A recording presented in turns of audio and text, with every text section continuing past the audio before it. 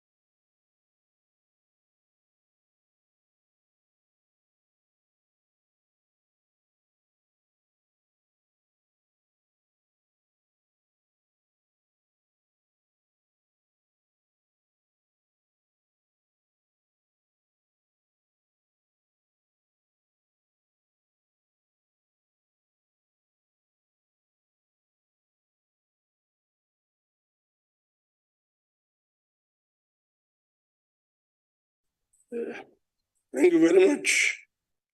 In keeping that tradition, I'm about to Recording in progress. and my left. Having done so, request delegates to observe a moment of silence, prayer, or meditation.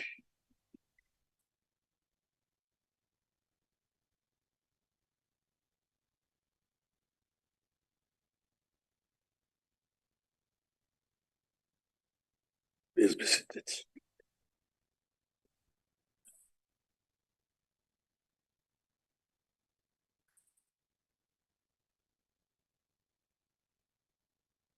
No, thank you very much.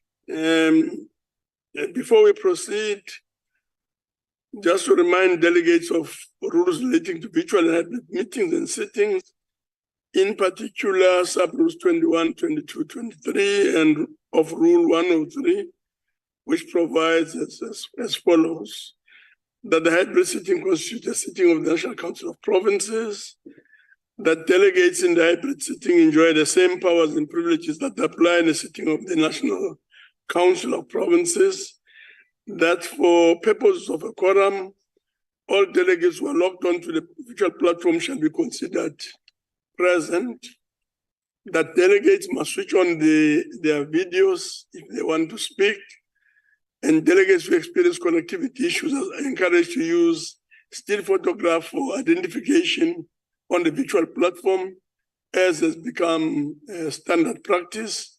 That delegates on the virtual platform are encouraged to log on with one device only, as logging on with two or more devices further lowers the bandwidth. That delegates should ensure that the microphones on their electronic devices are muted and must always remain muted unless they are permitted to speak. That all delegates in the chamber must insert their cards to register on the chamber system. That delegates who are physically in the chamber must use the floor microphones, and that delegates may participate in the discussions through the chat room. In addition, I would like to remind delegates that the interpretation facility is active. Permanent delegates, members of the executive, special delegates, and SALGA representatives on the virtual platform are requested to ensure that the interpretation facilities on the electronic devices are properly activated to facilitate access to interpretation services. Lastly, permanent delegates, special delegates, SALGA representatives, and members of the executive in the chamber should use the interpretation instruments on the desk to access the interpretation facilities. Having done so, honorable members, I now take this opportunity to welcome all permanent delegates, MEC, special delegates, and SALGA representatives who are in the house, who are here, as well as those who are virtual. Honorable delegates have been informed that there will be no notices of motion or motions without notice, except for the motion on the order paper in the name of the Chief Whip. I now call on the Chief Whip to read or table the motion on the order paper. Honorable Chief Whip. Thank you very much, Honorable Chairperson. I move that the motion on the order paper be accepted by the House. Thank you. Thank you very much, Chief Whip. We'll now, honorable members, proceed to voting on the motion. I shall put the question, and the question is that the motion be agreed to. Before proceeding to voting, I shall allow provinces the opportunity to make the declaration of vote in terms of Rule 86. To remind members, every declaration must be done within a maximum of three minutes. Any province wishing to make a declaration? No, not declaration. Zimbabwe can predict these things.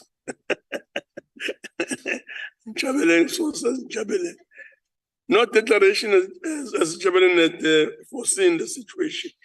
We will now move on and call upon provinces to cast their votes. When called upon, heads of delegation must indicate whether they vote in favor, against, or abstain. We will do so in alphabetical order. Eastern Cape. Eastern Cape iyavuma.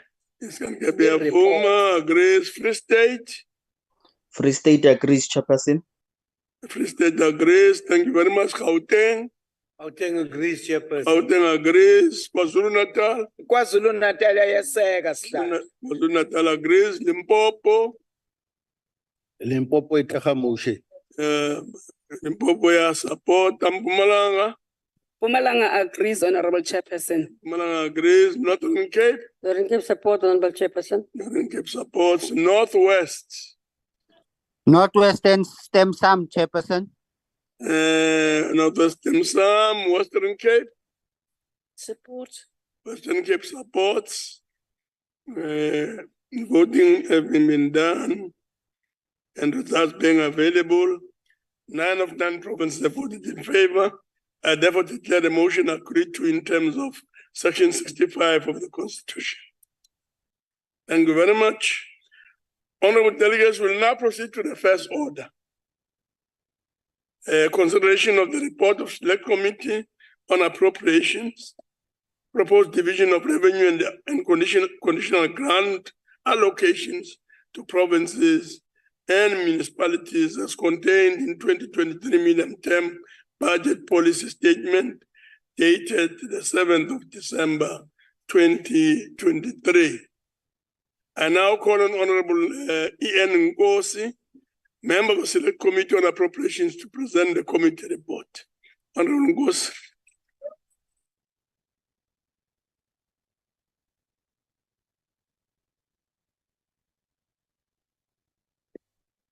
Thank you, Honorable Chairperson. Greetings to your good self, the Chief Whip, all permanent delegates in the House and special delegates in the platform. After the tabling of the 2023 MTBS, the committee considered the proposed division of revenue and conditional grant allocations to provinces and municipalities contains therein and will conduct further consultation after tabling of the 2024 Division of Revenue Bill by the Minister of Finance. Having deliberated on several issues, the committee made the following recommendations to proposed of revenue and conditional grant allocation for provinces and municipalities. The National Treasury, together with Department of Public Service and Administration, the Department of Planning, Monitoring and Evaluation, and the Presidency should, within 60 days of the adoption of the report by this House, ensure that clear plans are developed to expedite the review and reconfiguration of the executive functions to address duplications and inefficiencies. The National Treasury and Provincial Treasuries should, within 90 days of the adoption of the report by this House, take steps to ensure that the Provincial Equitable Share Task Team expedite the review of the education component, ensuring that proper consultation with relevant stakeholders is conducted. The National Treasury, together with provincial treasuries and provincial departments, should, within 60 days of the adoption of the report by this House, take steps to ensure that the wage agreement is effectively implemented by provincial departments of education and health, and funds are utilized for their intended purpose. The National Treasury should, within 60 days of the adoption of the report by this House, take steps to fast-track the process of developing compulsory national norms and standards to regulate municipal surcharges on electricity and to identify alternative sources of revenue. The National Treasury, together with the Department of Water and Sanitation, should, within 60 days of the adoption of the report by this House, take steps to finalize the proposed conditions to ensure that the Urban Settlement Development Grant, the Integrated Urban Development Grant, and the Municipal Infrastructure Grant are aligned with the green drop, blue drop, and no drop assessment to improve water management and wastewater systems. The committee once again recommends that a National Treasury review funding model for local government and calls for more meaningful commitments to increase the proportion of the national raised revenue allocated to local government. The committee further calls upon all municipalities to use their funds more effectively and productively to ensure value for money. I thank you, Honorable Chairperson. Thank you very much, Honorable Nkosi. Honorable delegates, and I put the question. The question is that the report be adopted. Before I proceed to voting, I shall now allow for provinces to make their declarations. Any province wishing to make a declaration? Chabering does not want to hazard a guess. Any declaration by any province? None. We shall now proceed to voting on the question, and I now call upon the provinces to cast their votes, and when called upon to do so, heads of delegation must indicate whether they vote in favor, against, or abstain. We'll do so in alphabetical order, starting with the Eastern Cape. Eastern Cape, iyayivuma i-report. Eastern Cape. Free State. Free State supports the report, Chairperson. Free State supports the report. Gauteng. Gauteng supports the report. Gauteng supports the report. KwaZulu-Natal. KwaZulu-Natal iyaweseka umbiko sihlalo. Supports. Limpopo. Limpopo itekha report. Limpopo supports. Mpumalanga. Mpumalanga supports, Honorable Chair. Supports. Northern Cape. Northern Cape supports, Honorable Chairperson. Northern Cape supports. Northwest. Stem Sam, Chairperson. Northwest, stem some. Western Cape. The Western Cape does not support the report. Western Cape is voting against. Thank you very much. Voting now closed and results being available. 8 of 9 provinces voted in favor. I therefore declare the report adopted in accordance with Section 65 of the Constitution. Thank you very much. Honorable delegates, before we proceed to voting on the votes and schedules to the Adjustment Appropriation Bill, I wish to remind you of the following. First point, each delegate, including special delegates, shall have 1 vote. There was an observation made about the proceedings yesterday that some of the delegates were not clear on whether they're expected to vote on some of the items and so on. So be reminded, each delegate, during special delegates, shall have one vote. 2, where there's no call for a division, a vote shall be carried and we shall proceed to the next vote. Where a party wishes to object to a vote, that objection shall be noted and there'll be no need for a division. 4thly, a delegate wishing to call for a division must draw the attention of the chair to that fact.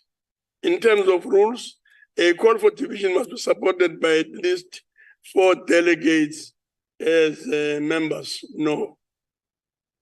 5thly, each delegates who might be in the waiting room and outside the chamber will be given for the first vote 1 minute to join the House and 15 seconds in respect of the votes thereafter.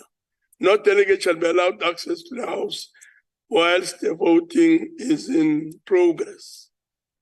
6thly, once the question is put, delegates who wish to cast their votes must do so by using the raise your hand function.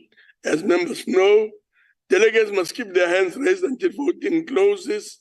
Procedural staff shall tally the votes. The host shall lower all hands after every vote.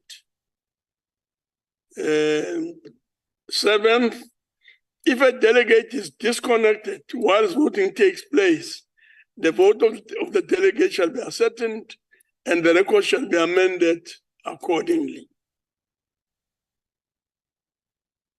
8, a delegate who wishes to make a declaration of vote must use the raise your hand function. Once recognized, the delegate should indicate his or her name, party, and do the declaration of vote. Just to emphasize again, each delegate, including special delegates shall have 1 vote.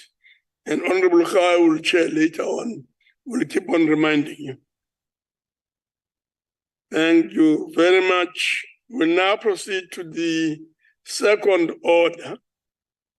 Consideration of votes and schedules, adjustment appropriation bill B34-2023-2023, National Assembly, Section 77. We'll start with the presidency. And I put the vote 1, the presidency. And I've been informed that the following parties would like to make declaration of votes in terms of Rule 78. We'll start with Honorable Mkause. Honorable Mkause from the EFF.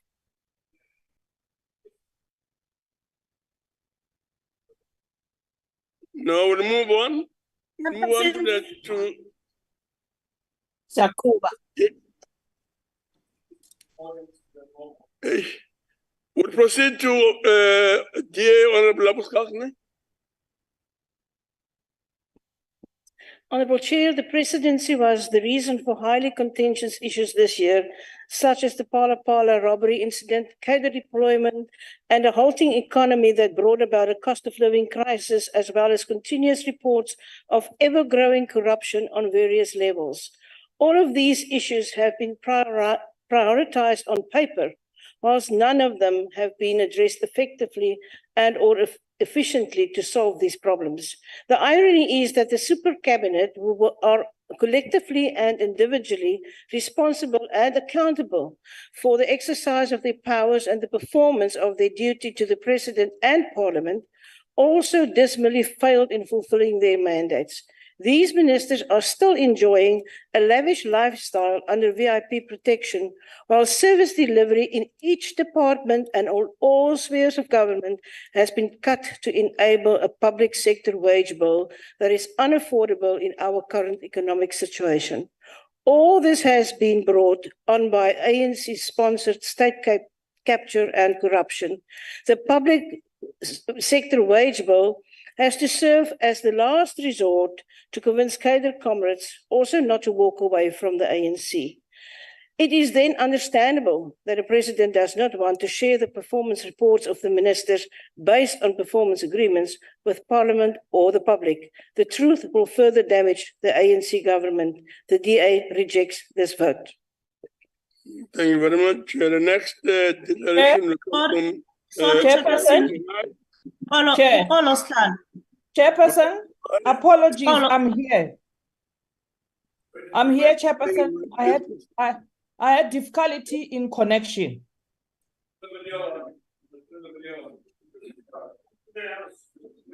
Chairperson. Okay. We'll come back to you later. Thank you, Chairperson. Chair, I'll rather await your ruling because my understanding is that if at the time of calling a certain party and then they are not available, they forfeit the opportunity to make a declaration. At a time the chair asked them to do so. So I'll await your ruling, Chair, so that. But Mohai, you are unfair because when the DA asks for that, you allow them. You allow them. But when it's the EFF, you don't want to allow us. You are unfair as the chief whip. You are unfair. I had difficulty in connection, and you could see that.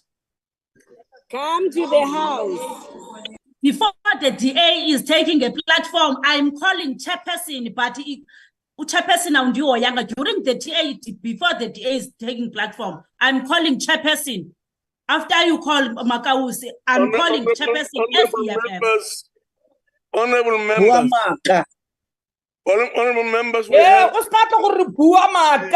You are even unparliamentary. We have a long day in front of us. And if members do not behave and conduct themselves properly, we will spend indeed the whole day. Honorable Chief, we are raising a very, very important point. Indeed, it is so. If a member or a party is called upon to speak, or the province and so on, if you are not there at the time when you are called upon to speak, you forfeit your chance. But we have tended here to be a bit more accommodative, given the fact that some people are on virtual and so on, and the gadgets, as you know, sometimes give us some difficulties and problems. So we have tended to be a bit tolerant. But members must not abuse that. So we call upon you really to be disciplined and to do as required and as expected. So before the chief whip speaks, I'll allow Honorable Mgause to make a declaration. Honorable Mgause. Thank you very much, Chairperson of the Council of Provinces, for always making informed decisions and not favoring anyone. Chairperson, the economic freedom fighters reject the budgets of presidency. The EFF has long declared that Mr. Ramaphosa has failed to lead South Africa effectively. All spheres of South African society are in a state of decline due to his absence of leadership. Chairperson, the economy, public health and education, as well as policing and the state of the public transport system demonstrate a clear absence of leadership. Today, Chair, we therefore reject the budget of the presidency, which is responsible for dwindling economy and for leading the country into a status of failed state. We reject the budget of presidents responsible as an escalating unemployment rate and a high cost of food, petrol, and the overall standard of living in South Africa. The levels of violence crimes have increased drastically since Ramaphosa assumed the presidency, with a noticeable uptick in cash in transit, we're not even sure if him and his government are involved in this cash in transit, because as things stand, his party, the African National Congress, cannot even pay furniture in their own Out of order. Instead, he is surrounded order. himself with mediocrity, including these ones who are calling points of order in this house. They simply display no appreciation of understanding of state of the South African government to realize that urgent interventions are needed. Honorable Mwima. Honorable Chair, it will only be fair for Honorable Mukause to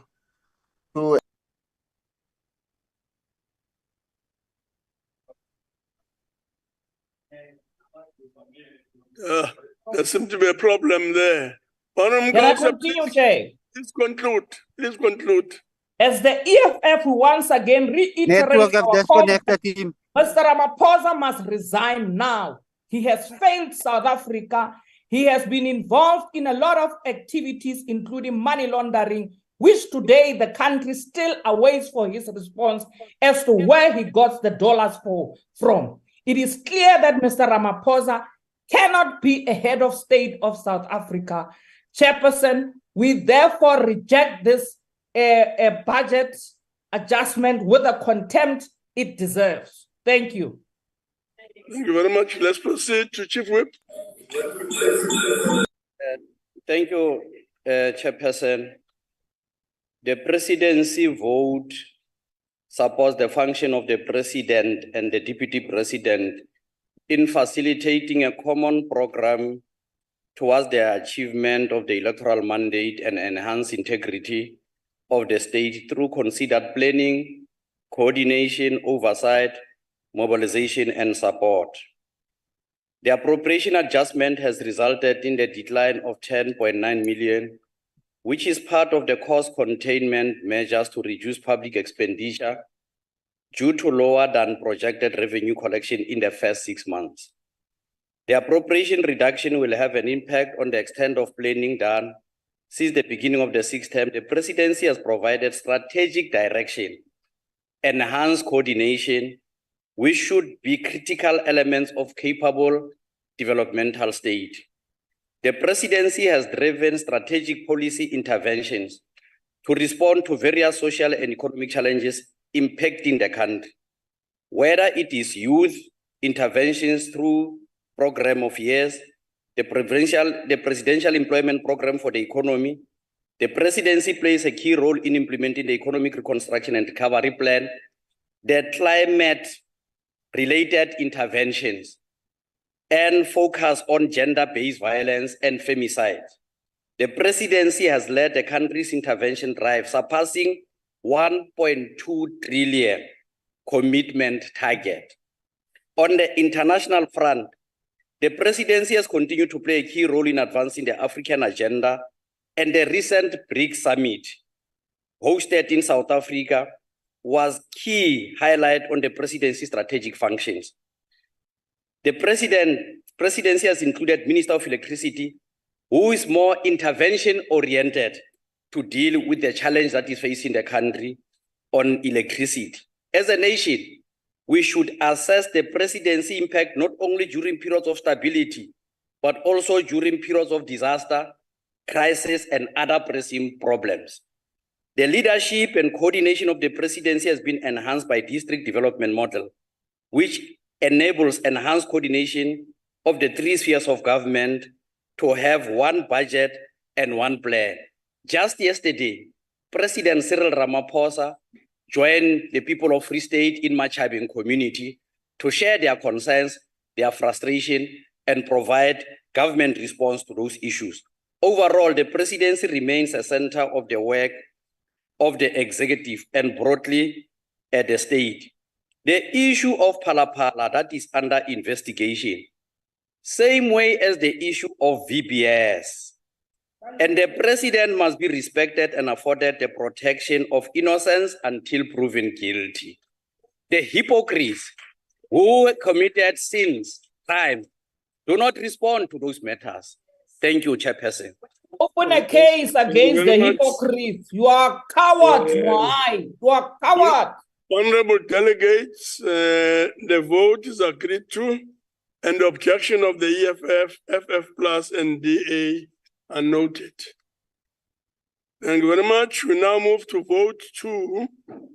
I've been informed that with regard to vote 2,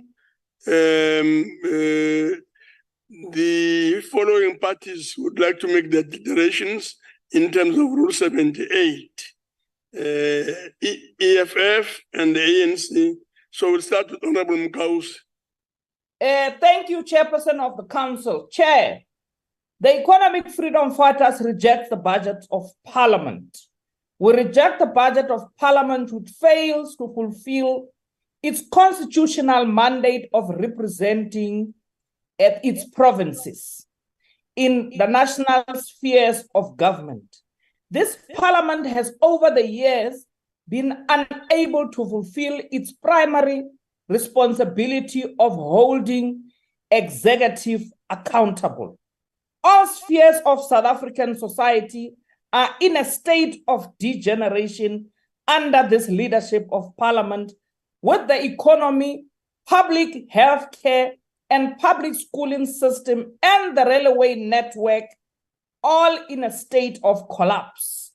Unemployment is at its highest in South Africa due to this level of deterioration of government. And the nation is perpetual in darkness with constant power cuts because of the deliberate man-made rolling electricity blackouts brought to us by the ANC government.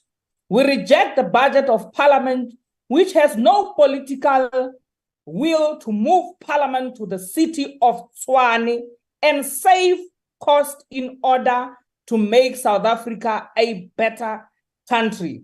Even when there is a cost-benefit analysis study paid by Parliament, which shows that such move will benefit both the public purse and the people of South Africa. This Parliament has given no believable explanation as to why is it still holding on to Parliament in Cape Town on the basis that maybe Cape Town is a city of their choice, or it is where their current president is accounting at the Stellenbosch mafia. Chairperson, we reject this budget of Parliament with the contempt it deserves. Thank you.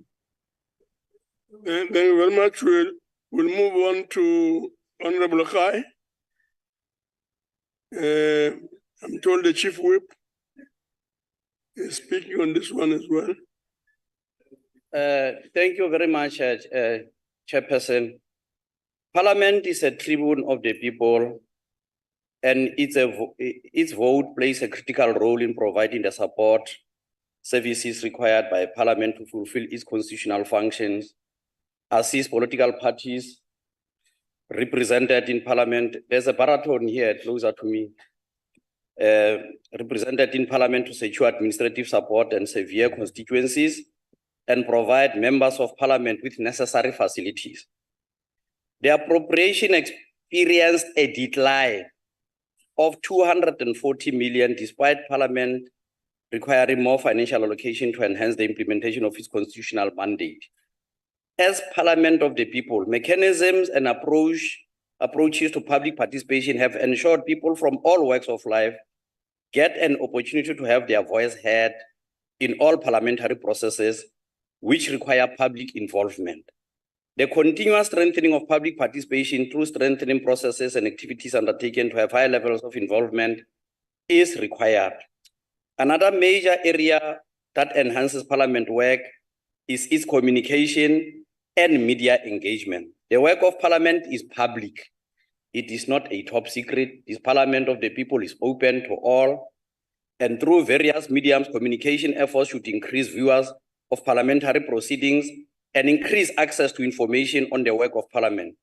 The power and impact of Parliament lies in its ability to ensure that Parliament is indeed a tribune of the people. The oversight and legislative functions of Parliament are fundamental in the role of Parliament.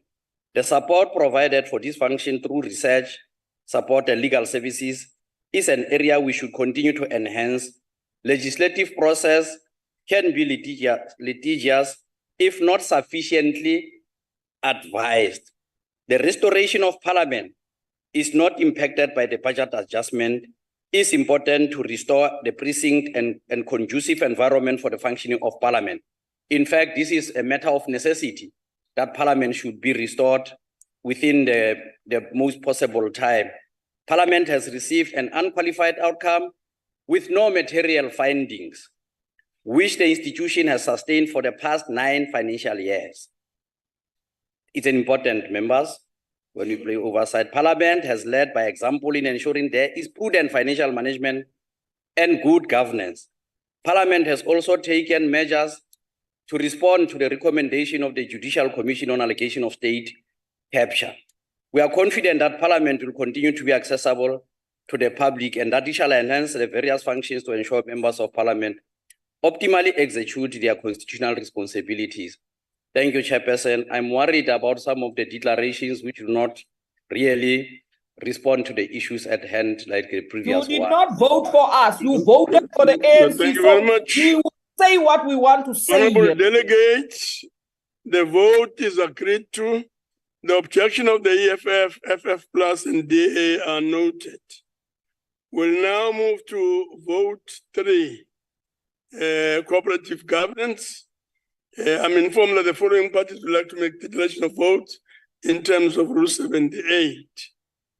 So we'll start with the EFF, and followed by DA and then the ANC. So we'll start with Honorable Dlamini.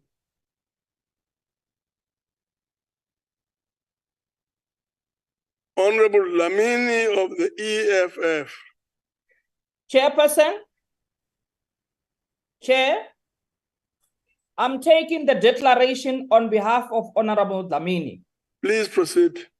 Chairperson, the EFF rejects the budget vote of COCTA as it fails to perform its oversight role on the functionality and good governance, which is expected from all spheres of government.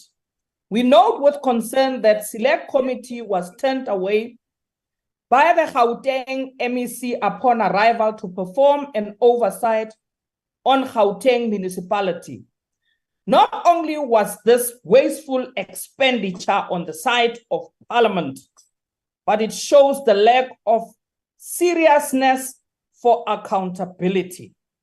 The EFF rejects the budget of a department that has no support base or monitoring tool for municipalities that repeatedly receives disclaimer audit opinions such as Joe Morolong local municipality in the Northern Cape for the past 7 years. We see the dysfunctionality of these municipalities through the service delivery,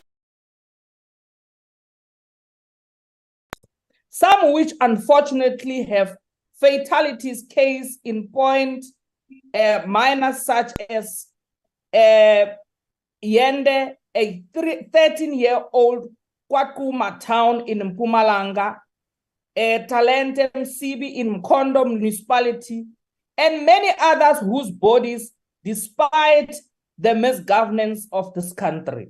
We reject the budget of a department whose main source of revenue for municipalities is rates and taxes paid by property owners and consumers of municipal services. However, this method is out of touch with the realities such as unemployment, poverty, and inequality. Further, we reject the budget of a local government which has unfair competitive procurement practices, and it is with great concern that municipalities rely on consultancy companies to perform even the most basic functions. We are aware of corruption happening at the level of local municipalities where all these consultants are asked by the employees of the ANC to pay some certain form of a 10% before they can be paid their monies. We further note those who rig documents to give an impression of good, clean, and credible governance, but are nothing but deceitful companies to the ongoing crisis of corruption and maladministration. They claim easy victories, Chair. You'll hear them when they stand up and speak, all because they have mastered the art of system manipulation. We see it even at the level of national government. Your time is up, honorable member. Who are whistleblowers, and we say to them, the EFF is behind you, and we will unravel this corruption which is happening within the ANC. Your time is up. Thank you, Chairperson. We reject this budget with the contempt it deserves. Thank you very much, Honorable Smith. Thank you, Honorable Chair. This ANC government has dismally failed at local government level. ANC-led municipalities are falling apart. Section 139 interventions are used to get rid of political opponents instead of fixing the mess they left behind.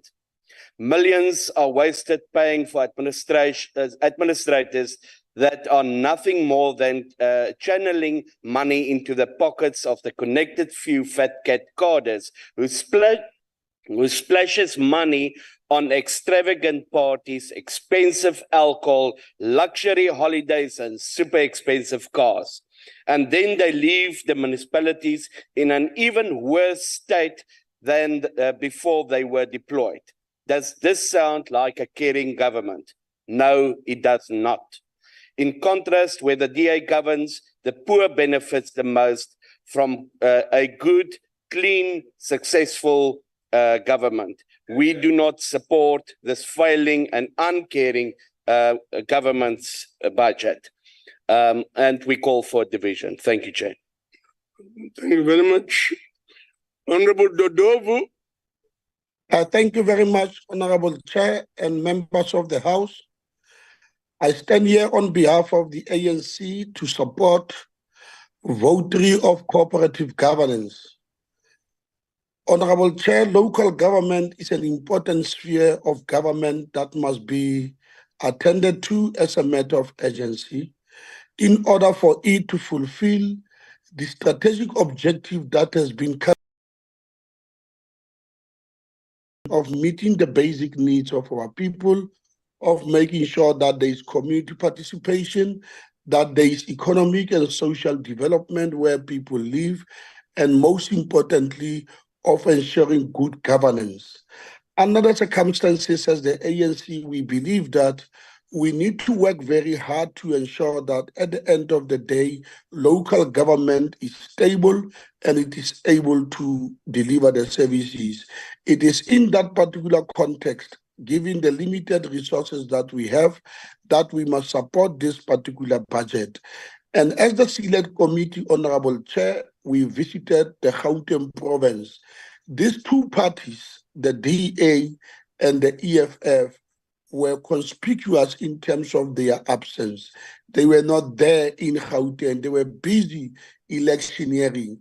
And it is incorrect for them to come here and abuse this platform and not to inform the South African people properly about what is happening in terms of local government, especially in Gauteng. Our view is that Gauteng must be stabilized. All the coalition partners in Gauteng must work for the common good of the people of Gauteng in their respective municipalities. The DDM, which is quietly covered in this particular budget, it must also be advanced because it will bring about integration and speedily facilitation of services to the people. And our view as the ANC is that local government, like all these other parties think, it needs people who are resolute in their conviction to work very hard to ensure that at the end of the day is stable. And as I indicated, Honorable Chair, under the circumstances, we support this particular budget vote and we say that everybody, all hands on deck, must work for the common good to ensure that we bring about stability. And we are confident as the African National Congress that at the end of the day, we will succeed. And it is in that context that I rise on behalf of the ANC to support this particular budget vote, Honorable Chair. Thank you very much. Thank you very much. Honorable members, we'll now move to the next step. And that step is that the DA wishes to call for a division. Can I find out from the DA whether we have the 4 hands? So there's Smith, there's Ryder, there's Mikalakis, and then there's Boshoff. Thank you very much.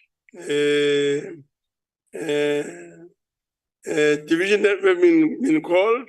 I will now allow for a minute, window of 2 minutes, a minute, sorry, to allow for delegates outside the chamber to join to the House.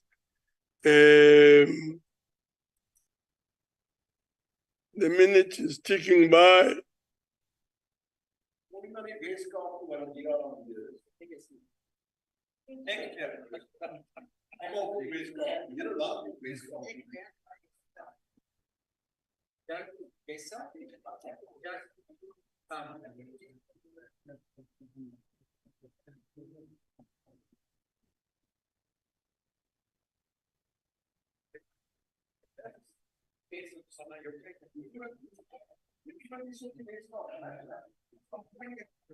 I think the minute is over. We'll now proceed to voting on the question. And the question is that the vote be agreed to. I will now start with those delegates and members who wish to vote in favor. So please raise their hands. Please raise your hands and keep them up there.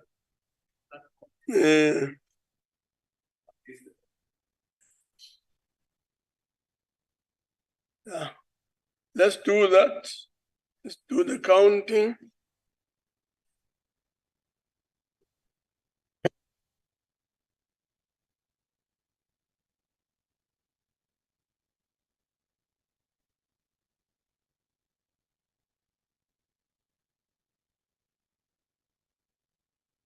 Much. And let's move on to those who wish to vote against. Please raise your hands.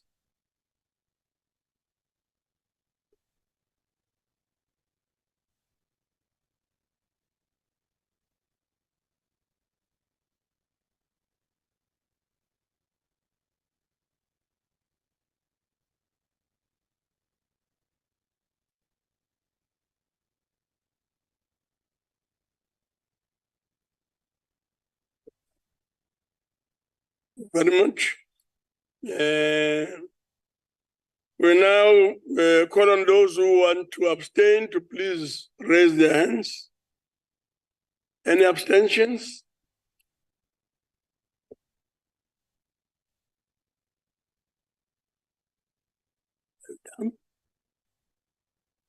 Thank you very much. We're done. The results are now in, and the results are as follows. In favor, 31, against 19, 19. Abstention 0. The vote is therefore agreed to. Thank you very much. I now put vote for the Government Communication and Information System. Do that, if I may. We'll again start with those who wish to make declarations. I'm told that EFF and the ANC will make declarations. So we'll start with Honorable M. Dlamini. Before you proceed, Chairperson. Yes. I just want to appeal that we're not allowed to heckle using the electronic loudspeakers in the House. That rule should also apply to people who are attending virtually. Thank you very much. Yes. And I know Honorable Badi was. So the point that is being made by Honorable Dango is supported by almost all of us. One of the challenges that really face us is that post-COVID-19 period, we are really expected to be in the house. As many of us as possible should be here. Part of that will eliminate this kind of problem, or at least will go a long way towards addressing the problem. So, honorable members, please be in the house. And this thing of abusing the virtual platform and so on is really making our work a bit difficult. Thank you very much. So, we start, Honorable Dlamini. I'm here, Thank you, Chair. Oh. Please proceed. Chairperson, the EFF rejects the budget for Government Communication and Information System. We reject the budget of a department which carries the mandate of providing our people with information that is timely, accurate, and accessible. Yet citizens in rural areas are still left lagging behind when it comes to access to information.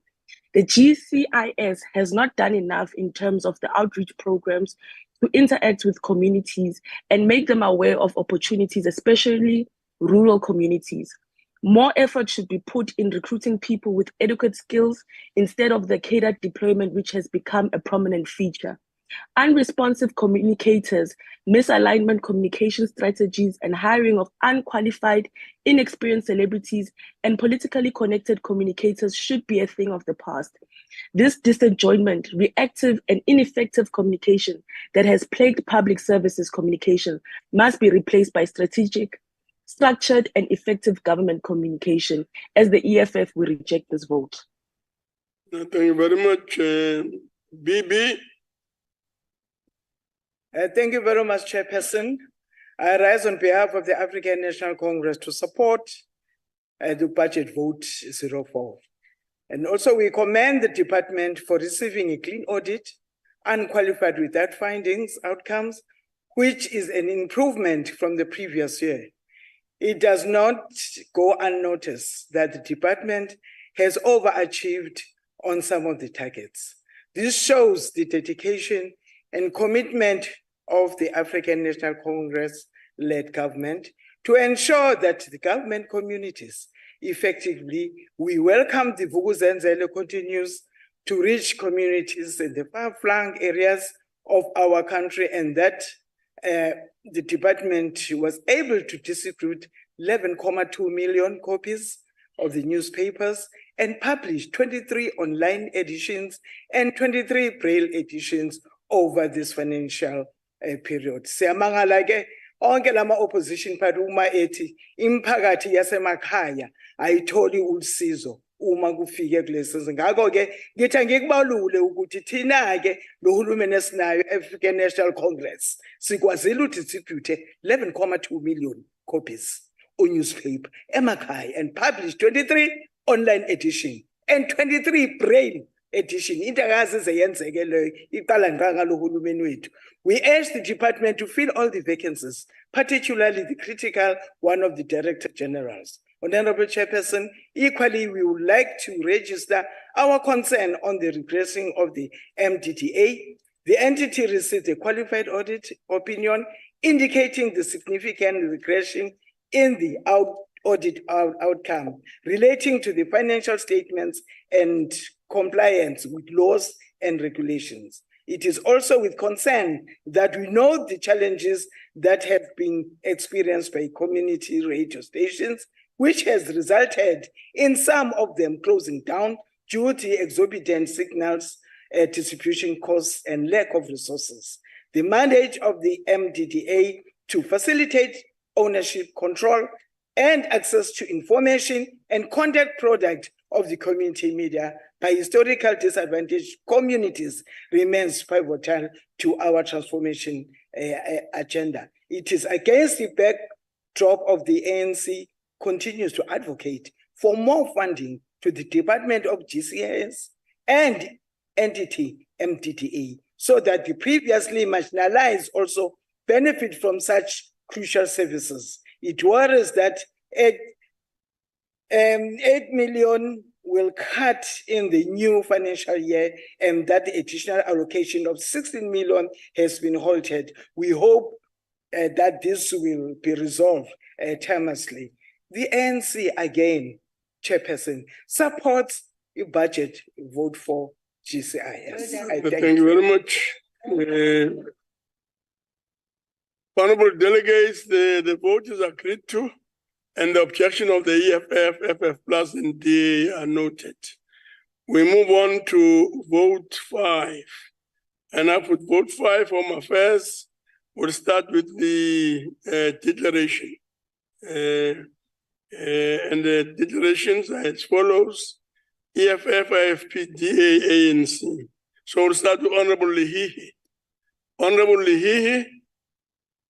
Thank you, Chair.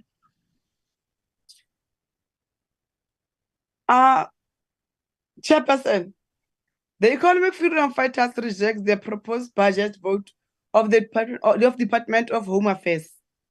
We reject the budget of the department, which declared a war on queues in 2018. Yet today, 5 years later, our people are still queuing at the crack of dawn outside offices in the hope of being assisted. Home Affairs offices still experience an unstable system and network disruption of when their offices are operational. The services receive from staff in often applying with constant uncoordinated engagement with the public, which leads to even more confusion. We reject the budget of the department, which still offers limited operating times of services, with an even distribution of offices in townships and rural areas. The Department of Home Affairs still faces challenges of corruption, fraud, and high incidence of fraudulent marriages and identity documents, with asylum seekers still experiencing numerous challenges with its online system. The Home Affairs Department in Volmaranstad has no building, and they are renting a building that raises millions of rents for the owner when the government can easily build its own building in town. This department has also failed to fast-track the application of new first identity documents applications, and it has failed to deal decisively with the backlog of identity documents, as most people are still frustrated without their identity documents. We still have undocumented newborn babies that were not registered with the department when born. In Makwasi Hills, the offices are short-staffed, and whenever an opportunity arises, nepotism is applied in that town. There exists a lack of leadership at Home Affairs, and Mr. Motsoaledi has no capacity to lead a department of such Home Affairs. As the EFF, we therefore reject the budget of a department which deprives our people of access to basic services. Thank you very much. To be followed by Honorable Hadebe. Thank you, Honorable Chairperson. The government's reduced spending on citizen services is something the IFP is quite concerned about. Already the experience for many South Africans at Home Affairs is not as seamless as it should be. We are worried that the reduction in this specific program will have severe consequences for the experience that people will have when visiting different Home Affairs branches. How will the reduction affect real-time services with the department, and should there have been an opportunity to increase the budget where would monies be spent as per departmental plans to improve the service delivery of experiences? But having said that, Honorable Chairperson, the IFP supports the budget vote. I thank you. Thank you very much. To be followed by Honorable F.J. Badenhorst.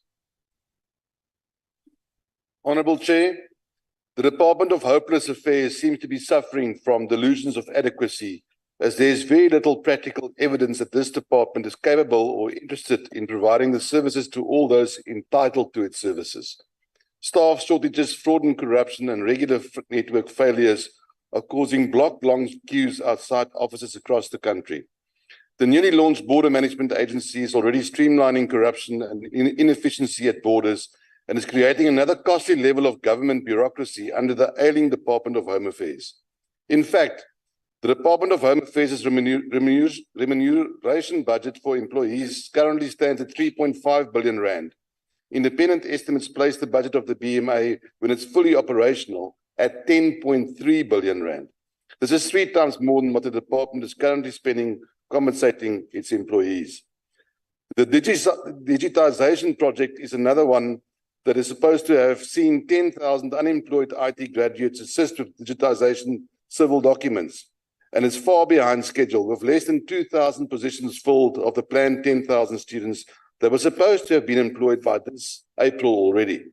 The Department of Home Affairs has become the Department of lame excuses, where every suggested solution is greeted by a string of obstacles and excuses, from network failures to rolling blackouts to the burning of Parliament. Even constitutional court orders are being ignored.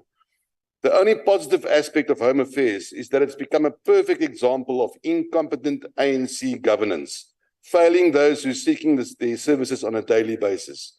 On behalf of those that had to spend countless hours, days, and years waiting for an ID document, a travel or registration or birth or death document, the Democratic Alliance rejects this adjustment budget. Thank you. Thank you very much. We'll end with Honorable Malika. Thank you, Chairperson. The ANC support the adjustment appropriation for the Department of Home Affairs. Our firm belief is that the adjustment appropriations will, among the other things, ensure that the Department of Home Affairs improve its performance in the processing of the general and work and critical skills visa applications in line with the review of its process. The processing of general and critical work visas is critical for economic growth and the attraction of critical skills from abroad. The ANC support the adjustment appropriation for Department of Home Affairs. Thank you very much. I'm informed that the DA wishes to call for a division. So the question, therefore, is do we have 4 people supporting the bill? Mikalakis, Raida, Labuskachne, and Badenhorst. Okay. Thank you very much. Having the division having been called, I will now allow for 15 minutes window period for those who are outside the system to join the House. The 15 seconds sort of starts now. 15 seconds.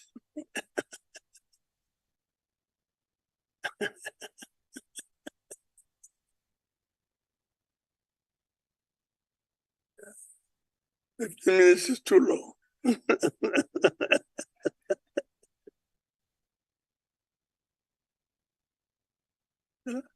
I guess we're done.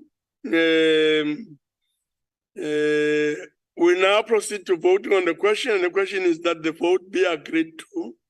So we'll start with those people who wish to vote in favor. Please raise your hands and keep them there until counting is done.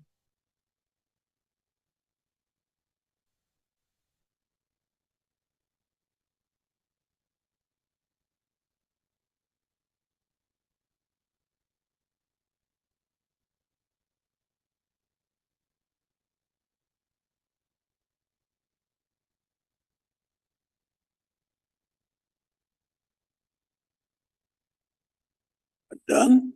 Thank you very much. We'll move on to those who wish to vote against. Please raise your hands.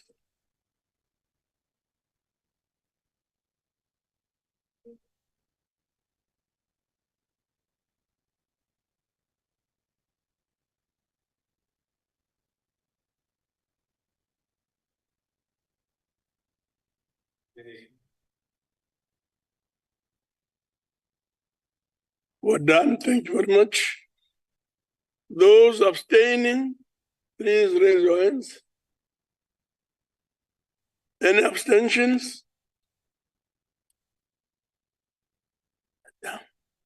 Thank you very much. We are done. Voting being closed and the result now being available. In favor is 31-31. Against 20. Abstain 0. The vote is therefore agreed to. Malibongwe.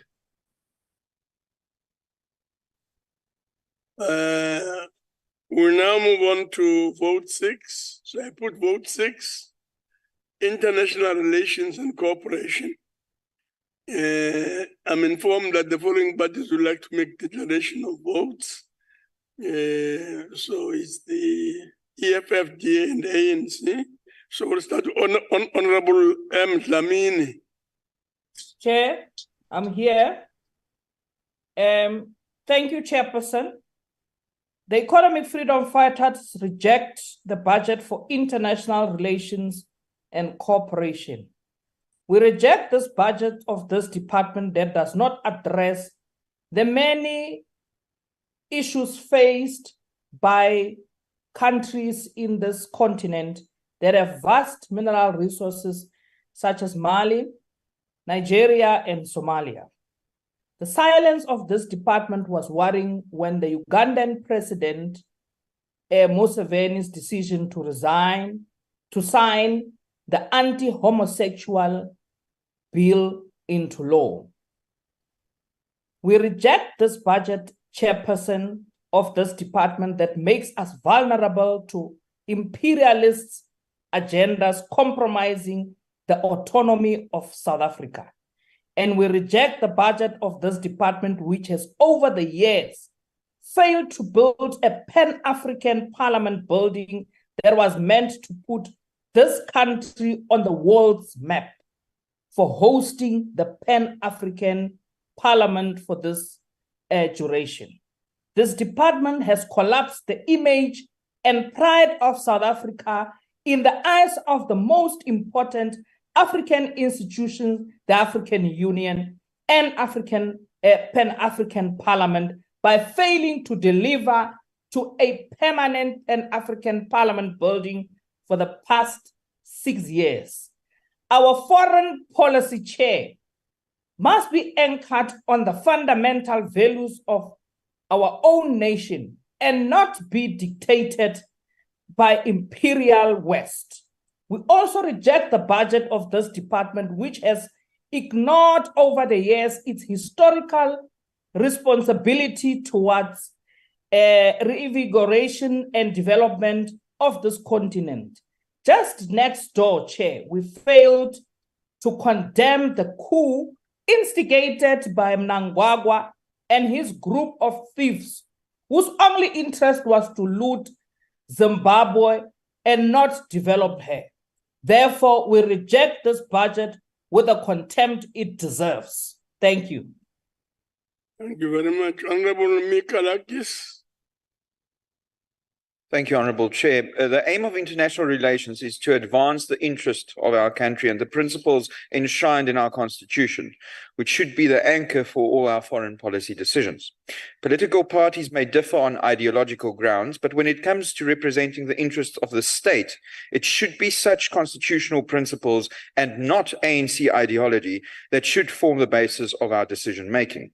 It's because of cadre deployment within the department and because the politicians within it, most notably the minister, is incapable of taking off her ANC hat to be guided by our constitutional principles, that South Africa's foreign policy is as clear as mud to our partners, which does nothing to foster trust.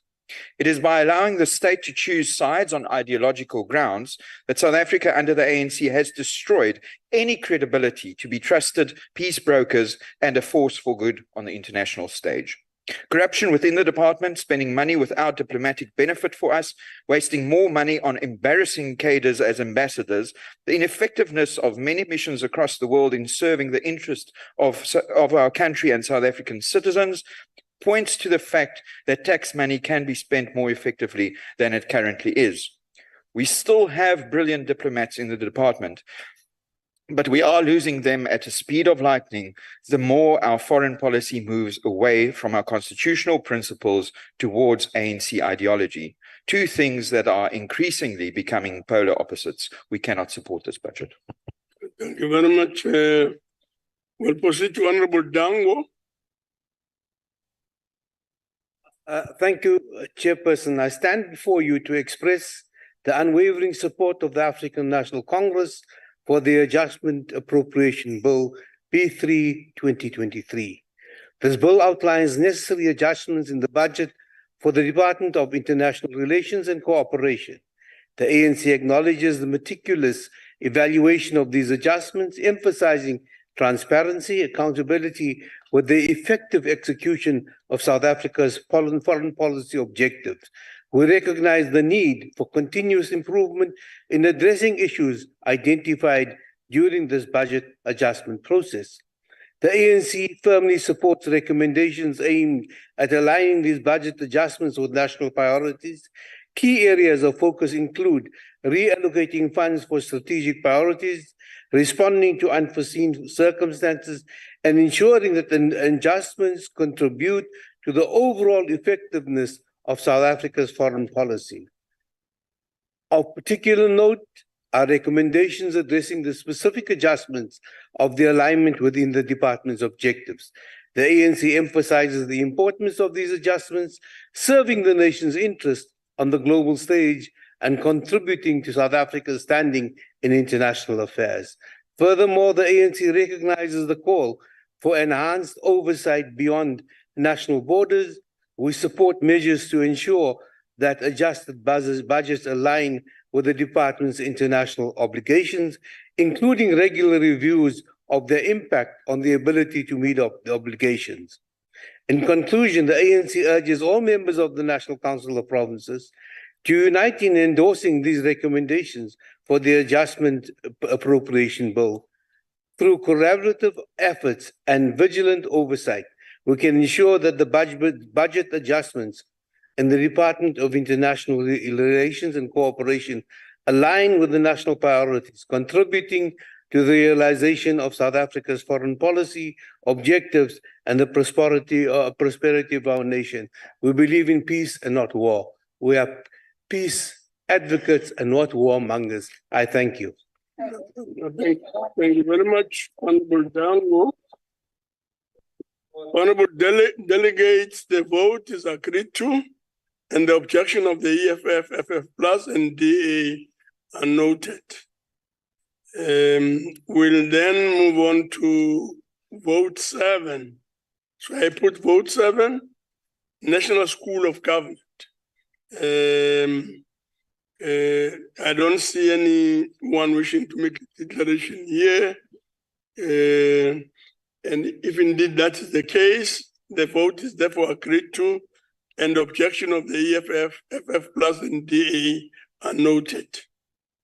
Thank you very much. I put vote 8, National Treasury. I'm informed that the following parties would like to make a declaration of vote in terms of Rule 78, EFF and the ANC. So we'll start with Honorable Muletsane. Honorable Muletsane. Thank you, Chairperson. Good morning, everyone. Chairperson, the Economic Freedom Fighters reject the budget vote for National Treasury. We reject the budget of a department responsible for managing South Africa's national government finances and to ensure transparency, accountability, and sound financial controls in the management of public finances, yet has done very little to combat corruption. We reject the budget of a department which has not introduced any believable policies to reduce poverty and vulnerability among the country's most marginalized, and has failed to present any plans to collect maximum revenue from now booming online trading platforms. The National Treasury has demonstrated that they are not interested in building robust capacity. Instead, loss of revenue has had tremendous consequences for the economy, including negative impact on economic growth. We reject this budget vote. Thank you, Chair. Thank you very much. We'll then proceed to Honorable Mkiva. Honorable Mkiva. Thank you very much, Chairperson. Good day to you as well as the honorable members. The National Treasury appropriation adjustment was significant, resulting in a decline of over 500 million. The National Treasury has a role in supporting economic growth and development, good governance, social progress, and rising living standards through the accountable, economical, efficient, equitable, and sustainable management of public finances, the maintenance of macroeconomic and financial sector stability, and the effective financial regulation of the economy. We welcome the 1 billion allocation for SARS. Strengthening SARS is important to ensure a strengthened revenue collection and to enhance the robust technological systems of SARS. Without efficient local government support is a critical area that requires the National Treasury to continuously support policy implementation and the capacity to apply for available funding and project preparation. Noting that the appropriation budget reduced the program and the project preparation support grant, the National Treasury will have to utilize other innovative mechanisms to support local government and provincial government to access various grants effectively and to have sufficient project preparation. The adjustment also resulted in a reduction of a National Treasury budget allocation. The AG has demonstrated its impact not only as an entity that comes after the fact, but has implemented real-time audits which also contribute to the enabling preventative measures and to save funds within the financial year. So the ANC support this adjustment. Thank you very much, Chairperson. Thank you very much, Honorable Mkiva. Honorable delegates, the vote is agreed to, and the objection of the EFF, FF Plus, and the TA are noted. We now move on to vote 9. So I put vote 9, planning, monitoring, and evaluation. I've been informed that the following parties would like to make the declaration of votes in terms of Rule 78, EFF, and the ANC. We'll start with Honorable Lehihi. Thank you, Chairperson of the Council. It's me. The economic freedom fighters reject the budget for planning, monitoring, and evaluation.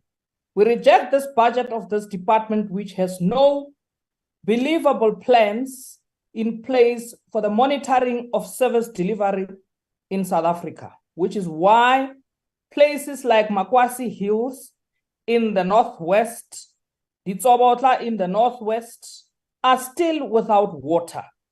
There also exists no evaluation of government programs to ensure that departments do what they plan to do, according to the budget allocated, and people indeed are receiving their services.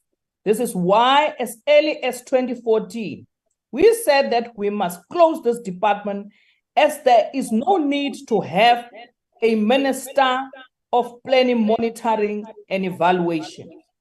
There is also no need for a national development plan, but instead what is needed is a plan that is centered on building state and government capacity in order to abolish tenders.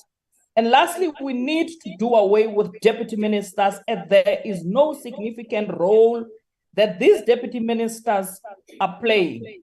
We are just paying for a bloated cabinet unnecessarily. These people cannot even act in the absence of cabinet ministers and are instead a waste of resources. This department is unnecessary. We continue to have unrest throughout South Africa. This department was supposed to be in the forefront of making sure that there are no unrest as government services are monitored through them. But instead, we're only paying these ministers, paying this bloated department without anything coming out of this department. Therefore, the EFF rejects this budget vote with the contempt it deserves. Thank you. Thank you very much. We'll then move on to Honorable Nzube. Thank you very much, Chairperson. The Department of Planning, Monitoring and Evaluation is critical in ensuring that the National Development Plan and the medium-term strategic framework are implemented effectively. Through its various planning and budget prioritization frameworks, the department ensures that the government is coherent, has defined a program for implementation. The adjustment appropriation has not led to a significant decline, with just over 10 million. The department continues to improve planning in the state to ensure that the focus of program implementation is outcomes and impact orientated. The department has been publishing critical reviews documents such as 10-year review of the National Development Plan, and it is currently finalizing the 30-year review of our democracy. We believe that the department should continually enhance to have a requisite technical capability to forecast and model various development trajectories and to model the impact of government planning. As the ANC also acknowledge the work being done by the department to monitor frontline services, which are the heartbeat of government services delivery and speak to the day-to-day interaction with the state, with the people. Despite the limitations, Chair, the department has enhanced its support for the implementation of the district development model. As the ANC, we have emphasized the need to improve planning and reporting, not to output orientated by outcome based, to ensure intended impact of the policy implementation is measured. The policy planning and budgeting nexus is critical, and Department of Planning, Monitoring and Evaluation should continually enhance its framework to ensure alignment. We welcome legislative interventions which the department is developing to enhance the impact of DPME as the Presidency Department. Thank you very much, Chair. The ANC supports this budget vote. Thank you very much, Honorable Nzube. Honorable delegates, the vote is agreed to, and the objection of the EFF, FF Plus, and DA are noted. I now put vote 10, public enterprises. I'm informed that the following parties would like to make the declaration of votes in terms of Rule 78. So we'll have declarations being made by FF Plus, EFF, DA, and the ANC. We'll start with FF Plus. Thank you, Honorable Chairperson. Honorable Chairperson, the fact that every single state-owned enterprise is dysfunctional, bankrupt, and run into the ground is a clear indication that the current government can't be trusted with any budget and the adjustment thereof. Shifting funds will make no difference regarding the chaos SOEs face, and no budget or adjustment will amount to anything under ANC government. The Freedom Front Plus rejects this budget. Thank you, Chair. Thank you very much. Next is Honorable MJ Magwala. Thank you, Chair. Dlamini is going to take it.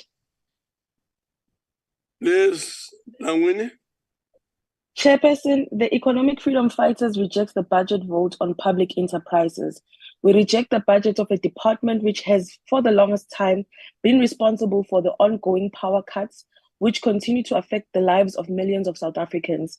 This despite promises that load shedding will never occur again. We reject the budget of a department which has been responsible for a deliberate failure of ESCOM experienced over a decade. We reject the budgets of a department which has been responsible for our people living in darkness, even though time and time again, we were promised that the electricity crisis would be resolved and that load shedding would be a thing of the past. Small and medium businesses have been having shutdowns due to load shedding. Our people are falling prey to criminals, and their lives of ordinary citizens are interrupted on a daily basis. Under the leadership of this department, our country's state-owned entities have gone down the drain and are instead used for cadre deployment and jobs for pals. As the economic freedom fighters, we condemn the incompetence and the corruption of the ANC, and we reject this budget vote. Thank you very much. Next is Honorable Labuskaghni.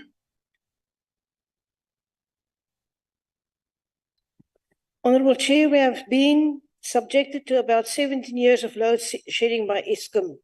Eskom itself stated that in the previous financial year, load shedding cost our economy an outrageous amount of 300 billion rands. Furthermore, 5% of the country's GDP was lost due to load shedding. Despite a 245 billion rand debt bailout by government, Eskom's net loss after tax worsened from 11.9 billion rands to 23.9 billion rands in the 22-23 financial year, and so did its ability to keep the lights on. The Pretoria High Court recently handed down a load shedding judgment that found the countless but preventable failures by the ANC government, including the failure to prevent load shedding, have infringed the rights of our citizens and the Constitution. Chair, more of the same is Transnet's inability to deliver on its mandate. On top of the 5.7 billion rand loss, Transnet is currently costing our economy more than 1 million rands per day in loss of revenue, owing to the inefficient and poor management of our ports. Trucks are queuing at Richards Bay with challenging unintended consequences. Ships are lying outside of Durban Harbour, and Transnet, under the protection of the ANC, is nowhere to be seen in solving this enormous economic crisis. This situation will not be solved effectively without prioritizing private sector participation in the operation and management of our ports. The DA rejects this vote and calls for a division. Thank you very much. Next is Honorable Mkiva. Thank you very much, Chairperson. As the ANC, we have placed a great deal of attention on the impact of adjustment appropriation in the budget policy vote number 10 of the DPE. We are aware that the total adjustments appropriation to the value of 27,635 means that the DPE should not be concerned with filling of the vacancies, which is responsible for the instability in the department and places an additional burden on other employees. However, what opposition parties know much less about this is that filling vacancies in DPE is unrealistic, since the closure of the department is inevitable, and therefore there is no prospective employee that will be incentivized to join it. We cannot, of course, ignore the fact that the success of the restructuring and turnaround plans of the state-owned companies under the portfolio of DPE hinges on the full capacitated department. Despite this, a wide variety of experiences across SOEs suggest that SOEs are better placed to implement their restructuring and turnaround plans. Meanwhile, the DPE plays an advisory and oversight role. More fundamentally, the shortage of staff within DPE seems unlikely to hamstring the department from executing this role. Going further, an important highlight in the adjustments appropriation in this budget vote is additional funds directed towards legal services as one of the biggest cost drivers in the DPE. These additional funds will go a long way in assisting the DPE to resolve matters that involve legal processes. Overall, the ANC supports adjustments appropriation in this policy vote of the DPE, since it is aimed at undertaking multiple reforms to address the deterioration of our SOE's operational and financial performance, and the increasing burden they pose on the national fiscus. Just to illustrate, this adjustment appropriation supports critical reforms in the energy and railway network, comprising but not limited to operationalizing both the National Transmission Company of South Africa and Transnet National Ports Authority, as well as enabling the third-party access to the railway network to address inefficiencies while the state retains total ownership of the network. Chairperson, we will not beat about the bush in supporting this budget vote because we know the critical role that DPE plays in the developmental trajectory of our country. Thank you very much. The ANC support this budget adjustment. No, thank you very much, Honorable Kiva.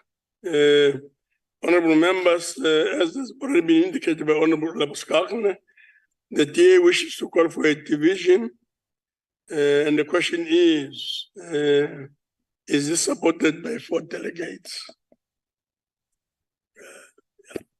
Okay, thank you very much.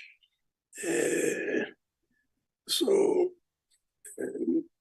we'll allow for 15 seconds window time for those who are outside the platform to join in the house. 15 seconds starts now.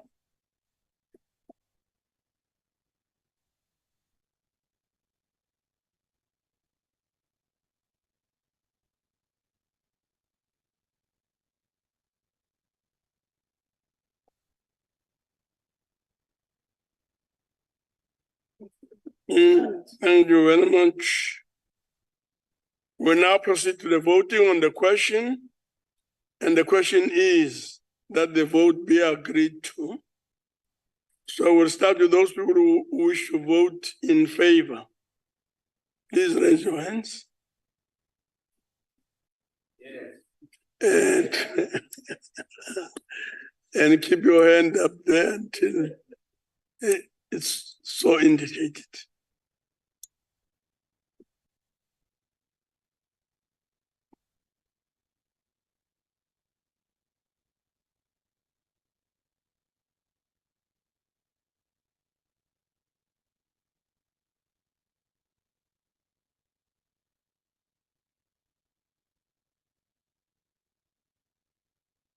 We move on to those people those delegates who want to vote against. Please raise your hands.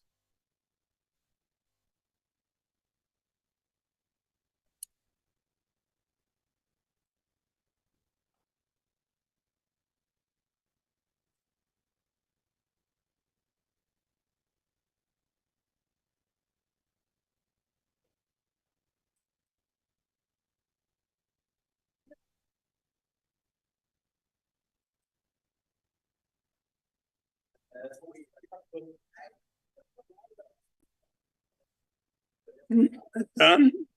Done. Thank you very much. We'll now move on to those who are abstaining. Any abstentions?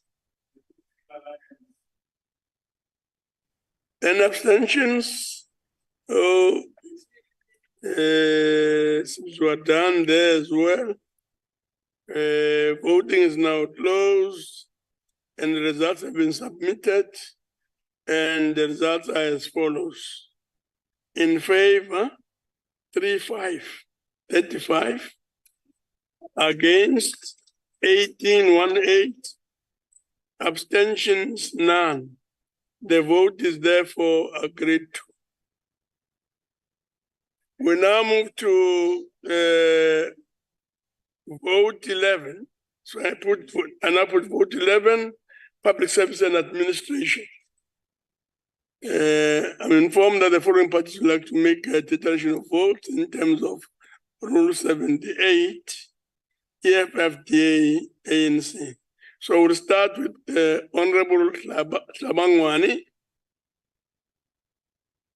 Honorable Tlabangwani. Chairperson Malesana, on her behalf. Please proceed. Thank you, Chairperson. Chairperson, the economic freedom fighters reject the budget allocation for public service and administration. We reject the budget of a department whose aim is to promote ethical public service and to prevent and combat corruption, yet is notorious for doing the exact opposite.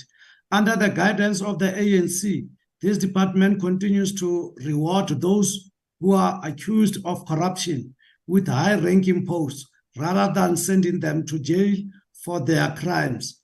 We therefore reject the budget of a department which is and has on several occasions been compromised.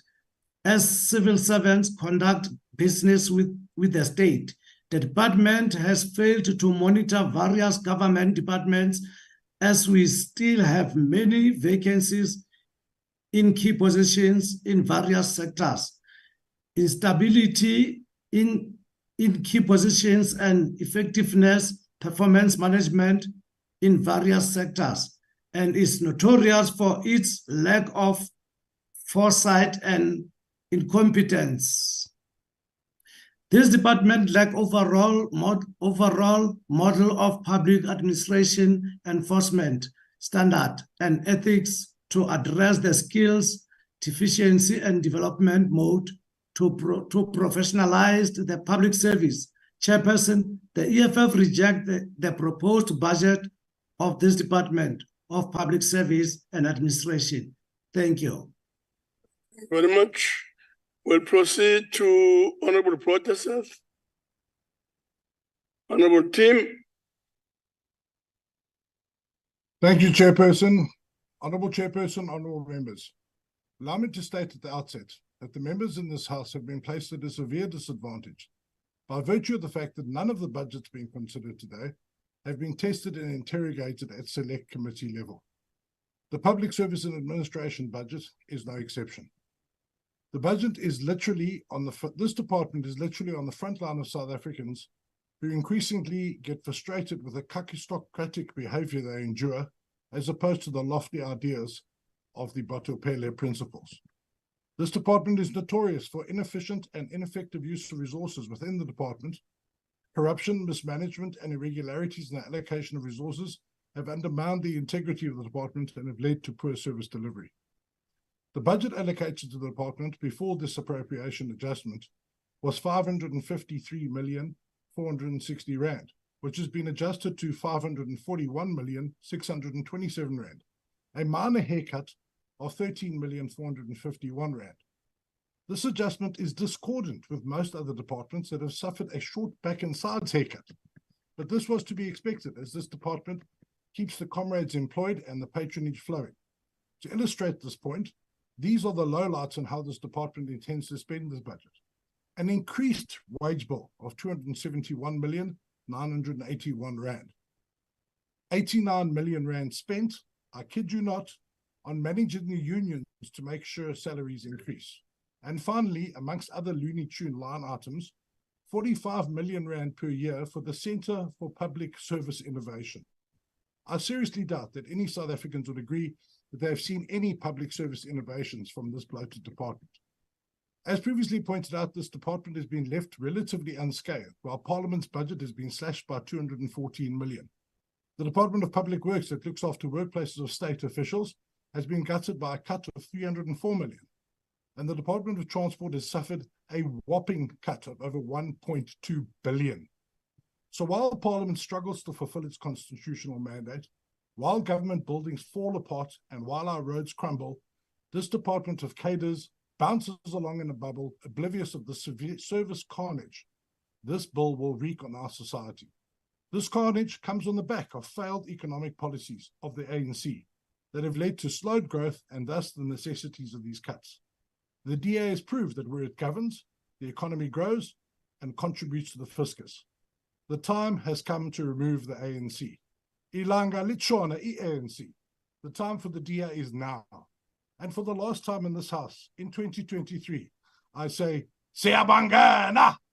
The DA rejects vote 11 and calls for a debate.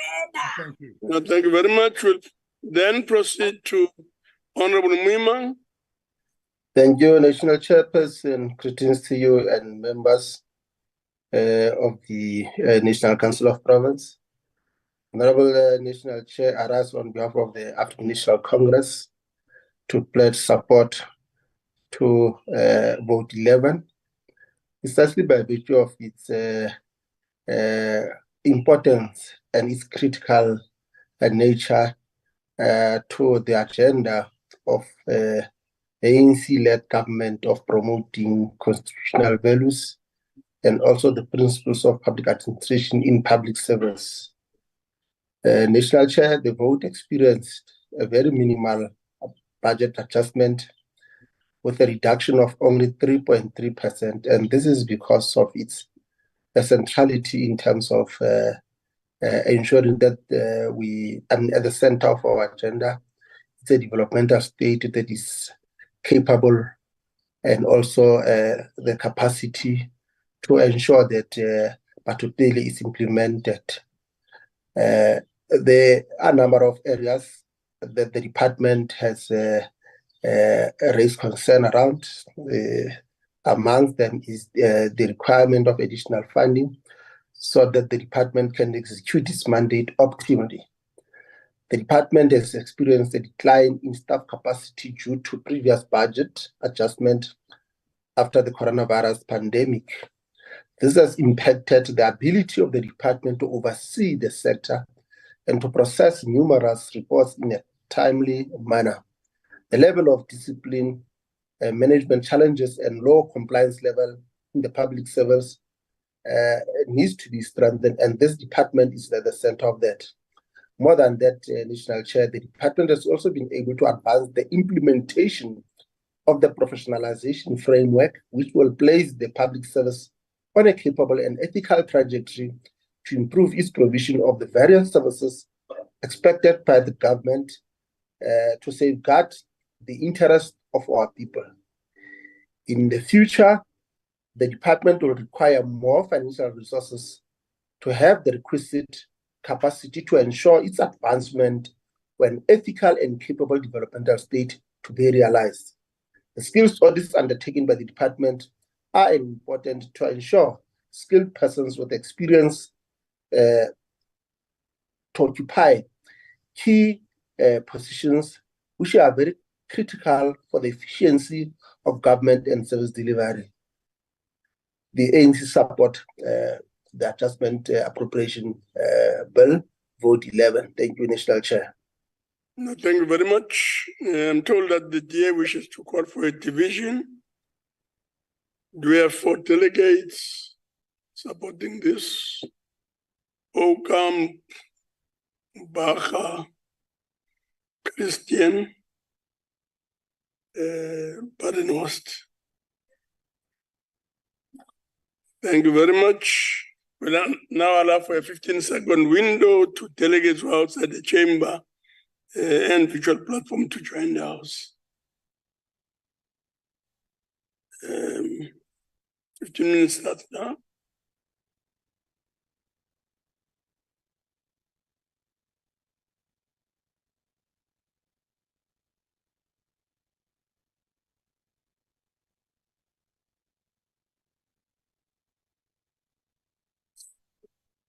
Thank you very much.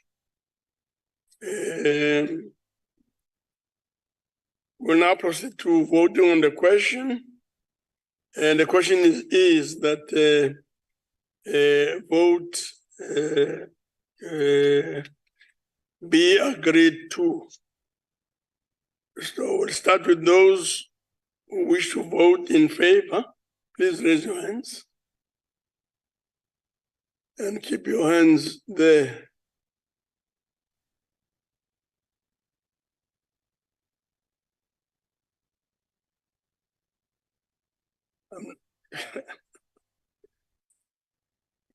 Yes.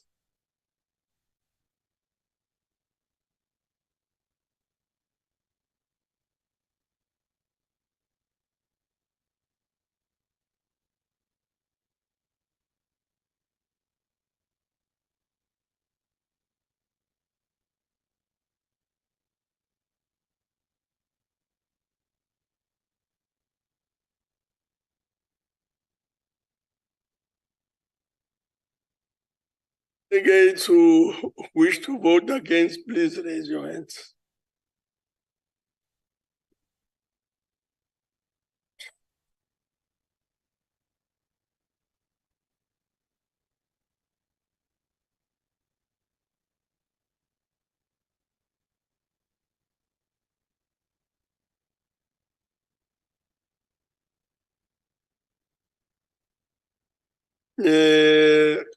Those delegates who wish to abstain, any abstentions?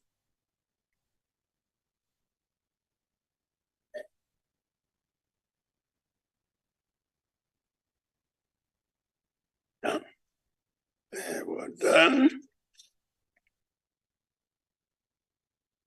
Voting has been closed and results now being available. The voting has gone as follows. In favor, 33. Against, 16. Abstentions, 0. The vote is therefore agreed to.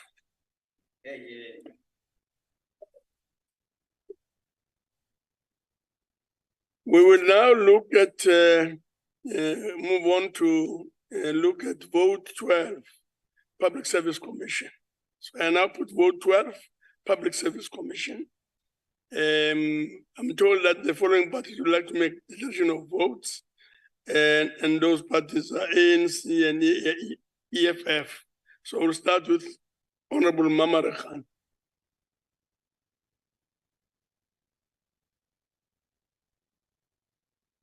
Or if somebody else.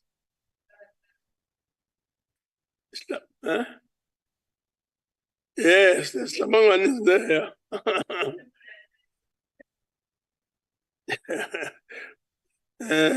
Honorable Slabangwani. Muletsane, on her behalf. Please proceed. Thank you, Chairperson. Chairperson, the EFF reject the budget of a public service commission. The mandate of this department is to empower, investigate, monitor, and evaluate the organization and administration of the public service. It is quite disappointing to note that this department is not fulfilling its core mandate. In Eastern Cape Province, the health system has but collapsed, with several hospitals dysfunctional. Emma Dwaleni Hospital has turned into a mess, with laundry piling up in laundry rooms, floors dirty as if one is entering a butchery, long queues of patients who wait for many hours before they receive any help.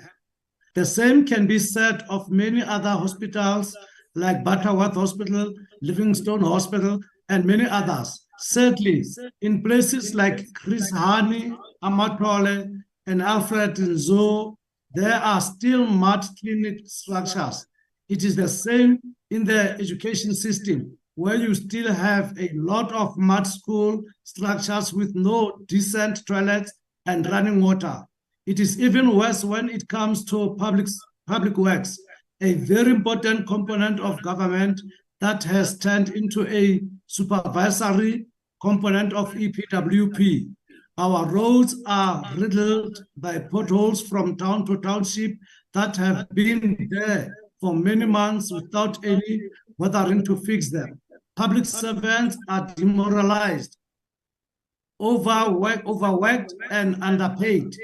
It should be the Public Service Commission which ensure that public service and servants are being properly maintained, serviced, and adequately remunerated at all levels. We reject this budget. Thank you, Chair. Thank you very much. Honorable Member Khan. Thank you, Honorable Chairperson. The Public Service Commission, as a Chapter 9 institution in the Constitution, plays an important role as an independent body.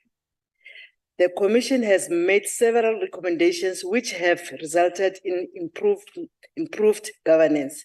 We must recognize that as a public service, we have a problem of non-compliance and need to strengthen the Public Service Commission. The support for the Commission will contribute to the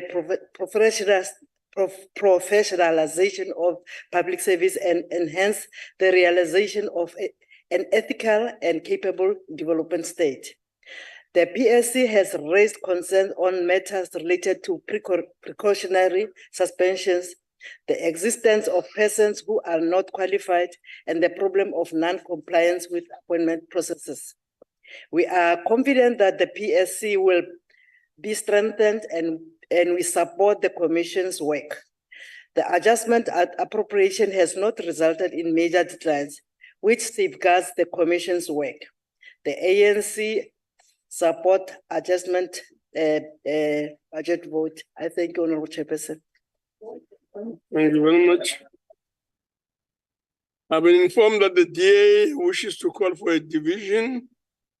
Can we have an indication of the four best people? Delegates who are supporting this. Thank you very much. So we can move on. We'll now have a 15 seconds window for delegates who are outside the chamber and virtual platform to join the House. 15 seconds starts now.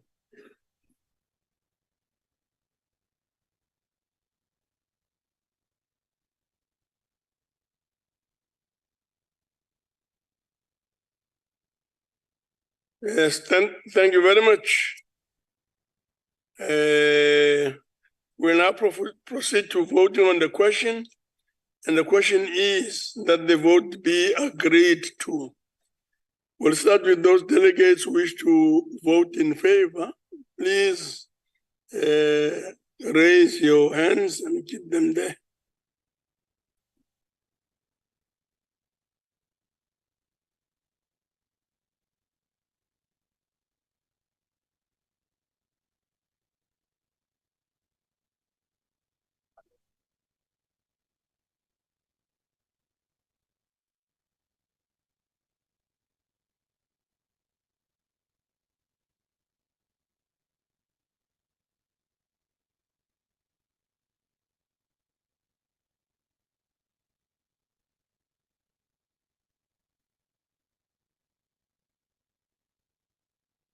Delegates who wish to vote against, please raise your hands.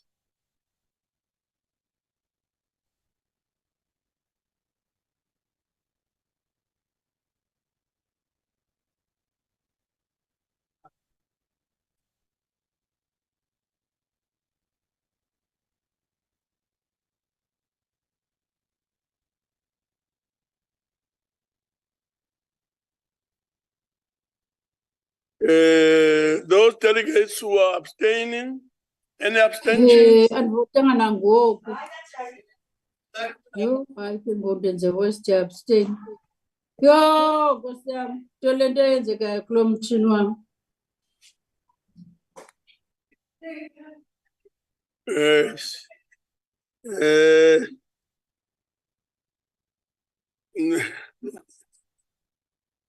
Abstentions. Yes.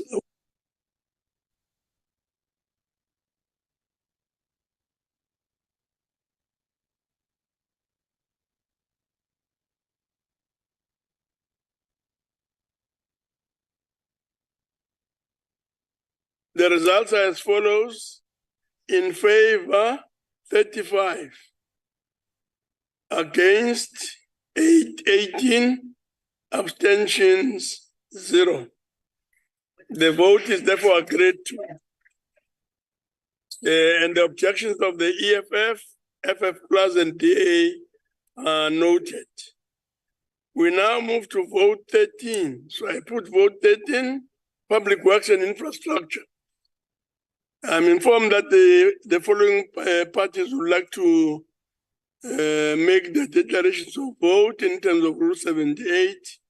FF Plus, EFF, and the ANC. So we'll start with FF Plus, Honorable De Bruin.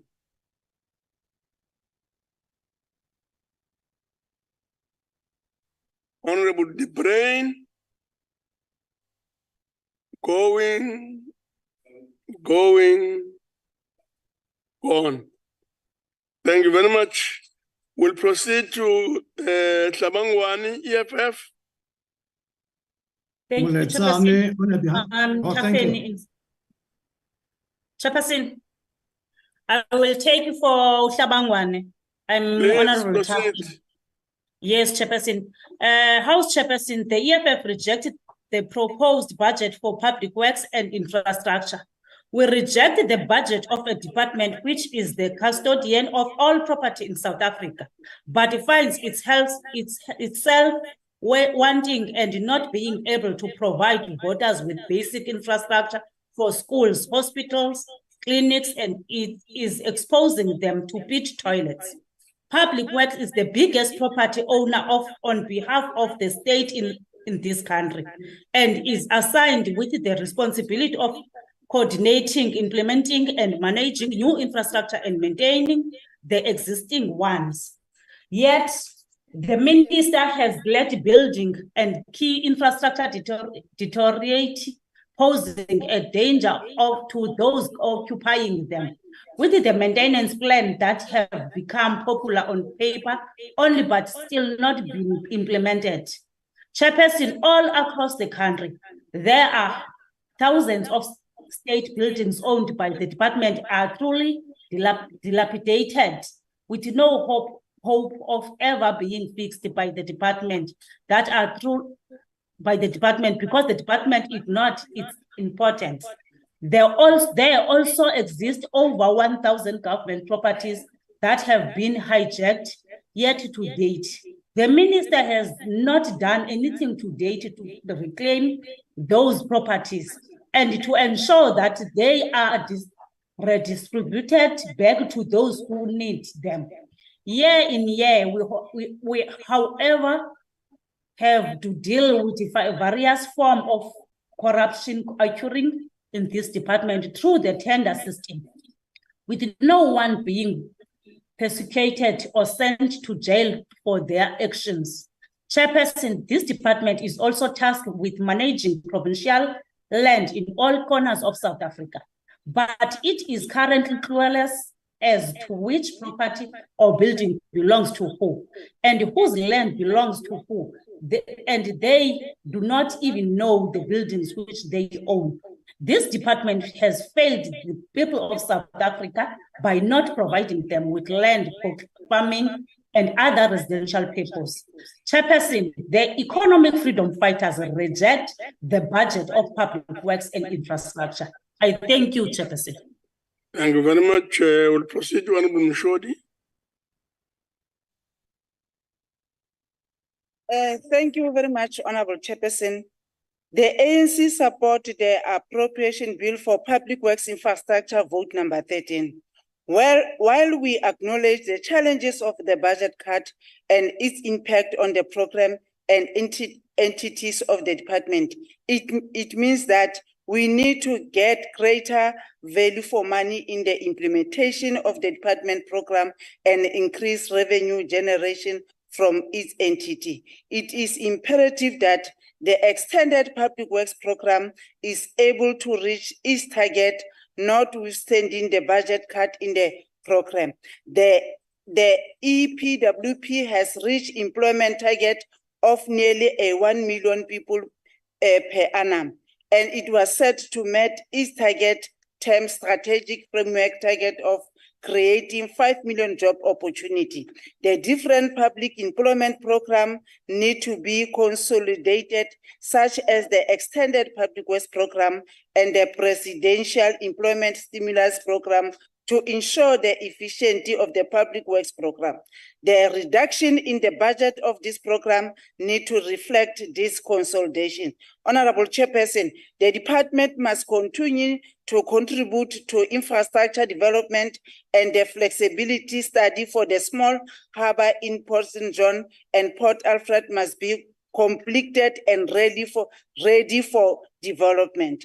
The development of coastal harbor will positively impact on coastal communities as the ocean economic enable small and medium-scale fishing, as well as the development of small and medium enterprises in this coastal area.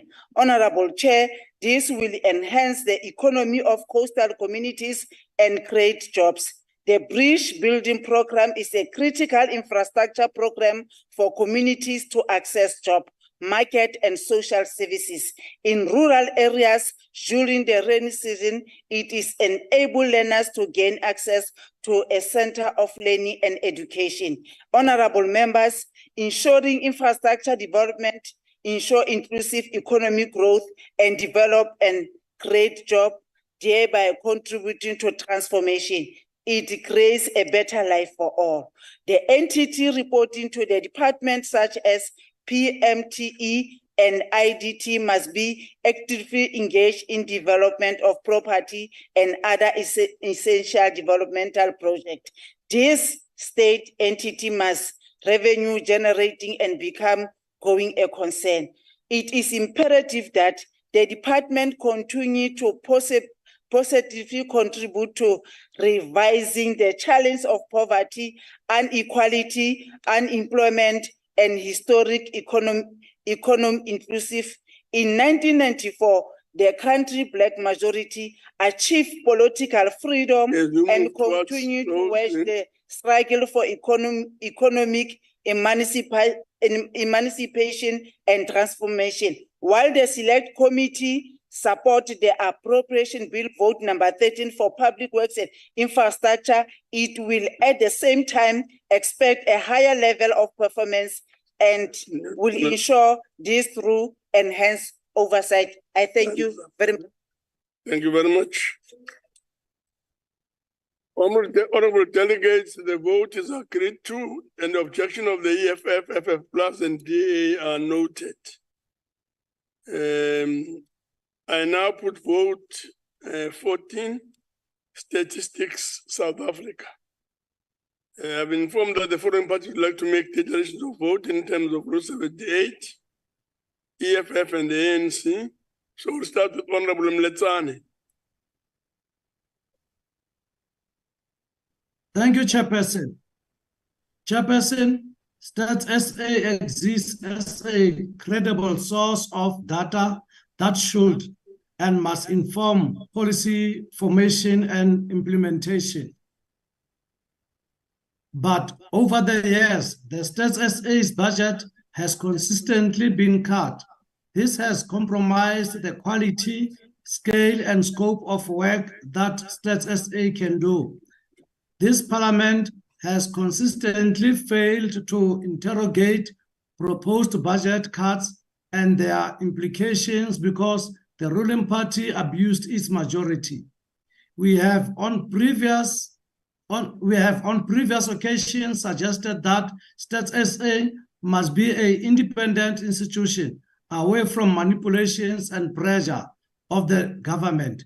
It must be standalone like a Chapter 9 institution that issues data without fear or favor. Stats SA must be given a clear mandate to collect and disseminate data that should inform the beneficiation of mineral resources, job creation, and industrialization in South Africa. It must be accessible to all, including schools, community-based organizations, NGOs, all political parties, and traditional leaders. We hope this will be resolved as soon as possible. We cannot accept a budget failing to allocate enough resources to rebuild the Stats SA. In the recent past, we have witnessed many committed professionals opting to leave for the private sectors instead of serving the country in such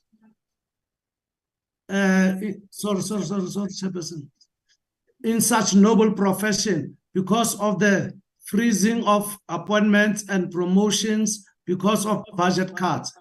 House Chairperson, we know that the former Statistician General, Dr. Pali Lehosa, left Stats SA because he was vocal about this situation. He stood up against senseless budget cuts that rendered Statistics South Africa useless. When we say we reject the proposed budget for Stats SA by the Minister of Finance, we don't mean that we don't want any money allocated to Stats SA. As you conclude, Honorable Member.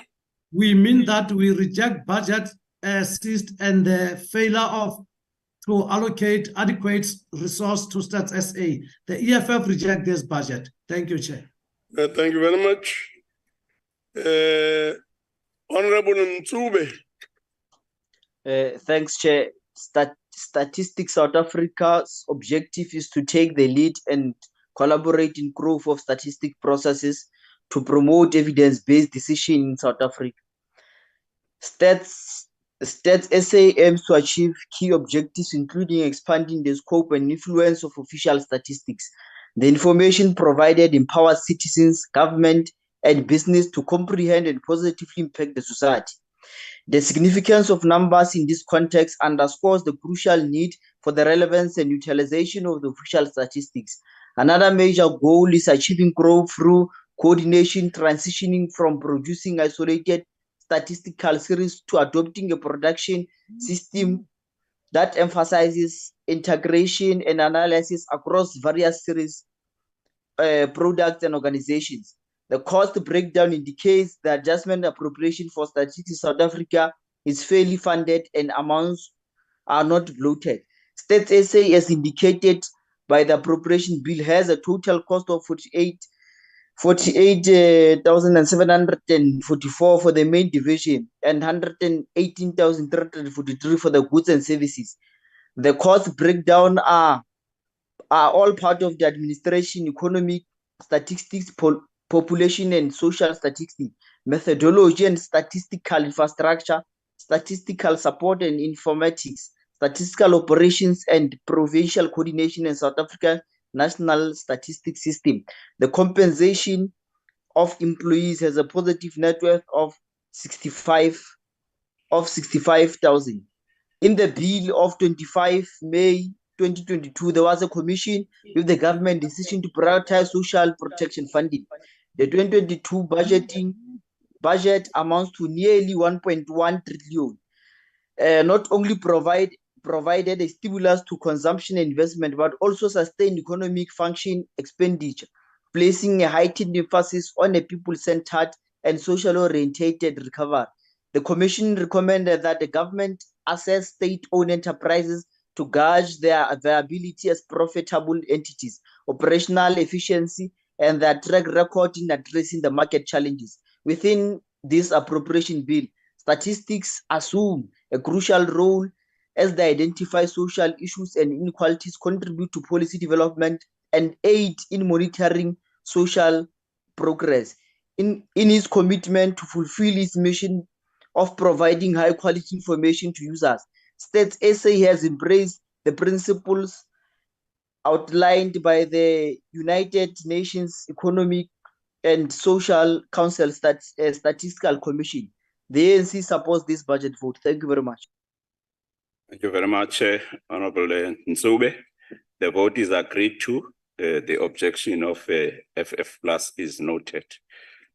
Honorable members on the platform, the special delegates in particular, have been informed that some of you are not participating in the voting.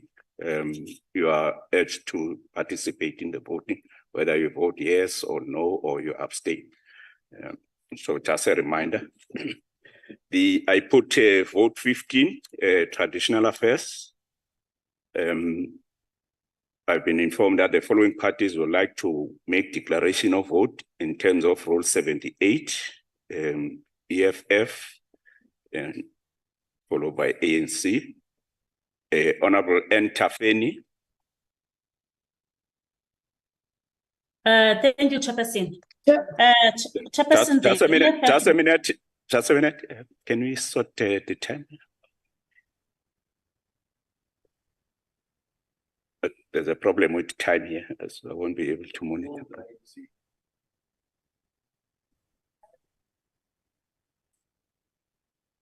Okay.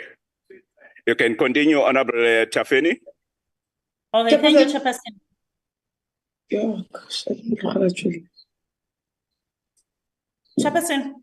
Yes, continue, please. Okay, thank you, Chair. Chairperson, the EFF reject budget vote 15 on traditional affairs. The Department of Traditional Affairs' main aim is to coordinate traditional affairs activities across government through development of appropriate policies, norms and standards cohesion, which are with traditional leaders traditionally being seen as custodian of the morals, values, and cultural system of many of the peoples of South Africa. Yet this department has but taken minimum efforts in progressing African life. It has showed limited capacity in overseeing issues related to traditional affairs and provide support to the development and stable African communities. I thank you, Chairperson. The EFF rejected this budget vote. Thank you very much, Honorable Tafeni, followed by Honorable A.D. Malika. Thank you, Chairperson. Honorable members, recognizing the crucial significance of vote 15 is essential as it represents the financial allocation for the Department of Traditional Affairs. This allocation plays a pivotal role in coordinating traditional affairs across the government by formulating pertinent policies, norms, standards, system, and regulatory frameworks. Moreover, vote 15 is instrumental in fostering the promotion of culture, heritage, and social cohesion. In sense, its purpose lies in the strategic development and implementation of initiatives that contribute to the seamless integration of traditional aspects into the broader governmental landscape. The discourse surrounding the adjustment appropriate bill unfolds in a particular demanding period marked by fiscal constraints. These challenges, the traditional affairs vote 15 witnessed not a reduction, but rather a environment. The financial maneuver promote a critical evaluation of resources allocation and underscores the need for urgent intervention to navigate pressing issues within the realm of traditional affairs.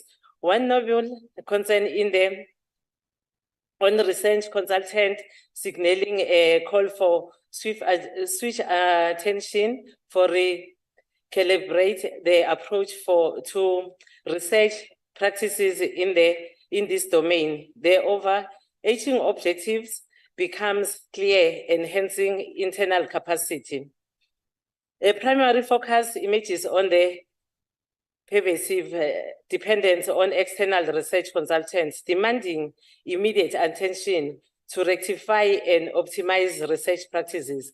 Beyond the financial considerations, there is a pressing need to bolster internal capabilities, institutionalize best practices, and streamline coordination mechanism. These measures are crucial not only for addressing the current challenges, but also for the reliance of the traditional affairs sector on facilitating social cohesion. I ANC support the vote 15. Thank you very much, Honorable Malika. Your vote is agreed to. The objection of EFF, FF Plus, and DA are noted. I now put vote 16, basic education. I've been informed that the following parties would like to make declarations of vote in terms of Rule 78, FF Plus, EFF, DA, and ANC. FF Plus, Honorable MAP DeBray. Thank you, Chairperson. Honorable Chairperson, the fact that the education infrastructure grant is being cut by more than 1.5 billion rand and early childhood development with more than 58 million rand It shows a lack of commitment from government to invest in our youth and their future, as well as the future of our country. Government would rather increase the budget for employee compensation with more than 32 million rand at the expense of our youth and their education. Honourable Chairperson, this cannot be supported, and the FF Plus rejects this budget. Thank you. Thank you very much, Honourable Tiprey. Honourable Nkafeni.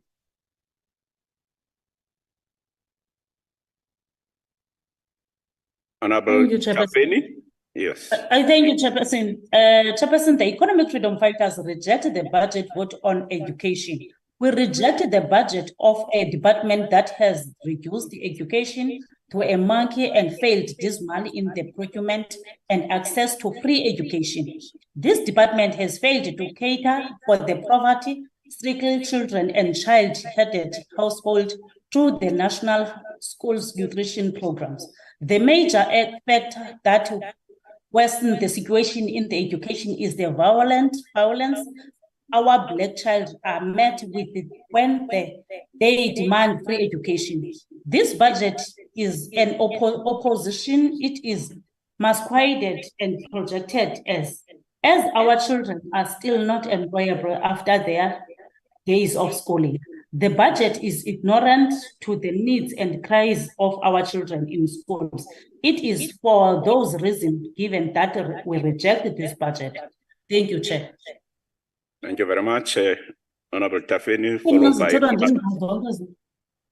followed by Honourable DC Christian. Honourable Christian. Thank you, our Chairperson. The budget adjustment threatens to plunge our education system into complete darkness. The Finance Minister's decision to cut government departments' budget by 154 billion rand over the next 3 years amounts to nothing less than an education blackout. These cuts put the future of our learners at risk, impacting vital programs like the HIV/AIDS, life skills grants, and maths, science, and technology grants. The ANC's misguided priorities are apparent in these cuts, particularly the devastating 1.6 billion reduction in the education infrastructure grant. It is disheartening to witness the government neglecting human rights, especially those of our learners. The stark reality is that 8 out of 10 grade 4 learners cannot read for meaning in any language.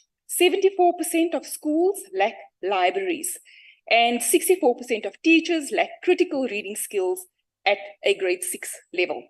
Our schools have been transformed into dream and dignity killers where pit toilets persist and children receive subpar education.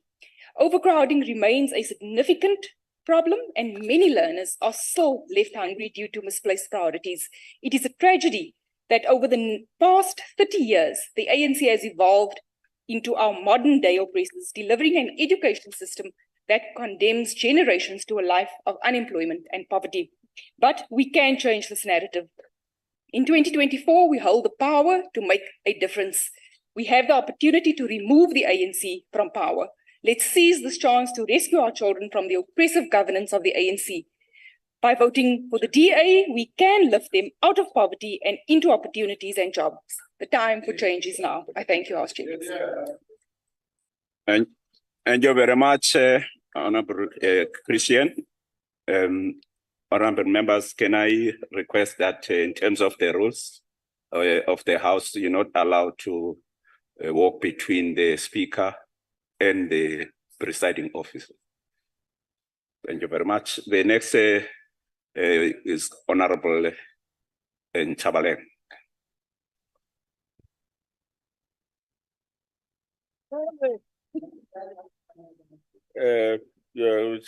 Those who don't see changes in the education system need to be seriously examined. Our children and youth are important strata in our society, which require sufficient support in order for them to realize their potential. Our education system has been on a transformative trajectory since the democratic dispensation. The inequality gap within our education system has been fundamentally shifted. Challenges continue to persist, but we should welcome the significant progress which has served as a liberating instrument. Many families in our country have higher levels of literacy. The recent census has demonstrated that the number of persons who have completed schooling has significantly increased. A critical program of the department to have an equitable education system and to enable effective teaching and learning is infrastructure development. Over the years, the department has eradicated most of the mud schools and schools with inappropriate infrastructure. We are concerned that the appropriation adjustment has resulted in a decline in the school infrastructure grant. And we implore the department to leverage other infrastructure development findings to ensure it meets its set targets in the medium term.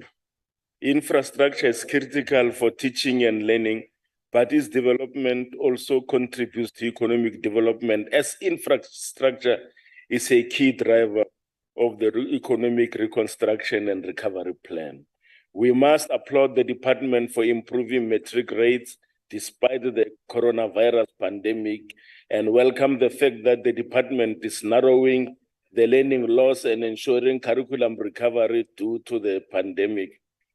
Indeed, it is our teachers who are the critical source of the success of our schools, and we urge the department to continuously drive teacher development programs that enhance the existing skills of teachers and train them in new economic sectors that are developing. Thank you. Thank you very much. I've been informed that the DA wishes to call for a division. I'll now check if there are 4. Okay.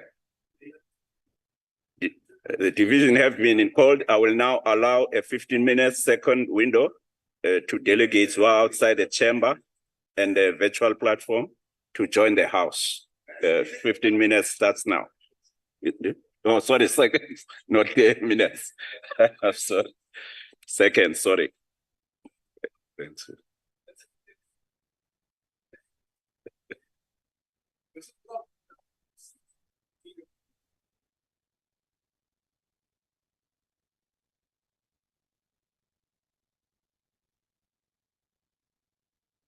Okay, 15 seconds is over. We now proceed to voting on the question. And the question is that the vote be agreed to. Delegates who vote in favor should please raise their hands. Please keep your hands raised.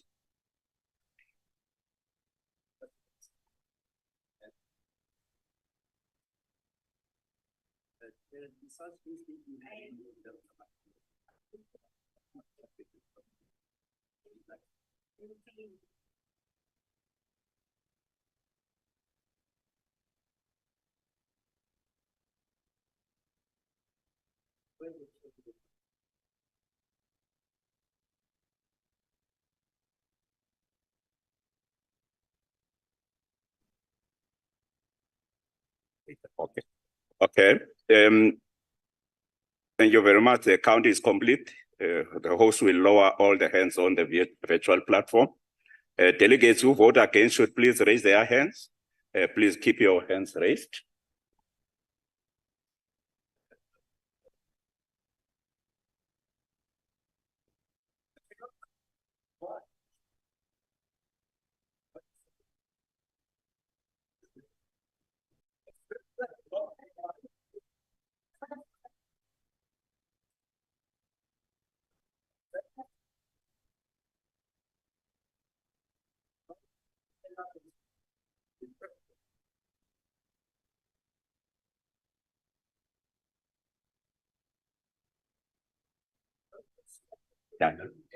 Okay, the count is complete. The host will lower all the hands off on the virtual platform. Delegates who abstain should please raise their hands.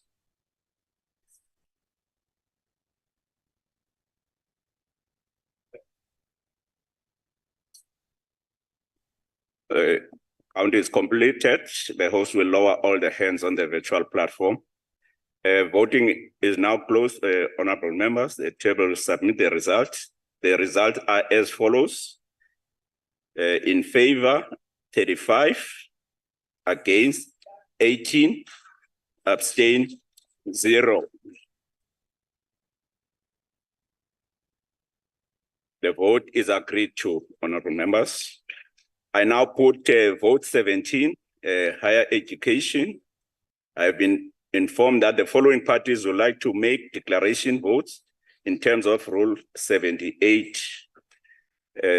EFF, IFP, DA, and ANC.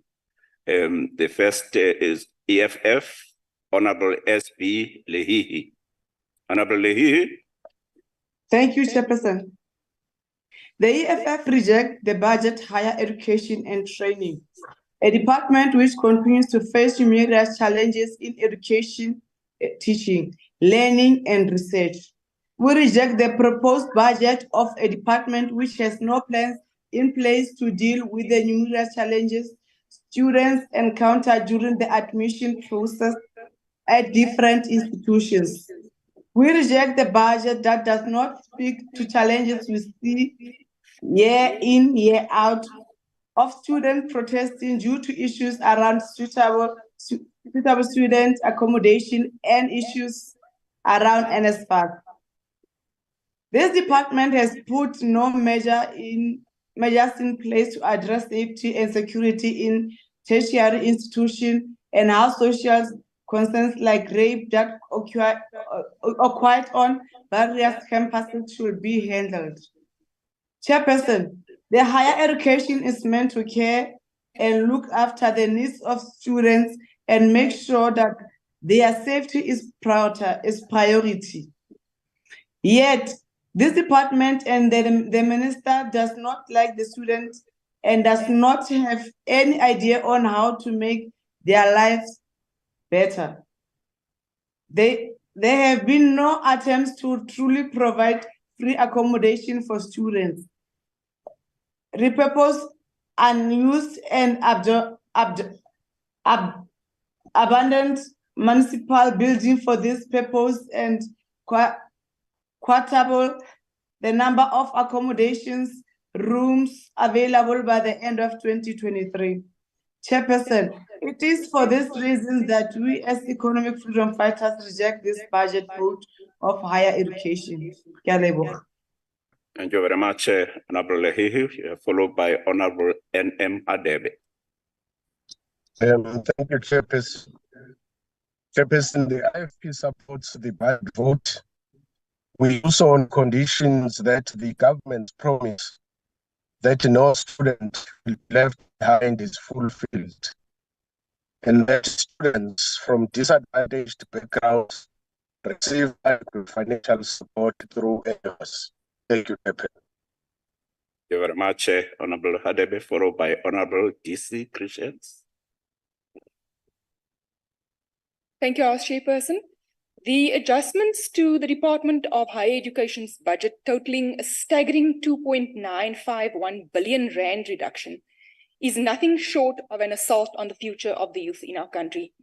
This slashing of funds, particularly in the key areas such as university education and skills development, not only jeopardizes the dreams and aspirations of countless students, but also threatens the very foundation of our academic institutions. As we dissect these cuts, we see the stark reality. 2 billion rand stripped from the National Student Financial Aid Scheme, leaving a projected shortfall of 1.1 billion rand for university students. This, combined with the withholding of an additional 2.2 billion rand due to budget constraints, means that a staggering 87,712 students are left unfunded in 2024 at TVET colleges. The ongoing controversies surrounding this NSFAS, from misallocation of funds to corruption, coupled with the minister's preference to direct funding to students, have created a perfect storm. Universities are left to bear the brunt of delayed or withheld funding, with potential consequences ranging from freezing in hiring permanent academic staff to an increased reliance in part-time lecturers.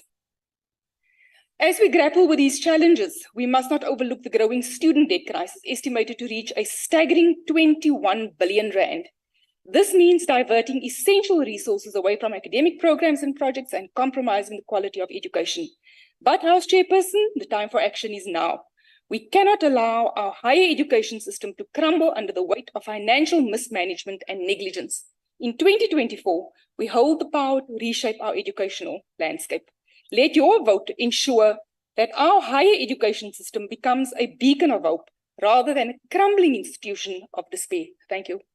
Thank you very much, Honorable Christian. The next honorable member is Honorable N.E. Nkosi.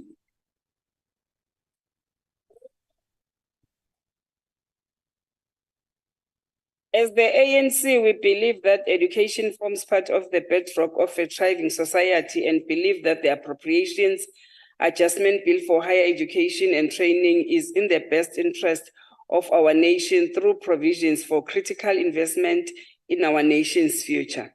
Through investment in accessible, quality and decolonized education for all, we are contributing to the continuity and empowerment of our current and future communities to continue to be innovative and also contribute to the grooming of a capable generation of future leaders who can steer this beautiful nation towards the inevitable realization of a prosperous country.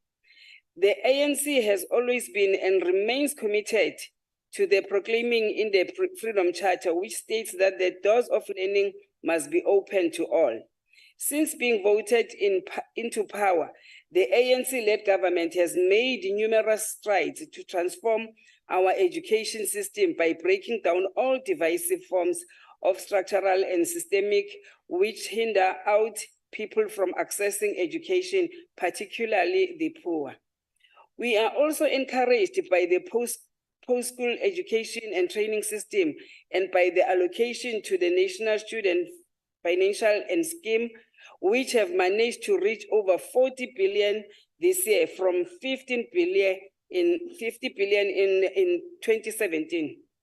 As the ANC, we are confident that the department will continue to ensure that adequate investment is made towards ensuring that all have access to equal education and have access to equal opportunities to succeed. We affirm the department's commitment towards expanding infrastructure in the higher education space, particularly TVET. This is important to ensure that these institutions have sufficient capacity and funding to expand to provide the necessary skills training, which will enhance the skill set and employability of young people, thus contributing to the growth and development of the country. Therefore, it is for these reasons that as the African National Congress, we support the Appropriations Adjustment Bill for Higher Education and Training. Thank you. Thank you. Thank you very much, Honorable Ngosi. I have fed up in info. Chair? Honorable, yes, Honorable Tause. We are calling for division. Okay. The division have been called by the DA and the EFF. I wish to check if the division is supported by 4 delegates. Honorable Dlamini's hand is up, Chair. Honorable Dlamini? Oh. Honorable Dlamini? Oh, okay. Okay, you can lower your hands. Thanks very much. Division having been called, I will now allow a 15-second window to delegates who are outside the chamber and the virtual platform to join the House. Honorable Ndongena, I see your hand. Oh. Can we please have order in the House?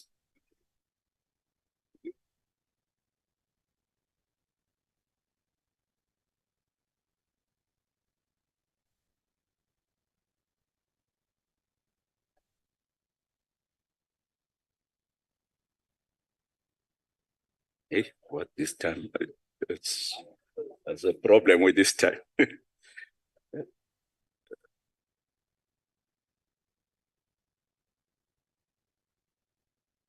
a problem with this time. Starting from afresh. Yeah, but I'm watching the time now. There was a problem with it. 15 seconds, yes.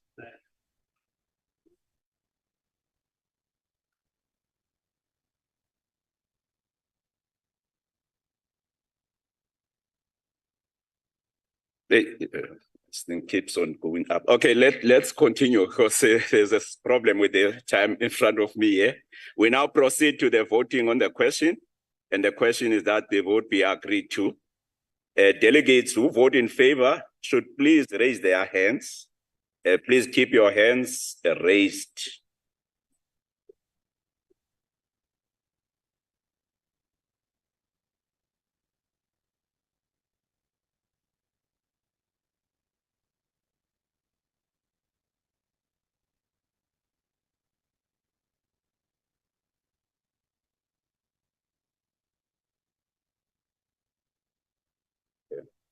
Thank you. The count is complete. The host will lower all the hands on the virtual platform. Delegates who vote against should please raise their hands and please keep your hands raised.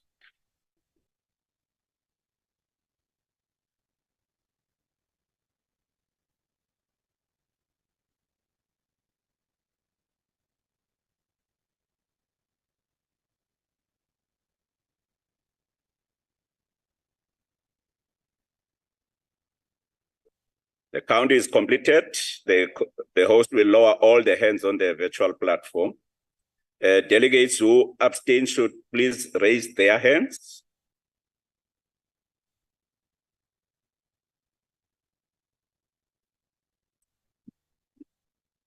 None. The count is complete. The host will lower all the hands on the virtual platform. The voting is now closed, honorable members. Results have been submitted as follows. Those in favor, 36, against, 16, abstain, 0. The vote is agreed to. The objection of EFF, FF plus, and DA are noted. I now put vote 18, health. I've been informed that the following parties would like to make declarations of vote in terms of Rule 78, EFF, IFP, DA, and ANC. We start with the Honorable S.B. Lehihi. Honorable Lehihi. Chair, it's myself. Please proceed. The chairperson, the economic freedom fighters reject the budget vote on health. We reject this budget of this department, which is known only for its widespread inefficiencies, staff shortages, differences in skill sets between rural and urban areas, and poor patient management. Chair, on a daily basis, pensioners, pregnant women in labor, the terminally ill stand in queues outside clinics as early as 4 a.m., desperately in need of the medical attention. Yet this minister operates health facilities according to the office hours and denies the opening of clinics for 24 hours and 7 days a week. Health facilities are overcrowded with too many patients and not enough facilities. The problem that seems to be plugged in the healthcare system and other spheres of government is corruption. As although capital is injected into healthcare system, it is being lost by wasteful and fruitless expenditure. Year in and year out, Chair, large proportions of money go unaccounted for, which means that patients are not receiving the full amount of resources allocated to them. This leads to shortages of medicines and leads to an inability to maintain the ailing infrastructure in the health sector. African nationals are accused of using services in South Africa, which is extremely out of order by the ruling party. There also still exists a major divide between the kinds of healthcare and our people which are receiving. The major differences between those who belong to medical aid schemes can afford to attend private facilities, whilst those who cannot afford medical aid use public sector, which is often no resources allocated to them and no nursing staff including doctors. Chairperson, public healthcare facilities are overburdened and overcrowded, creating poor attitude of staff at the hospitals and all majority of health facilities. The healthcare system in South Africa is ruined and it's in serious need of repair. And it has been in shambles for quite an over time. Our people essentially go to public hospital to die instead of getting health care.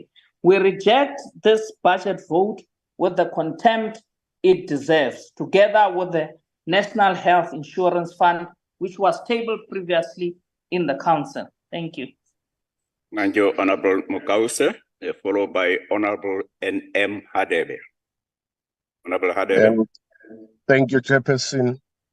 Chairperson, the IFP note with concerns that the South African public health sector is severely understaffed across the board, spanning from the administrative personnel to medical personnel, and that the reduction in the overall budget will further exacerbate this. We nevertheless support this budget vote. Thank you. Thank you very much, Honorable Hadebe, followed by Honorable Baha. Honorable Baha.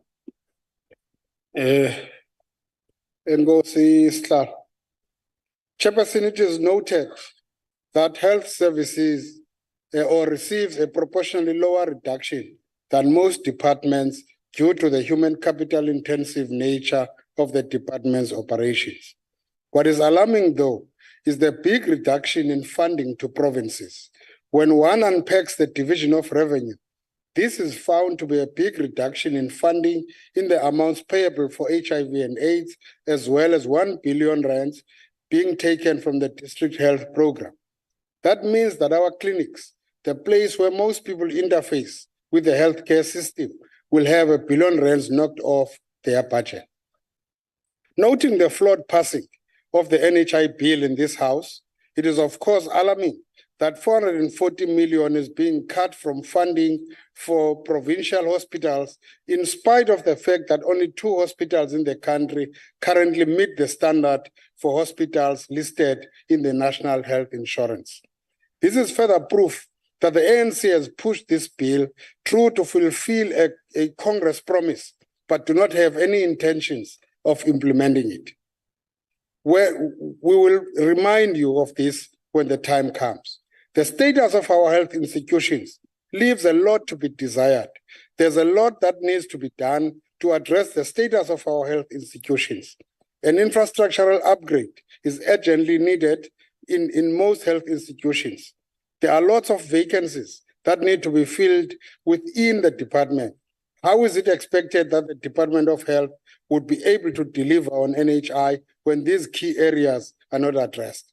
In countries like South Korea, it took them time to have such a working health system, and South Africa will never get to that point with corruption at its highest. Come 2024, South Africans will make their choice, and that is to vote out the African National Congress. Thank you, Chairperson.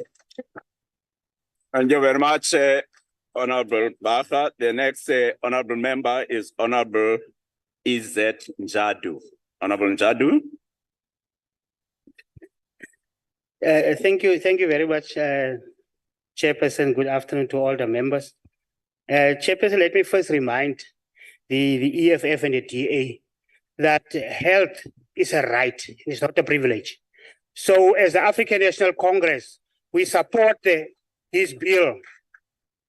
We support this bill, vote 18, that Honorable Chairperson, on Wednesday, the 6th December 2023, marked an historical moment for South Africa as the National Council of Provinces voted in favor of the National Health Insurance Bill, with 8 provinces supporting the bill, and only 1 province did not support.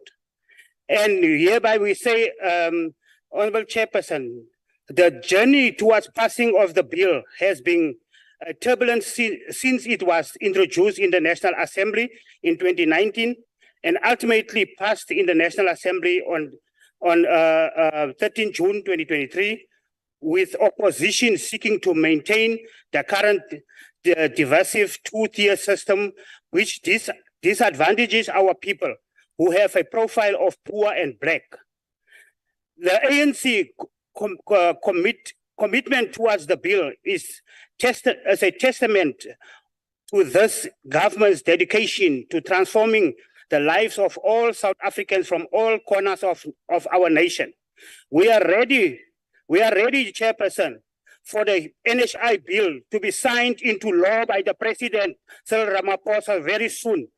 And we applaud and support the ANC-led government efforts to develop our basic healthcare facilities through the construction and refurbishment of clinics and hospitals, recruitment and training of healthcare professions, and also making the necessary provision for essential equipment. We are also encouraged by the ANC-led government's bilateral and multilateral commitments, which ensure that South Africa belongs to a continental and global efforts dedicated to ensuring health synergies when it comes to the health goals. So therefore, Honorable Baha is out of order when he's saying that it's not working international. Through shared prevention and treatment measures, medical medicines and research developments. Honorable Njadu, just a minute. As the ANC, we are concerned about improving the health outcomes, not only in South Africa, but all in need, as health is a universal human rights which transcends race, language. Point of order, please. Honorable Ryder.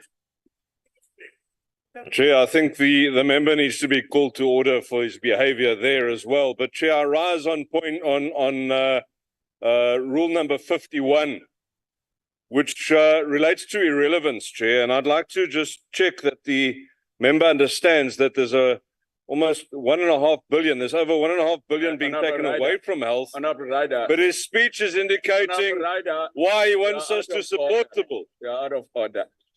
You were right by raising a point of order, and then you should allow me to rule on it.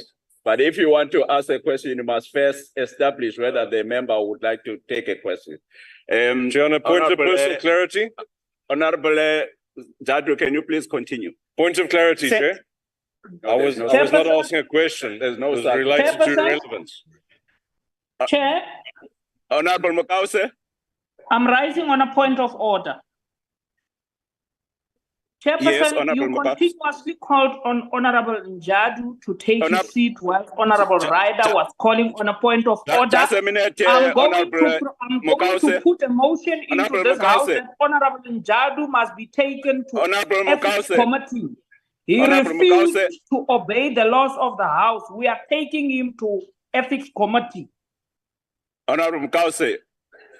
We are going to lodge a complaint with the ethics committee. Honorable Mokause. Yes. Honorable Mokause, I couldn't hear because I want to first call for order in the house. There's a lot of noise. Can I repeat myself, Chair? Can I repeat myself? Yes, please. When you, as a chair, called Honorable Njadu to take his seat whilst you were entertaining a point of order, he bluntly refused. I'm going to sponsor a motion that Honorable Njadu be taken to ethics committee.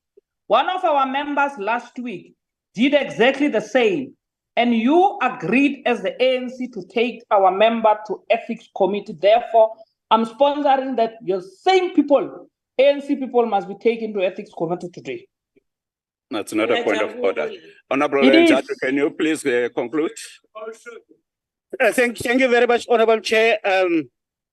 As the African National Congress, we support the bill. In an appropriation that severe challenges are grappling our health care system, but we are confident that the leadership and programs of the national and provincial departments of health will lead us to the realization of a transformed society. The African National Congress support this vote 18. Thank you very much, Chair. Thank you very much, Honorable Njadu. I have now been informed that the DA wishes to call for a division. Is there a division supported by 4 delegates? Okay, can lower your hands, please. Division have been called. I will now allow a 15-second window to delegates who are outside the chamber and virtual platform to join the House. The 15 seconds starts now.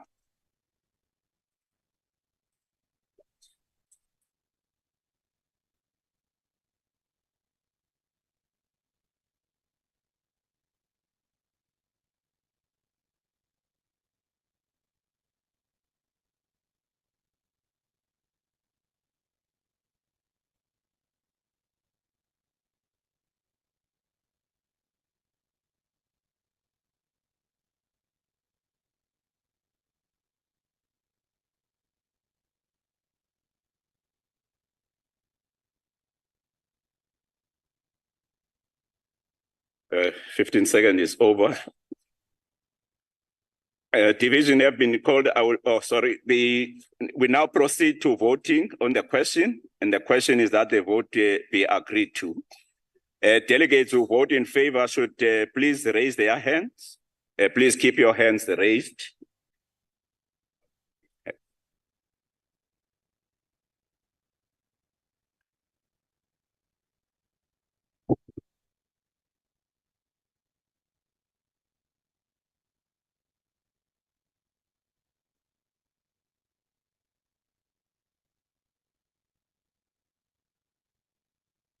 Thank you, honorable members. The count is complete.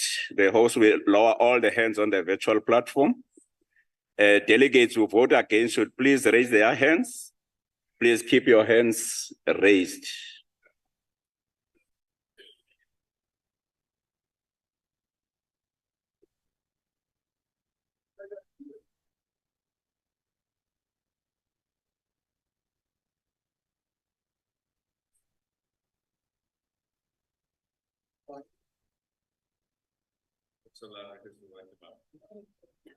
The count is complete.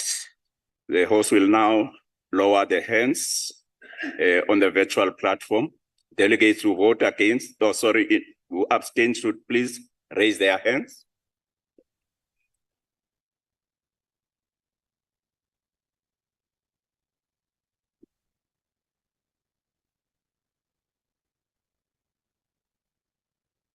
Voting is now closed. The table has submitted the results. The result is as follows: in favor, 34, against 19, abstain 0. The vote is agreed to. The objection of EFF, FF Plus, and DA are noted. Honorable members, when we deal with the division, there's no point of order that is allowed unless it arises from the division itself. That's just to make you aware.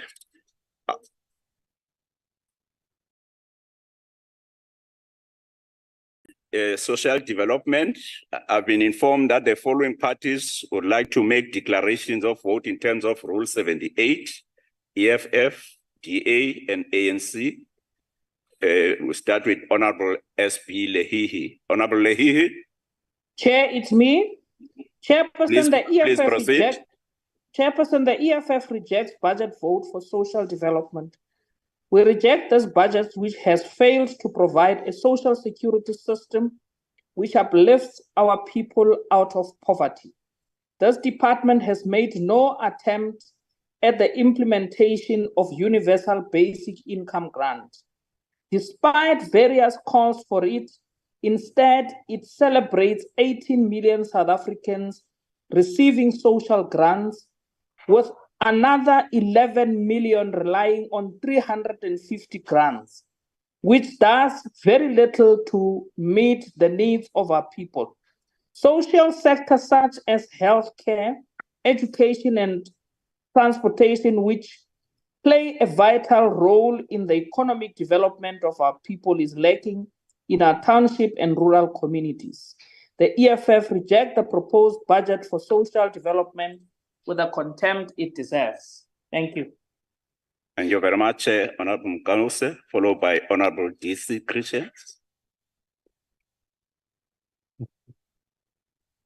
Thank you. very much, House Chairperson. Recent adjustments to the Department of Social Development's budget reveal a distressing situation with cuts and misallocations threatening our social safety net. The department urgently seeks parliamentary approval for a 22.4 million rand shift from goods and services to compensate employees, highlighting the financial strain on social services. Another plea involves 23.8 million rand write-off for irrecoverable debt funded by projected savings from lower than expected social grant uptake, exposing financial hardships for both the department and its beneficiaries. The approved 2.1 billion reductions, primarily affecting crucial programs like social assistance and social security policy, are deeply troubling. These indiscriminate cuts, indicative of a ruthless Grim Reaper, impact services combating poverty, inequality, gender-based violence, and violence against children. A gender-specific lens intensifies concerns, as achieving gender-responsive budgeting remains elusive despite dedicated efforts. The reduction in allocations to nonprofits addressing gender-based violence and inequality is a travesty amid rising unemployment and the feminization of poverty.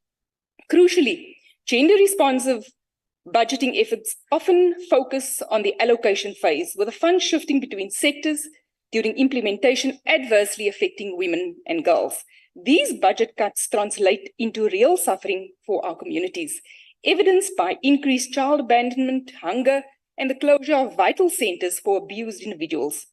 The DA's social development policy, proven effective in the Western Cape, prioritizes people's needs over political agendas.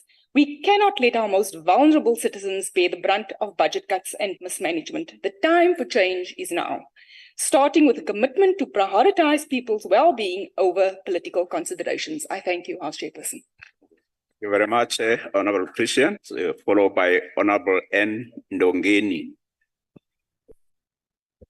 Enkosi sihlalo. Umhlonishwa uChristian. Kuba sisoloko sithetha into eyi-one. And uyandibhudisa kuba xa sesemicomitini uyavuma nathi.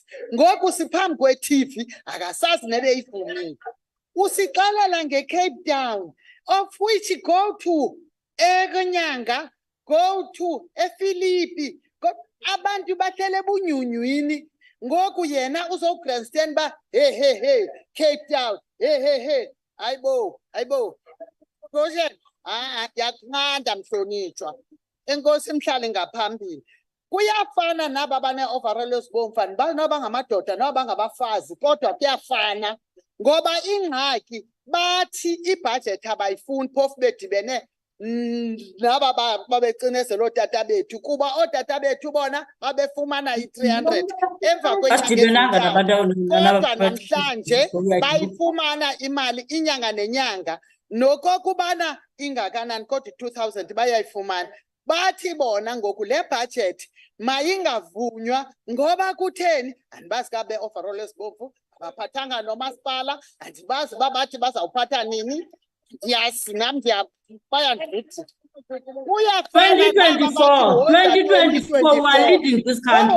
2024 we have a lot in Cape Town. Ixesha lenu ligqithile. Niyathanda anithandi. Enkosi mhlali ngaphambili. The Department of Social Development has immense role of play towards strengthening our democracy by ensuring that we reserve the legacy of the oppressive and divisive governance of colonialization and apartheid. The African National Congress, since the inception of the democratic era, has endeavored to create frameworks aimed at promoting and safeguarding the welfare of the most vulnerable segment of society. As the ANC, we endorse the Appropriation Adjustment Bill on social development. We are encouraging by department initiative to dismantle the socio-economic barriers that perpetuate a vicious cycle of disparities in the country. Our focus is on construction and foundation built on principle of the accountability, human resource, social cohesion, and citizen participation. These principles are vital to fostering an inclusive, representative, and equitable society that can sustainably drive into development. We are confident that the adjustments are in support of the department assisting and building communities through programs which support the vulnerable and empower the poor with opportunities for them. Ndogeni, your time is up. Oh, okay. Thank you The very much. ANC support the budget. Honorable members, I've been further informed that the DA wishes to call for a division. Is that division supported by 4 delegates? Thank you. You can lower your hands. Division have been called. I will now allow a 15-second window to delegates who are outside the chamber and virtual platform to join the House.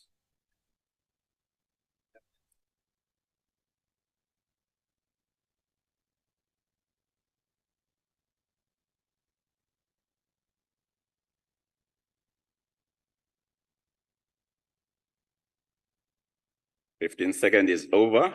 We now proceed to voting on the question, and the question is that the vote be agreed to. Delegates who vote in favor should please raise their hands. Please keep your hands raised.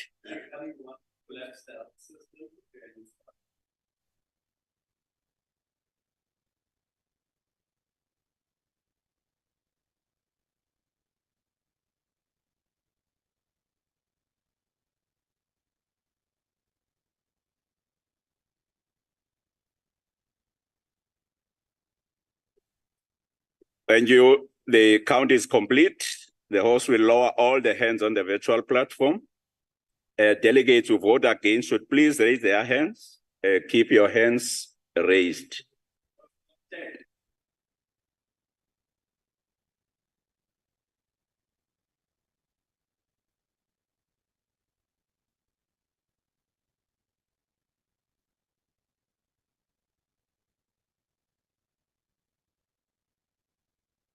Thank you.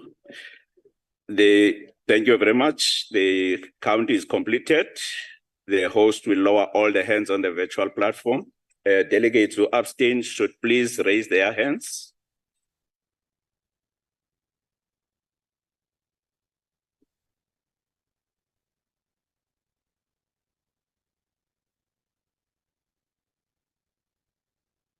The count is completed. The host will lower all the hands on the virtual platform. Voting is now closed, honorable members. Table has submitted the results as follows. In favor, 32, against 18, abstention 0. Honorable members, at this stage we'll break for lunch for 1 hour. The lunch is served at the Old Assembly Restaurant. Enjoy. Recording stopped.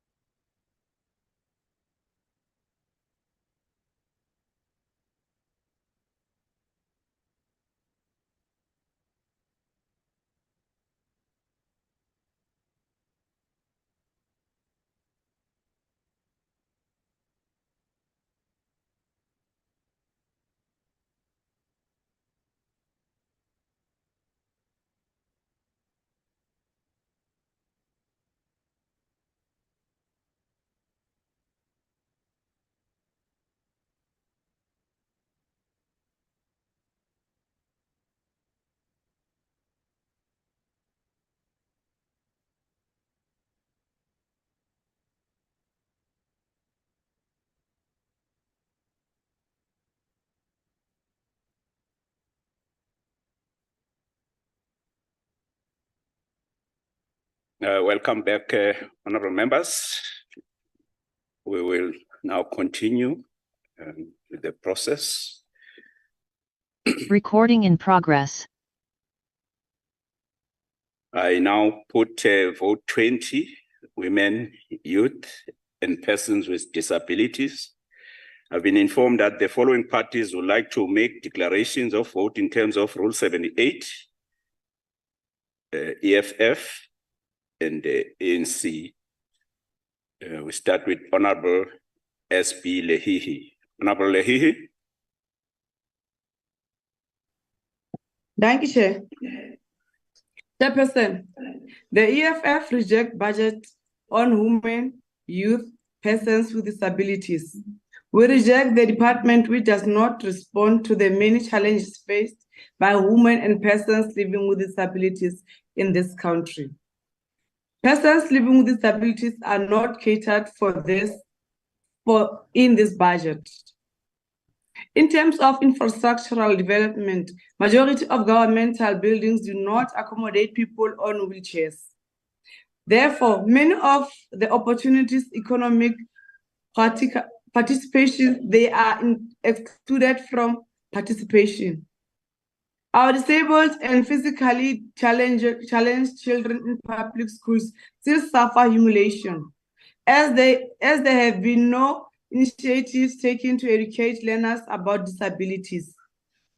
Our poor Black physically challenged sisters are still not given work, even when they are learned and qualified for those jobs simply because they are disabled.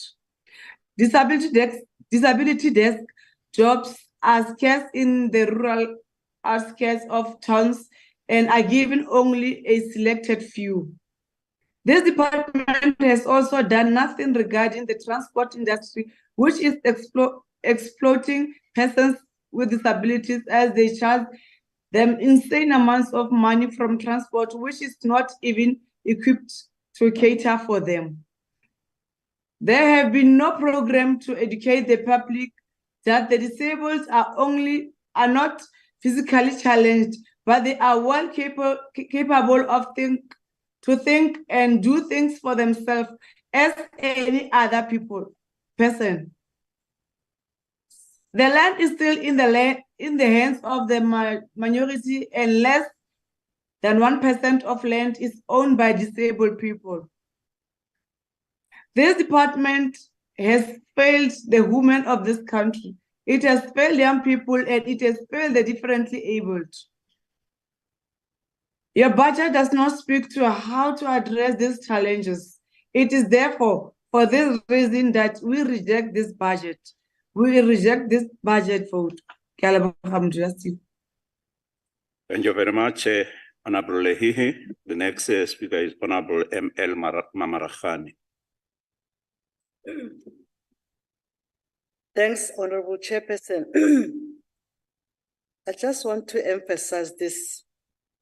I'm going to read just to make sure that people understand why this budget vote is important.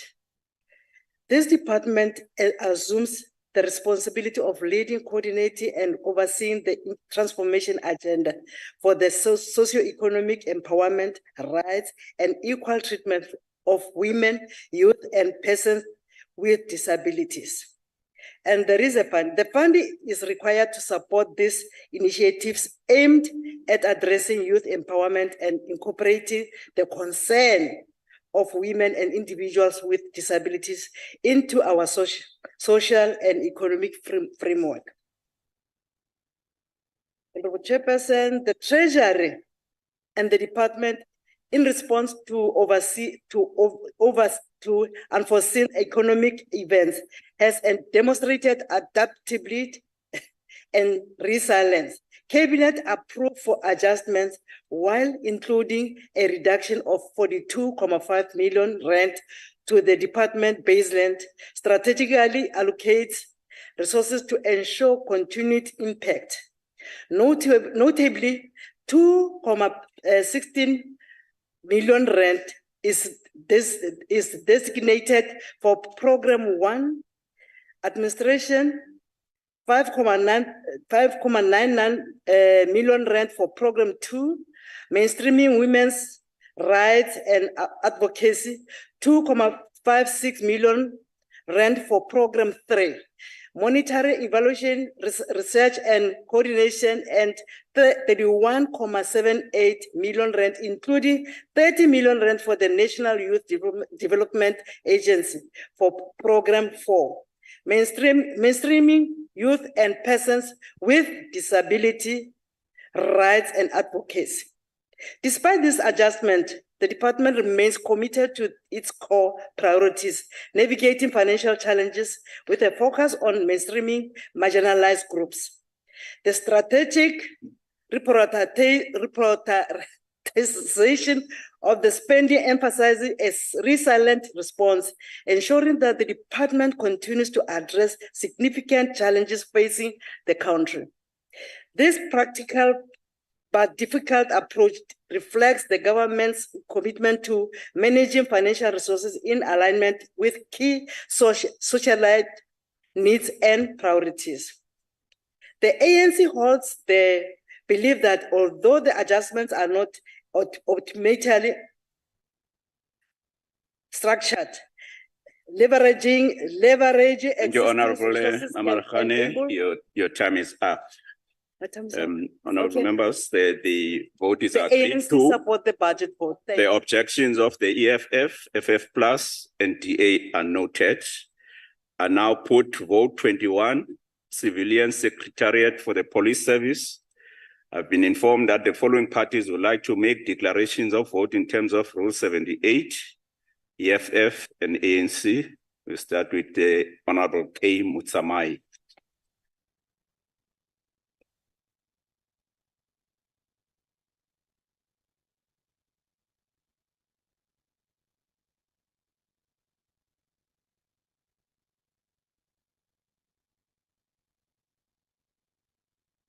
Thank you, Chairperson.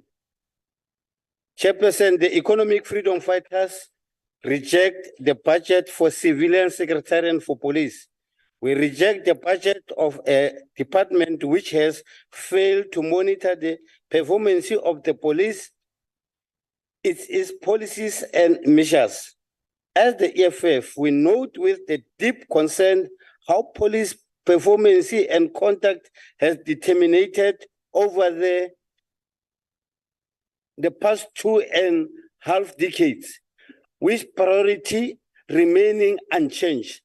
South Africa also experienced high level of police brutality, with large number of reports cases of police violence, even though there exists an IPID of oversight body that is responsible for making sure that the police are accountable for their acts of violence. Our police officers are simply not well trained to do their jobs. Their training does not speak to the challenges which officers face on the ground. Sub-training needs to be researched and improved, for the great challenges facing the police is a political one, where the crime intelligence in this country has been collapsed, leading to anomalous and effective crime prevention strategies in this country. The EFF reject this budget. I thank you, Chair. Thank you very much, Honorable Mutsamai, followed by Honorable E.M. Tetwa. Honorable Bibi. Thank you very much, Chairperson. I'll stand on behalf of E.M. Tetwa. Chairperson, the ANC support the adjustment appropriation bill for the Department of Civilian Secretariat for the Police. This institution of the state plays a critical role in providing the Minister of Police with support and advice. The Civilian Secretariat for the Police continues to play a critical role in ensuring the transformation of accountability of the police services. The adjustment appropriations for the Civilian Secretariat for the Police will ensure the implementation of the oversight initiatives over the police in the remaining period in these financial years. The ANC supports the adjustment appropriations of the civilian secretariat for the police chairperson. Thank you. Thank you very much, Honorable Bibi. The vote is agreed to. The objection of EFF, FFF plus, and DA are noted. I now put vote 22, correctional services. I've been informed that the following parties would like to make declarations of vote in terms of Rule 78, EFF, DA, and ANC. Start with Honorable K. Mutsamai. Thank you, Chairperson. The Economic Freedom Fighters, EFF, reject the proposed budget of correctional service. We reject the budget of department which is responsible for the shocking condition of our prisons. The prison system faces many challenges, several of which are associated with a lack of available resources to meet the increased demand for correctional service. One of the key challenges are overcrowded and funding. There is a little doubt that the most serious problem facing those responsible for South African prisons system in overcrowding. At a present, the prison inmate population is just over 152,000, which is 40% more than available bed space at those prisons. The increase in prison population is mostly attributed to a high number of prison awaiting trial and delay in the processing of cases by the judicial system. To make matters worse, South African prisons are also understaffed, badly designed, and strictly crumbling. The department is mandated by the Constitution to often and implement rehabilitation programs to offenders imprisoned by the courts of law. Yet it falls short of its mandate to fulfill its responsibilities due to a number of reasons, including corruption, poor management, and lack of resources. There also exists a massive backlog of parole consideration for prisoners with long sentence. Parole backlog is fell upon a minister desk facing prisoners to spend years in jail beyond their minimum detention period. We reject the budget of department which failed to provide inmates with conditions which lack of human dignity. We reject this budget. I thank you. Thank you very much, Honorable Mutsamai, followed by Honorable G. Mikalakis. Thank you, Acting Chairperson. As the DA said on so many occasions before, the purpose of correctional services is rehabilitation, the most neglected aspect of this budget. We will never be able to get crime under control unless this is addressed. It is due to this neglect and the fact that the ANC wanted to protect Jacob Zuma that apparently low-risk parolees were released in their thousands by an ineffective parole board. Now, hundreds have reoffended and been charged with murder again. This is low risk, according to the ANC. We suspect that the correctional facilities will start to look better, including overcrowding and general facilities, when those implicated in state capture one day gets to see the inside of these facilities as inmates. But it seems the ANC does not have the appetite for that kind of accountability. A DA government will prioritize rehabilitation and capacitating the NPA in order to serve justice and to restore the rule of law as a bedrock of our liberal democracy. We cannot support this budget. Thank you.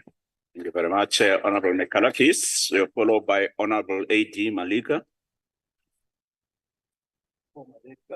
Thank you, Chair. The ANC support vote 22 correctional services. The ANC has been and remains an advocate of self-sufficiency and skills development. Through the skills development, meaningful contribution into the economy is possible. Rehabilitating offenders and equipping them with the necessary skills after incarceration will contribute to a safer South Africa. Moreover, effective rehabilitation will contribute to reduce recidivism. Incarceration must be safe and humane. Both the inmates and officials must be and feel safe. We commend the department for the continued implementation of the self-sufficiency and sustainability framework and encourage it to expand this and ensure that more inmates benefit from this. All targets are under the rehabilitation program were met. We appreciate this as rehabilitation is at the heart of the Department of Correctional Services. The department completed 8 infrastructure projects in the period under review. We applaud the department on its improved audit outcome.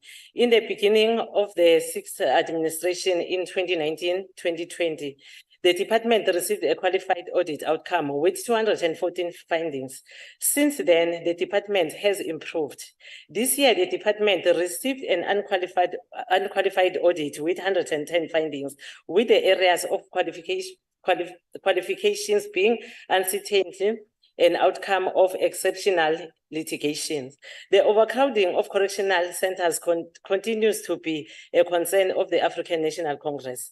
Overcrowding compromises the rehabilitation of inmates and places the safety and security of inmates and officials at risk.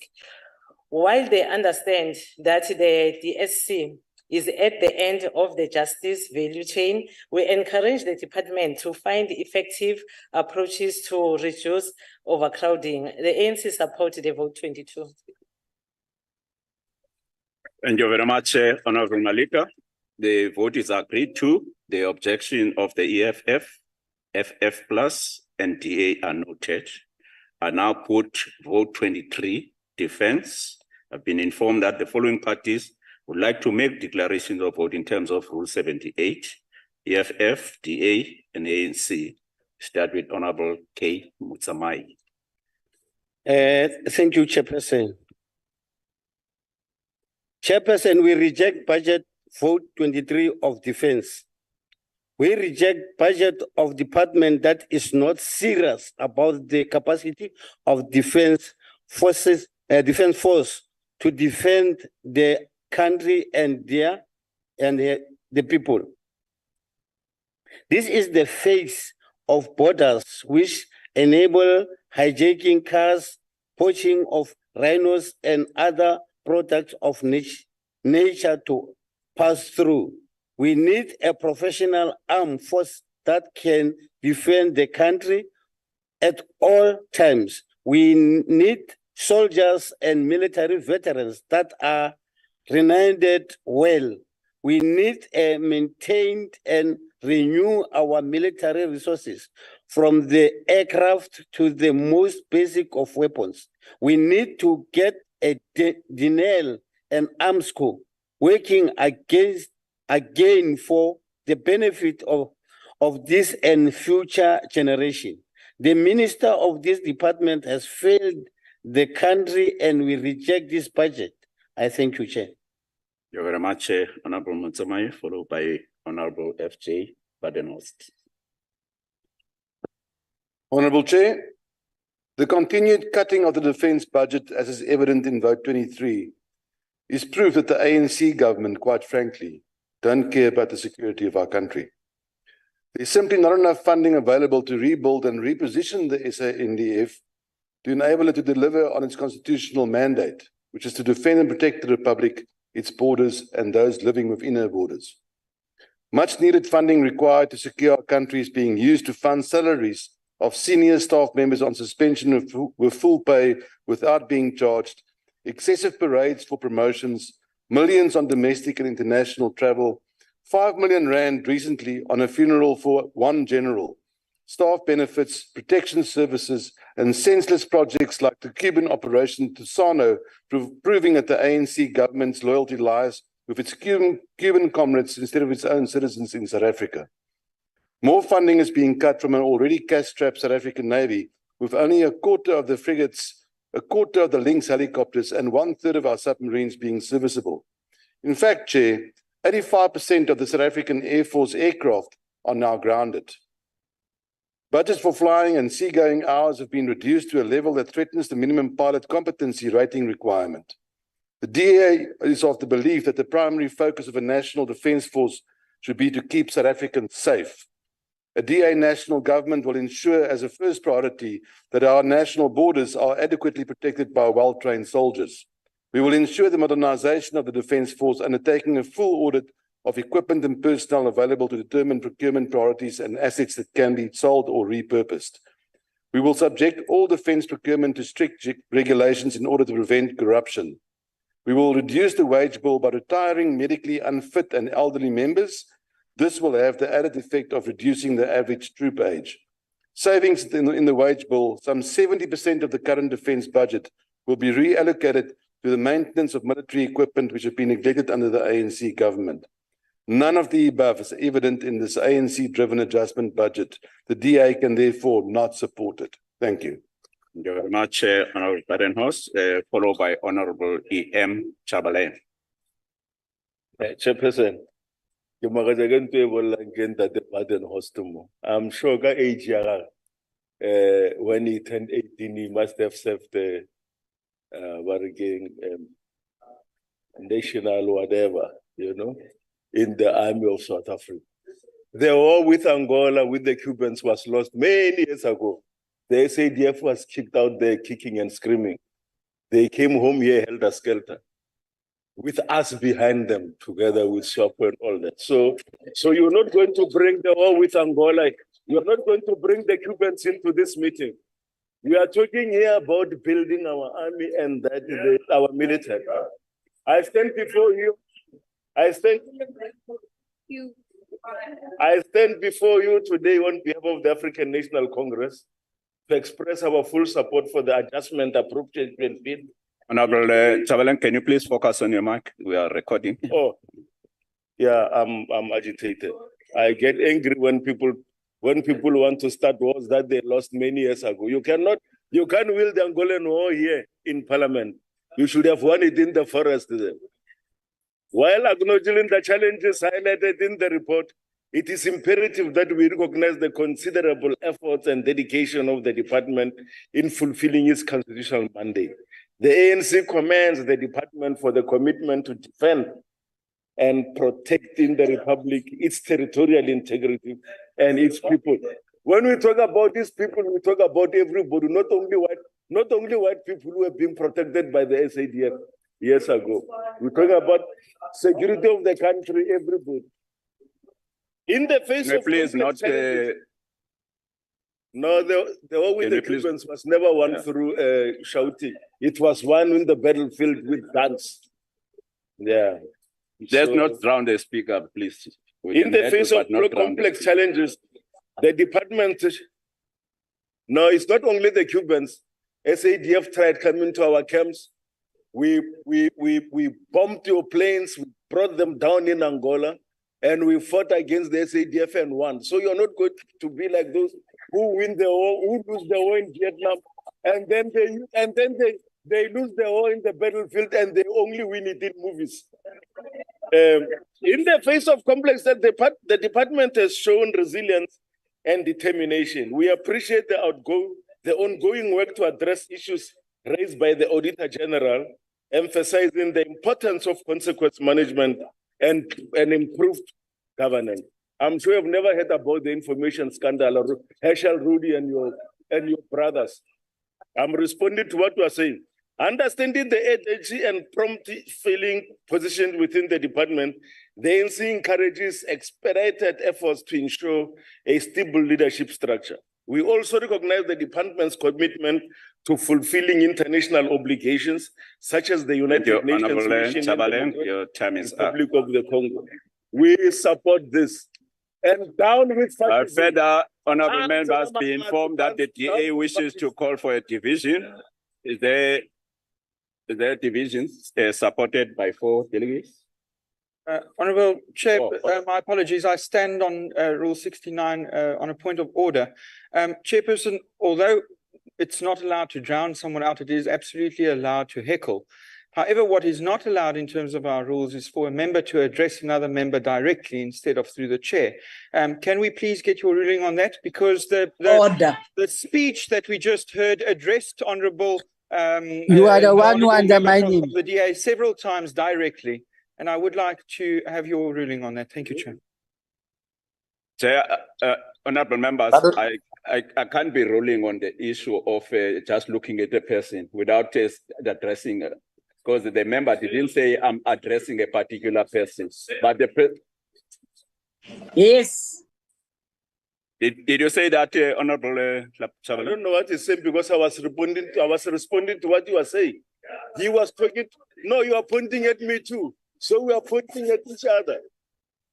No, you're not going to look. No, there's no way that you are going to use this one. I'm responding to your heckling. That's why I was saying earlier, because when you make noise, honourable members, when there is no order in the House, it's also making it very difficult for the person presiding to clearly hear who says what to who. So I would order both of you that please, when they are debates taking place in the House, you have a right to have, but you should not drown the speaker, so that I can also hear from the chair who says what to who, whether what the person is saying is unparliamentary. Okay, can we move on, honourable members? On that note, I have been further informed that the DA wishes to call for a division. Is a division supported by 4 delegates? And your honourable members, you can lower your hands. Division having been called, I will now allow a 15-second window to delegates who are outside the chamber and virtual platform to join the House.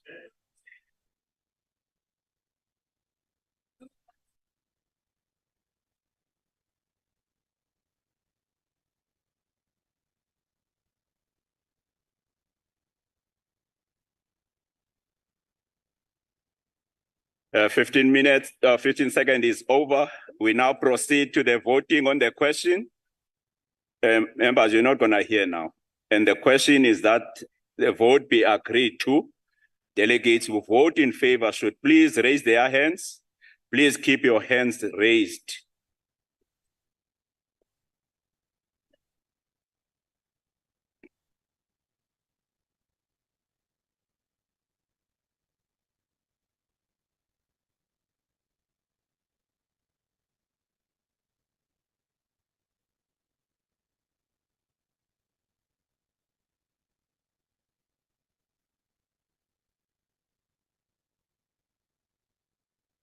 Thank you. The count is complete. The House will now lower all the hands on the virtual platform.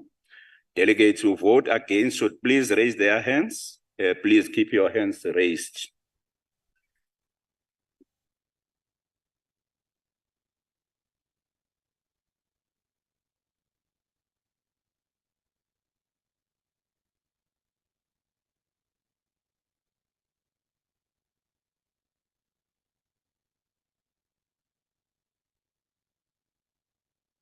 Order, honourable members.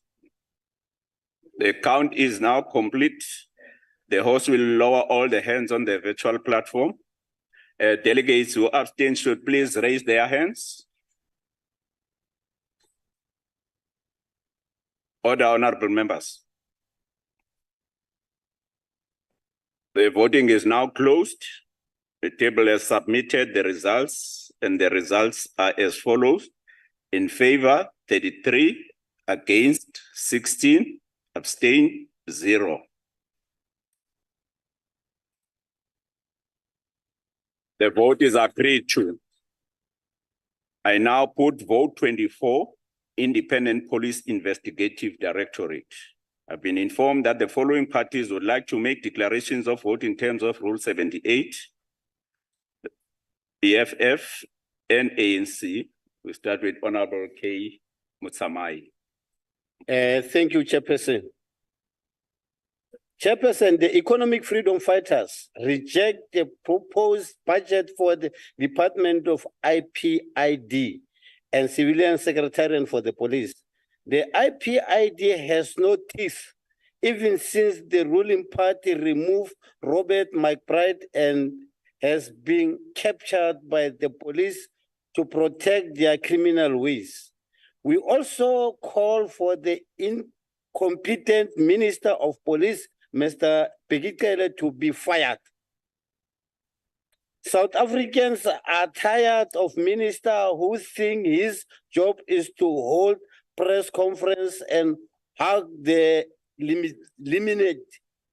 The current commissioner of South African Police must also be suspended for incompetency. Several generals involved in criminal network and corruption and many more others must also be fired, as they are also simply not qualified for their position. Chairperson, we reject this budget. I thank you. Thank you very much, Honorable Mutsamai, followed by Honorable M. Bartlett.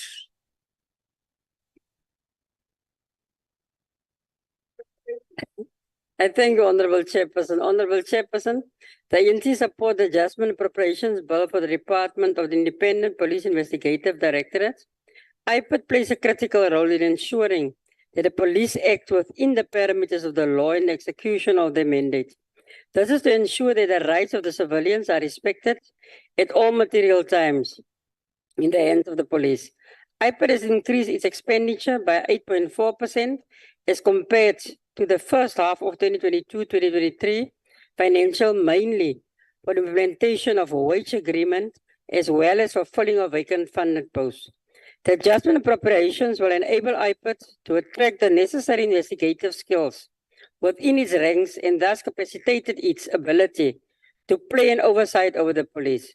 The ANC supports the Adjustment Appropriations Bill for IPID. I thank Honorable Chairperson. Thank you very much, Honorable Bartlett. The vote is agreed to. The objection of EFF, FF Plus, and DA are noted. I now put vote 25, Justice and Constitutional Development. I've been informed that the following parties would like to make declarations of vote in terms of Rule 78, EFF, DA, and ANC. We start with Honorable K. Mutsamai. Chairperson, the EFF reject budget of the Department of Justice. We reject the budget of the department which has turned access to justice into elusive dream for the million of our people for whom courts remain out of reach because of the exhibited cost it takes for one to access justice. Legal Aid Board, which is meant to enable the poor to access justice, is poorly managed, and there has been nothing done to ensure that the board is properly staffed to guarantee quality legal representation to our people. Minister, the NPA has not prosecuted any of the high-profile criminal cases that should be low-hanging fruit for them in this country. They have told us that they do not possess the capacity to prosecute racist criminals such as Marcus Joste. And you have also shown us your incompetency by bangling up the so-called reputation of the Gupta family. The investigative directorate is also toothless, as the NPA itself. To date, that directorate has not done any of the things that were expected of it. Many high-profile criminals are walking around unboarded, and many of them, including their enable, are walking around with blue lights as cabinet ministers in this country. The former liberation movement or in office will never be a sustainable solution to South African development problems in the foreseeable future. We reject budget of justice system that is not able to investigate and prosecute criminals without fear of favor. We want a human rights commissioner that is deeply rooted in the idea of justice, particularly for this possessed majority. We want our courts to be left independent to interpret law without undue influence of the rich and the powerful. We want the NPA to be free of corruption and prosecuting without fear of favor, because that is the only way they would regain their attendant dignity. Followed by Honorable I thank you, Chair. G. Mikalakis. Thank you, Chairperson. The table was updated earlier today that we will no longer be making a declaration. We already touched on the issues of the MPA in the declaration for correctional services. Thank you. Thank you very much, Honorable Mikalakis. They were followed by Honorable Sheikh. Thank you very much, Honorable Chairperson. The African National Congress supports budget on justice and constitutional development, and other entities and institutions receive their budget allocations under the Justice and Constitutional Development Budget Vote. These entities include the NPA, the Information Regulator, Legal Aid South Africa, the SIU, the Public Protector South Africa, and the South African Human Rights Commission. We appreciate the department's efforts in improving its audit outcome from a qualified opinion to unqualified with findings. The Guardians Fund, the President's Fund, Justice Administration Fund, and Legal Aid South Africa sustained unqualified audit opinions with no findings for 2022-23. We note the regression of the Public Protector South Africa and SIU's audit outcomes from clean audit outcomes. We encourage these entities to work on improving, as they are both critical in our fight against maladministration and corruption. Legal Aid South Africa continues to play a critical role in ensuring that justice is dispensed. It provides legal representation, which is an element of access to justice. For the 22nd consecutive year, it received a clean audit. Chairperson, budget cuts are gravely concerning, and any budget cut on Legal Aid South Africa would negatively impact on court coverage and the delivery of legal aid services to indigent and vulnerable persons. We appreciate the greater levels of collaboration and coordination within the justice value chain. We encourage the department not to relax its efforts and work harder to ensure that justice is not just done, but it is also seen to be done. The ANC supports Budget Vote 25. Thank you. Thank you very much, Honorable Sheikh. The vote is agreed to. The objections of the DA and EFF are noted. I now put vote 26, military veterans. I've been informed that the following parties would like to make declaration of vote in terms of Rule 78, EFF and ANC. We start with Honorable K. Mutsamai. Oh, sorry. Honorable. Sorry, Honorable Chair. The Freedom Front Plus also objected to that bill. It was submitted in the documentation, but it's not listed on the final document. Okay, the FFF plus the objection is also noted. Thank you. Honorable K. Mutsamai. Thank you, Chairperson. The economic freedom fighters reject the budget for military veterans. We reject the budget of department which failed to support and recognize military veterans for their contribution to bring about the realization of a peaceful democratic South Africa. This department is not sensitive to the many challenges faced by the veterans after they leave the military.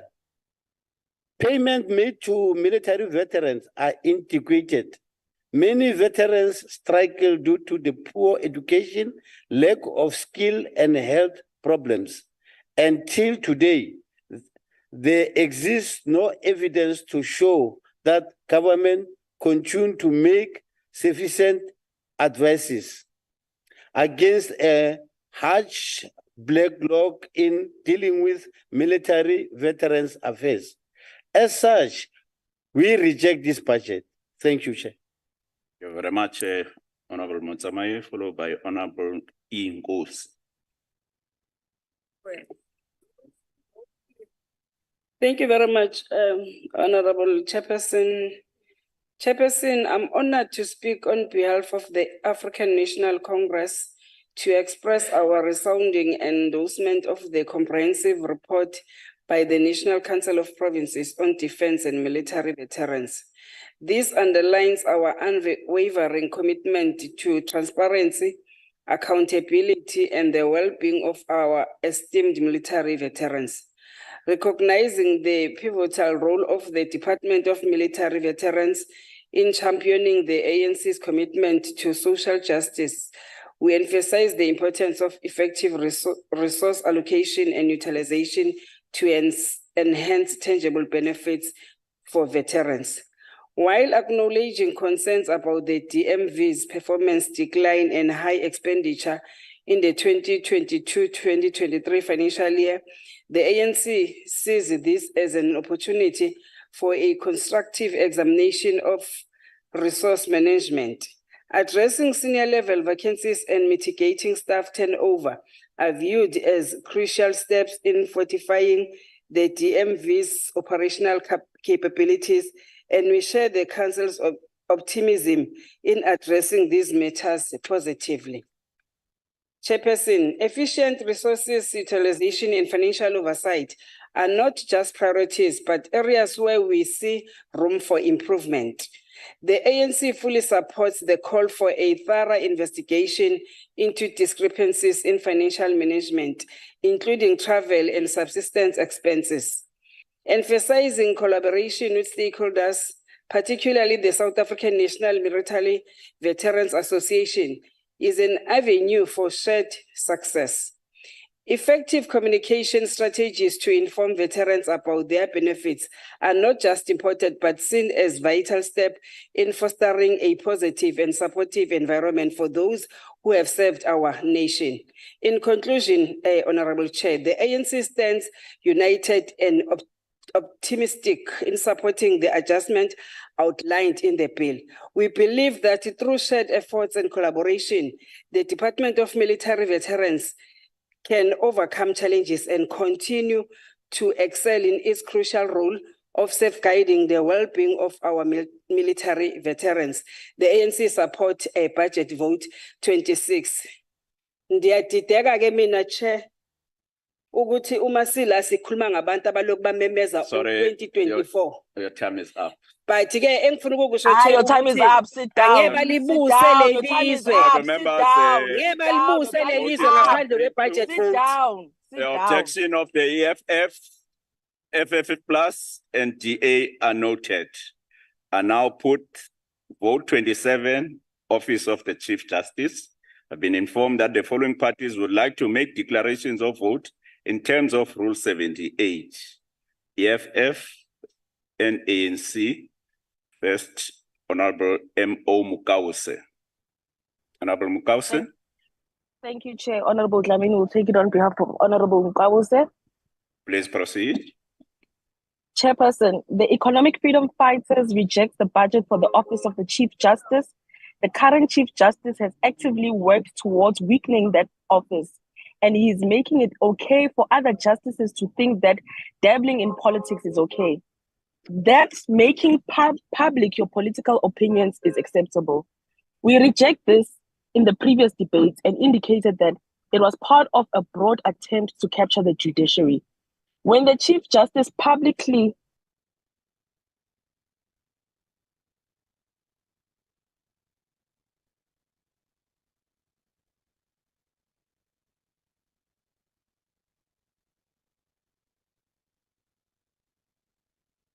Honorable Dlamini, are you still there?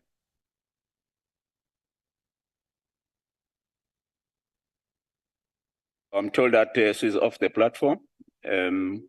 We move to Honorable Bartlett. Thank you very much. Thank you very much, Honorable Chairperson. Honorable Chairperson, this budget vote on the Office of the Chief Justice is a reflection of the ANC's commitment to an independent judiciary, support for the rule of law, the doctrine of separation of powers in the administration of justice. An independent judiciary is a fundamental element of democracy.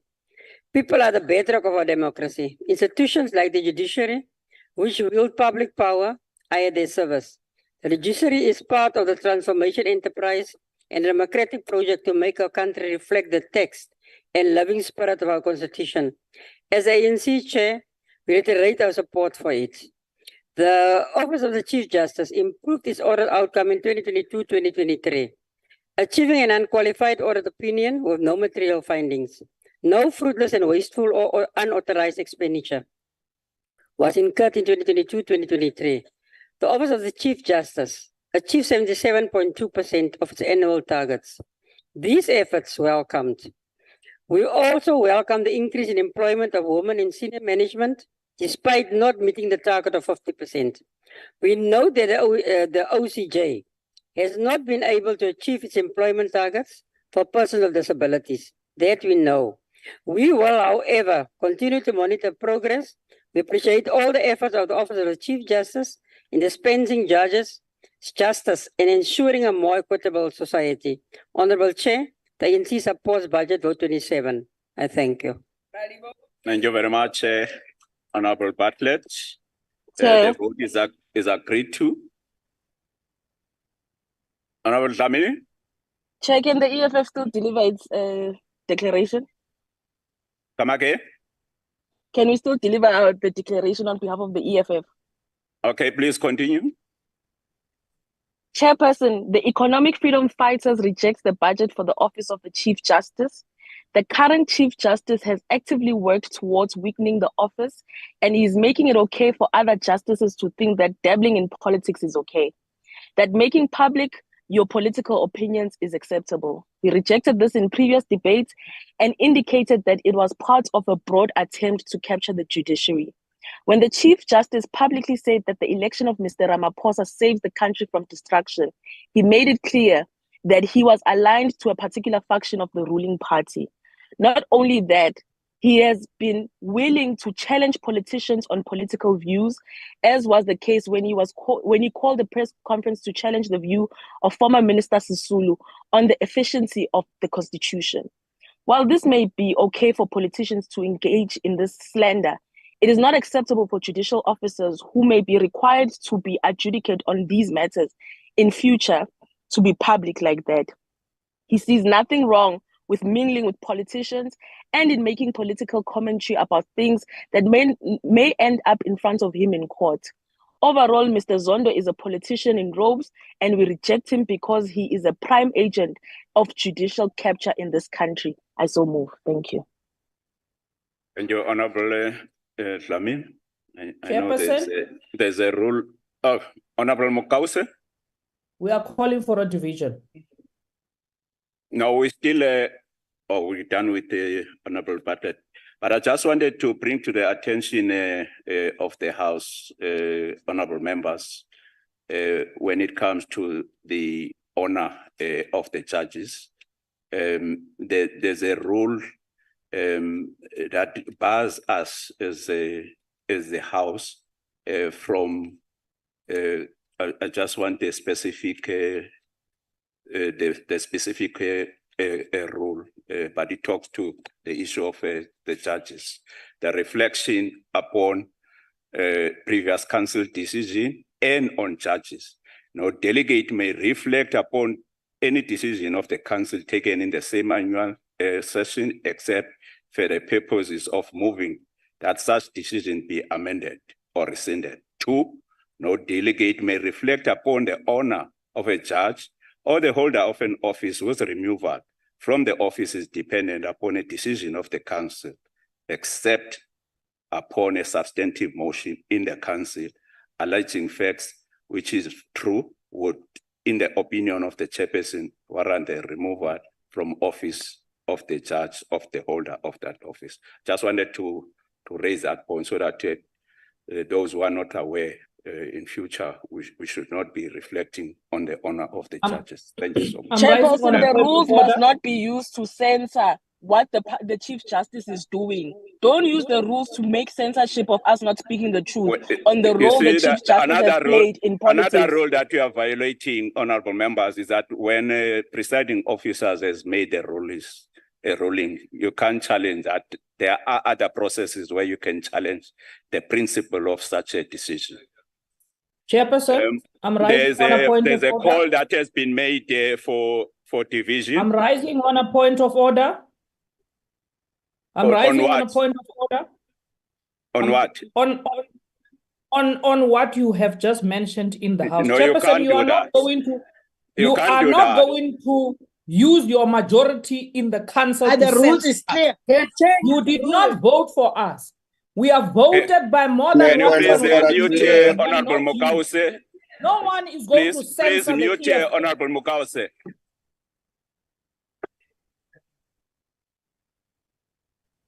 Long live the chair. The vote is agreed to. The objection of FF plus and DA are noted. I now put vote 23. I had called for a division. Can we have then the four delegates? Can we be helped? Those on the platform. Delegates one, Honorable Dlamini, Chair. Please note. I'm told that there are three on the platform. Are they raising their hand? Okay, so we have four. We have four. Division have been called. I will now allow a 15-second window to delegates who are outside the chamber and virtual platform to join the House.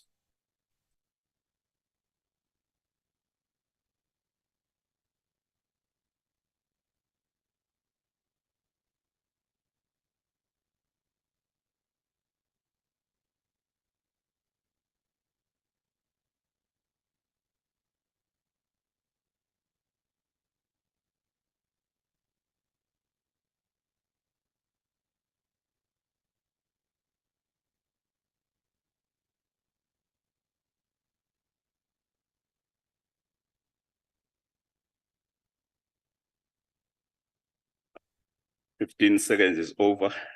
We now proceed to voting on the question. And the question is that the vote be agreed to. Delegates who vote in favor should please raise their hands. Please keep your hands raised.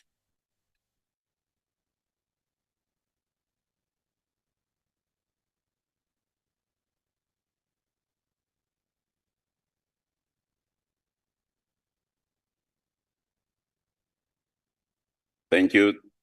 The count is complete. The host will lower all the hands on virtual platform. Delegates who vote against should please raise their hands. Please keep your hands raised.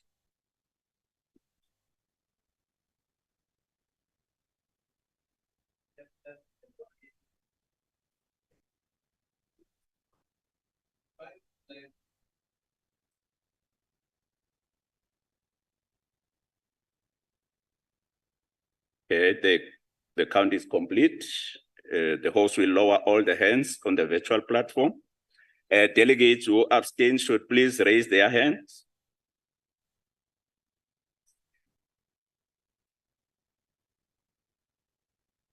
Okay. The voting is now closed. The table has submitted the results, and the results are as follows: in favor, 34, against 16, abstain 0. The vote is agreed to.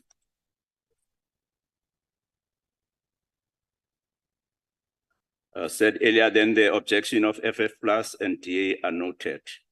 I now put vote 28. No, Chair. Please note the objection of the EFF. Note the objection of the EFF. I now put vote 28 police. I have been informed that the following parties would like to make declarations of vote in terms of Rule 78. The following parties, EFF, FF Plus, DA, and ANC. We start with Honorable K. Mutsamai. Honorable Mutsamai on police. Can we set the time, please, to 3 minutes? Okay, thank you, Chair. Chairperson, the EFF reject the budget for police. We have a various platform noted that South African has become a heaven for criminals to do as they please, with disturbingly high level of gender-based violence and murder rate, which is spilling out of control, and rates of public assassination across all spheres of society. And every quarter, South African crime statistics released by the Minister of Police reframe the alarming crime problem in the country. The level of violent crime have increased drastically since Mr. Ramaphosa became a president, with an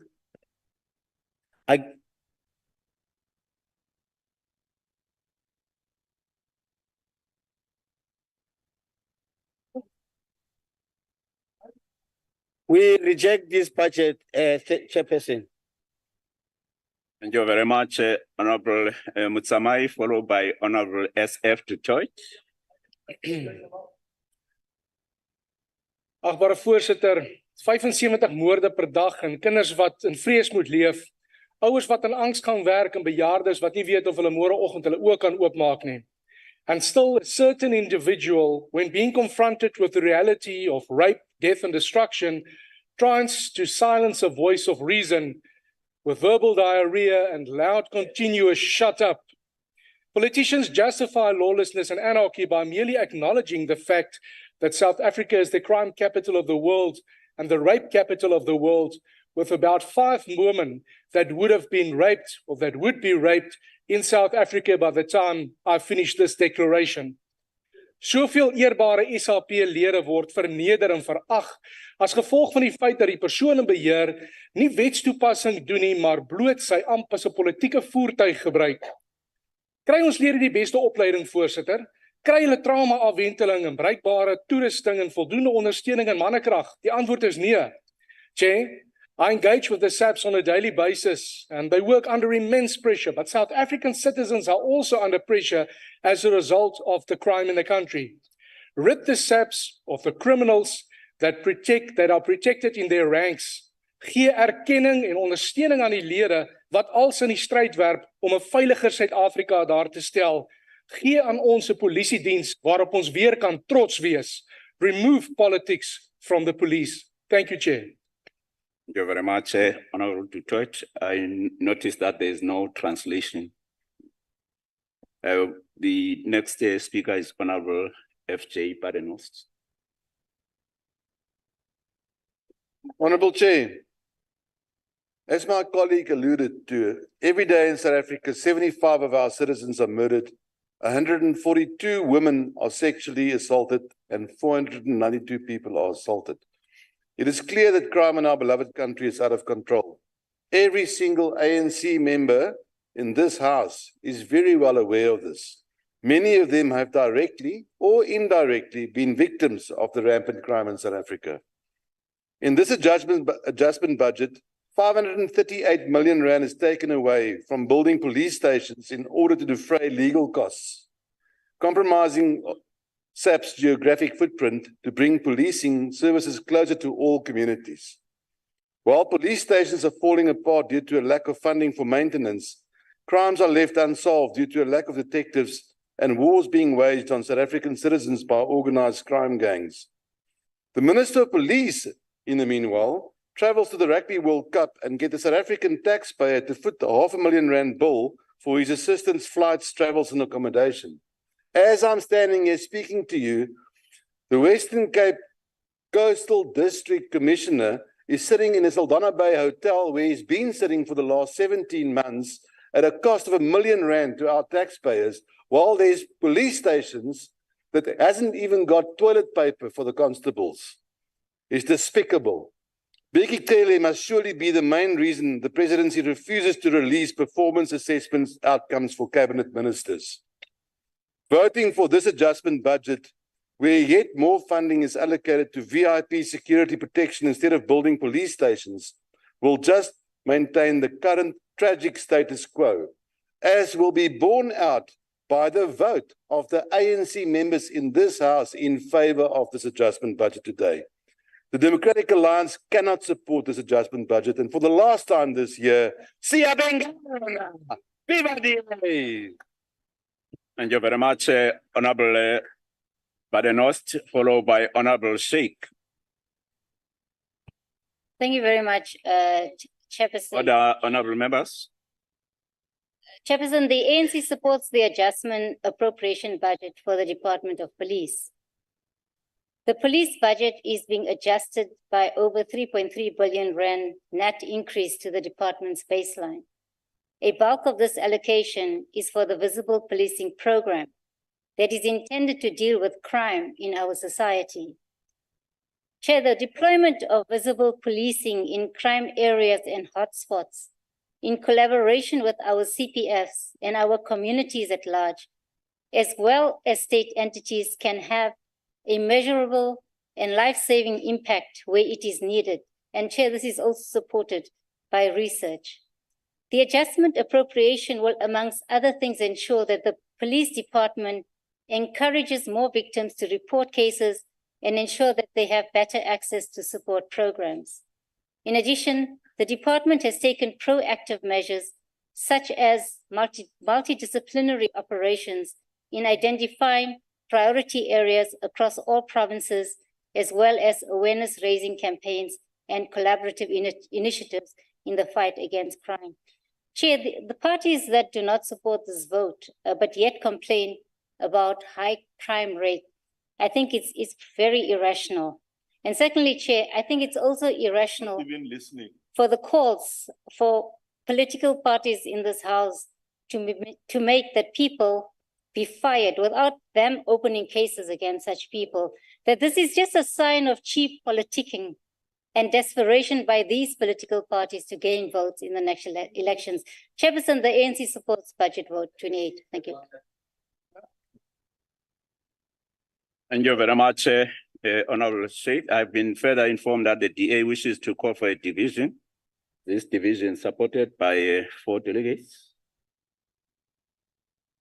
Yes, indeed.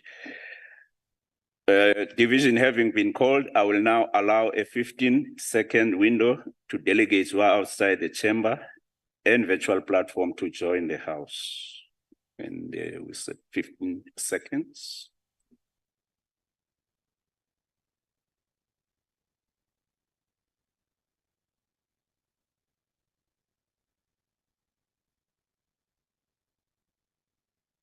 I think 15 seconds is over. We now proceed to the voting on the question, and the question is that the vote be agreed to. Delegates who vote in favor should please raise their hands. Please keep your hands raised.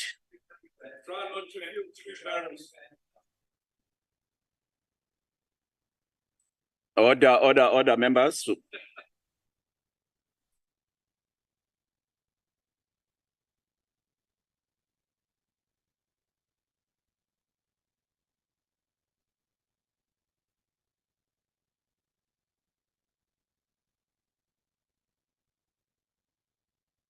Thank you. The count is complete. The host will lower all the hands on the virtual platform. Delegates who vote against should please raise their hands. Please keep your hands raised.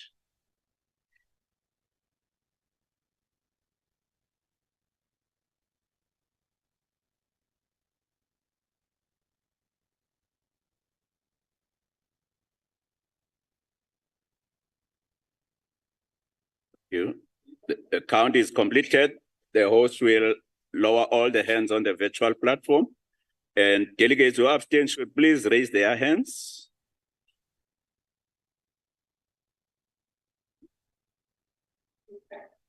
The count is completed. The host will lower all the hands on the virtual platform. Voting is now closed. Table has submitted the results. The results are as follow. In favor, 33. Against, 18. Abstain, 0. The vote is agreed to.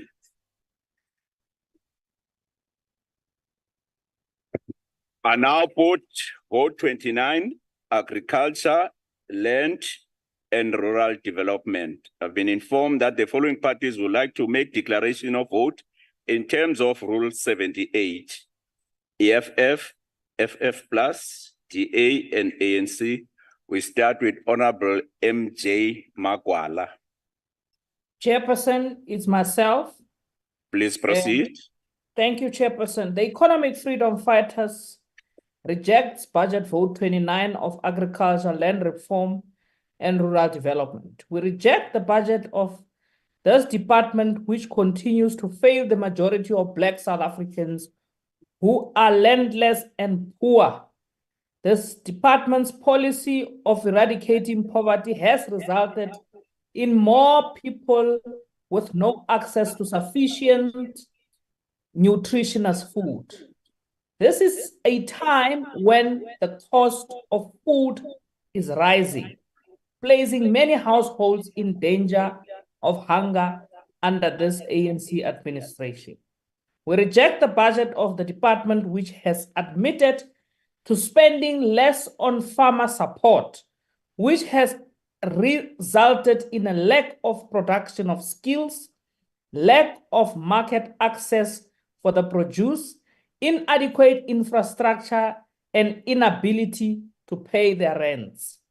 We therefore reject this budget, which is out of touch with the reality of the land and agricultural challenges faced by this country and many farmers. Under your watch, we are still faced with the challenge of exploitation of farm workers by white farmers with little recourse. And the condition of workers under the white farmers have not improved at all, as they are still being evicted and treated inhumanely. We reject the ANC government's failure and unwillingness to radically transform the lives of the majority of landless people in this country. We reject this budget, Chair, and we call on the electorate to vote the ANC out of power come 2024 and vote for the return of the land and vote the EFF into power. Therefore, we reject this budget with the contempt it deserves. Thank you. Thank you very much, Honorable Makause, followed by Honorable F. Du Toit. Agbare voorsitter, landbou was nog altyd in spesifiek die afgelope paar jaar sedert COVID die ruggraat van die Suid-Afrikaanse ekonomie. Landbou was die afgelope paar jaar van die min aktiwiteite wat stabiele groei en winste en werkskeping getoon het. Ons boere, landbouers, beoefen hul beroep nie net omdat dit 'n bron van inkomste is nie, maar omdat dit 'n leefwyse is, 'n strewe na sukses, 'n passie, selfvervulling en behoud van hul medemens. And what does government do, Chair? No less than 496 million rand was taken away from the agricultural vote. 496 million that could have been utilized to stimulate the sector and expand the sector and modernize the sector. Maar wat nog? Waterregte word verpolitiseer. Rasgraderings bepaal hoeveel water jy mag gebruik en of jy water mag gaan gebruik, voorsitter. Boere gaan gebuk onder die verwoestende brande wat die afgelope paar maande verwoesting gesaai het in ander provinsies, maar meer spesifiek in die Noordwes-provinsie, waar ons steeds wag vir ingryping van die regering, nasionaal en provinsiaal, en al vele kere gevra het dat die Noordwes-provinsie tot 'n rampgebied verklaar word, waar hulp verleen kan word aan alle boere wat negatief daardeur geraak is.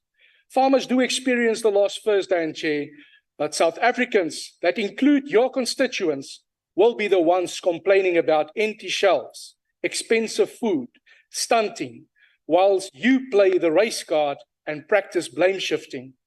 Help South Africa declare the scorched Northwest Province to a disaster area and provide the necessary assistance to all affected. Voorsitter, die boere sal aanhou boer, aanhou plant en aanhou om te verbou. Boere, julle is die voorbeeld van standvastigheid, van deursettingsvermoë, van aanhou, van hoop.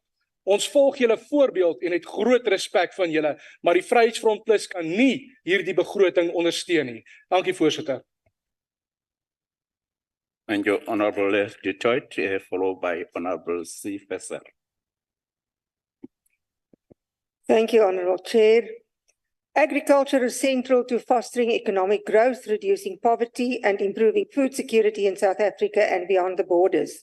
More than 70% of the rural population depends on agricultural for their livelihoods, and regional economic growth has been constrained by poor performance in the agriculture sector. Thanks to commercial farmers for saving the ANC's woeful performance on agriculture and land reform progress. The DA applauds the farmers' spirit of resilience and inclusiveness despite the ANC government's racism they face. And the dismal failure to implement rural safety plan, where 4 farm attacks happened in 2 weeks in Northwest. Agricultural economists have warned if the proposed financial cuts be implemented, it could lead to reduced productivity and hamper viable projects aimed at food security and development, negatively impacting on food security. The intention must be to rationalize the public service, infuse efficiencies, eliminate moribund or dying projects, reallocate resources to areas that would spur growth, contribute to prioritizing food security, and stop spending on redundant garbage programs, ghost workers, and inflated salaries and bonuses. The country is facing enormous challenges such as deteriorating infrastructure, poor municipal services, access to new markets, and then the frequent outbreaks of animal diseases and plant health issues. The modernization of the onderstepoort biological products and increased partnership with the private sector to produce vaccines should be expedited given the emergencies regarding the diseases the country is facing. We do not expect cuts in projects in the agricultural space, given the challenges that we face posing a threat to food security and the uncontrolled conditions of famine of millions of hungry South African children and the most vulnerable unemployed masses growing by the day. 30 years after Mandela's Nobel Prize, South Africa faces a stark choice: food security or hunger. Budget cuts should be elsewhere and not in agricultural, because government should be the custodian protecting food security for South Africans. The Democratic Alliance will not support budget vote number 29. Thank you. Thank you very much, Honorable Professor. The next speaker is Honorable T.C. Modise. Chairperson? Oh, I'll take it. Honorable Bibi. Okay. Thank you very much, Chairperson. Ngiyaqala ngempela bonke laba bantu abakhuluma ngokuthi bazobusa 2024 kodwa nje abayisupport budget. Nithini lapha kubantu nizobenzelana uma ukuthi imali ayikho? Hayi cha bandla beniphupha anindawo. The African National Congress supports the budget, Chairperson, of vote 29, and we are committed to ensuring that we focus on how we achieve alleviating poverty, increasing growth and development through the agricultural sectors, addressing dispossession and past injustice, creating an environment of sound land administration, and provide equitable distribution of land for our people. We believe as department and government that the recent appropriation bill speaks to allow farming practice that will enable the conservation of land, water, plant, and animal genetic resources, economically viable and socially acceptable. We see the adjusted appropriation bill will deliver the African National Congress-led government closer to achieving its vision and objectives of the National Development Plan by 2030 to make sure that we eliminate inequality, unemployment, and poverty. The NDP states that the agricultural sector has a potential to provide close to 1 million jobs by the year 2023. And this target can only be achieved if we promote and develop an integrated and inclusive rural economy, where we see a huge participation by our people in the sector. As those in government involved with agricultural land reform and rural development, we understand that to achieve rural development, economic development, and growth for all our people in South Africa, the agricultural sector plays a key role. We also acknowledge the contents of the adjusted appropriation bill will assist dialed on the Preservation and Development Agricultural Land Bill, which seeks to provide insight on how agricultural land can be managed through legislation and regulations on how to provide declarations for areas with protected land for agricultural usage to ensure food security. We trust in that the adjusted as I conclude, adjusted appropriation bill will also assist small-scale farmers to be equipped and education and skills training, leadership skills, problem-solving skills, and we need to investigate the matter to unsuitable working hours. Thank you very much. Thank you so much, Honorable Chairperson. Honorable members, the vote is agreed to. The objections of the EFF, FF Plus, NDA are noted.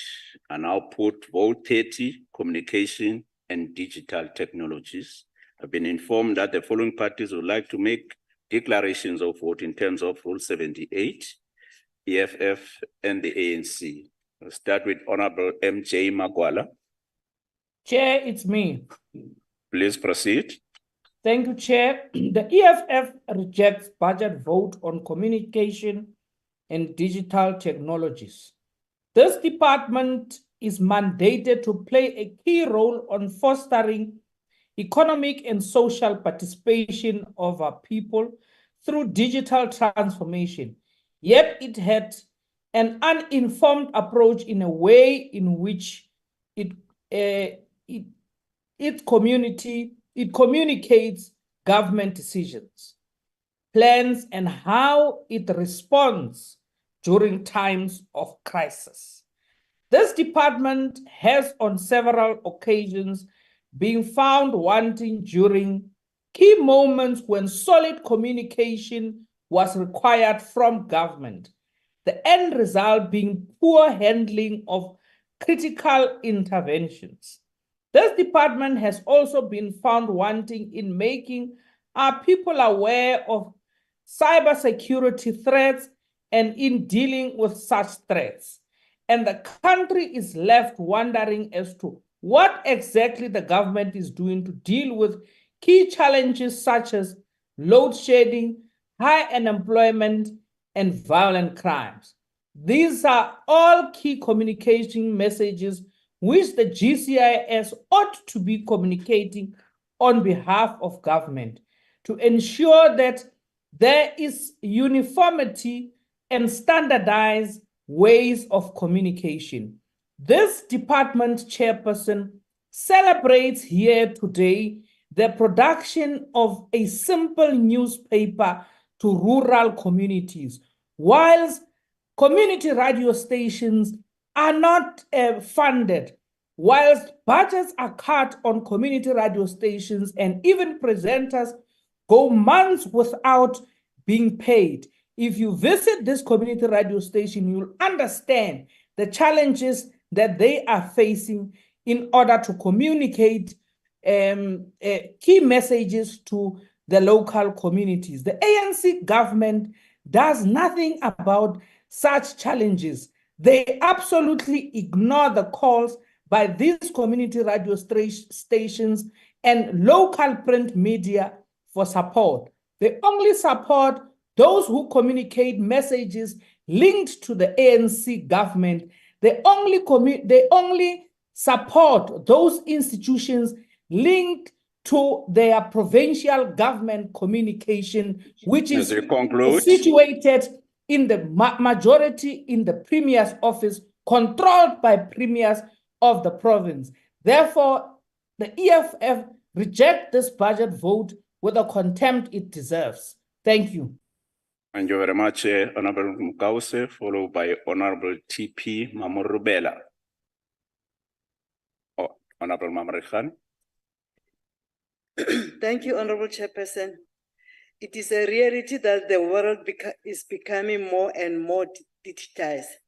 Artificial intelligence and the Internet of Things are growing phenomenon in society.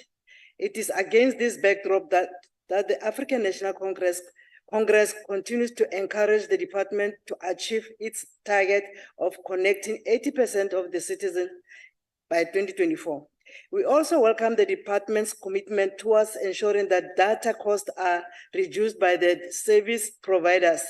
Households are now able to get unlimited access to the internet for as low as 249 per month and spend only R5 for one gig for a day. We look forward to the completion of phase 2 of the South African Connect program, and we welcome that the department has since received funding from National Treasury to the tune of 1.1 billion rand 2023-2024 year and 1.9 billion rand 2024-2025 has already been allocated for the financial 2023-2024 financial year. We implore NEMISA to continue to facilitate and monitor the training of young people, particularly from previous disadvantaged backgrounds in pre-entry level digital skills, data science, and machine learning. Honorable Chairperson, we know that the department achieves 77% of its annual targets while spending 98% of its adjusted budget allocation. We would like to urge the department to match its spending with performance. We implore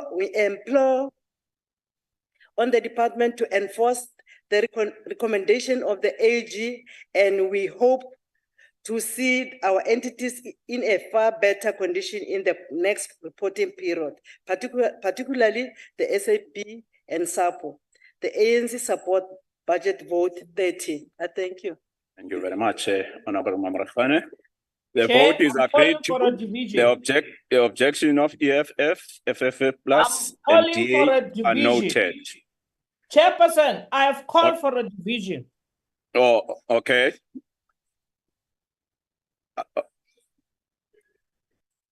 Okay, I've been informed that the EFF wishes to call for a division. Is the division supported by 4 delegates?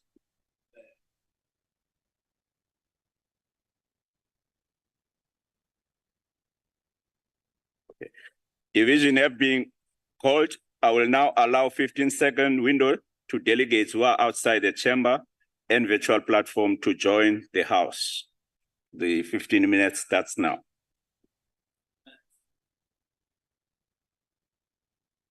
Second, sorry, I keep on saying minutes.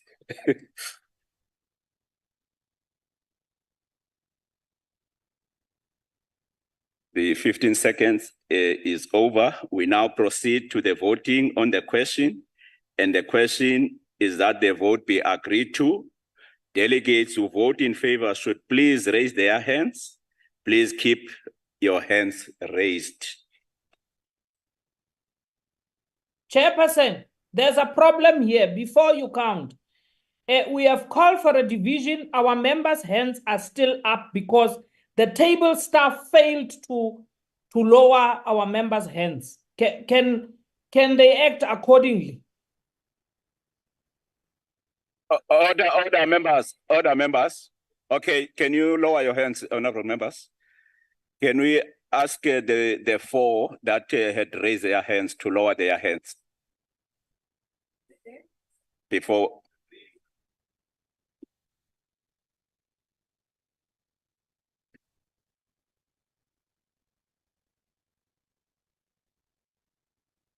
Okay, we start now. Delegates who vote in favor should please raise their hand. Please keep your hands raised.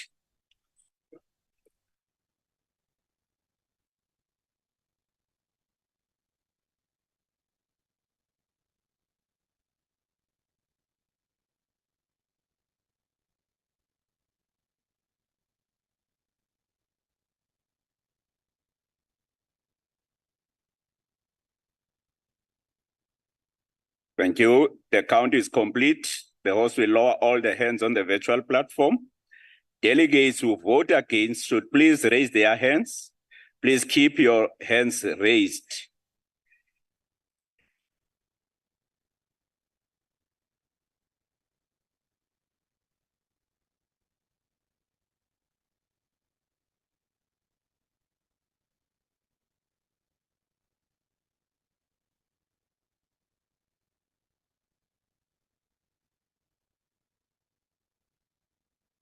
Okay, thank you. The count is completed. Honorable Okam, the count is completed. Delegates who abstain should please raise their hands.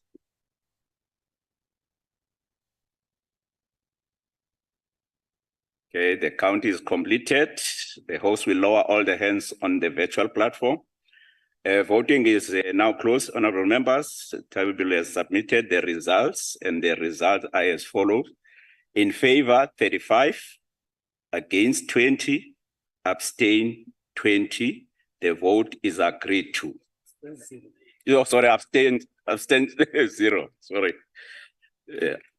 I now put vote on employment and labor. I've been informed that the following parties would like to make declarations of vote in terms of Rule 78, EFF, Honorable TL Abangwana, FF Plus, Honorable SF Toit, DA, Honorable HS Boshoff, ANC, Honorable Mohai. Honorable Shlabangwani.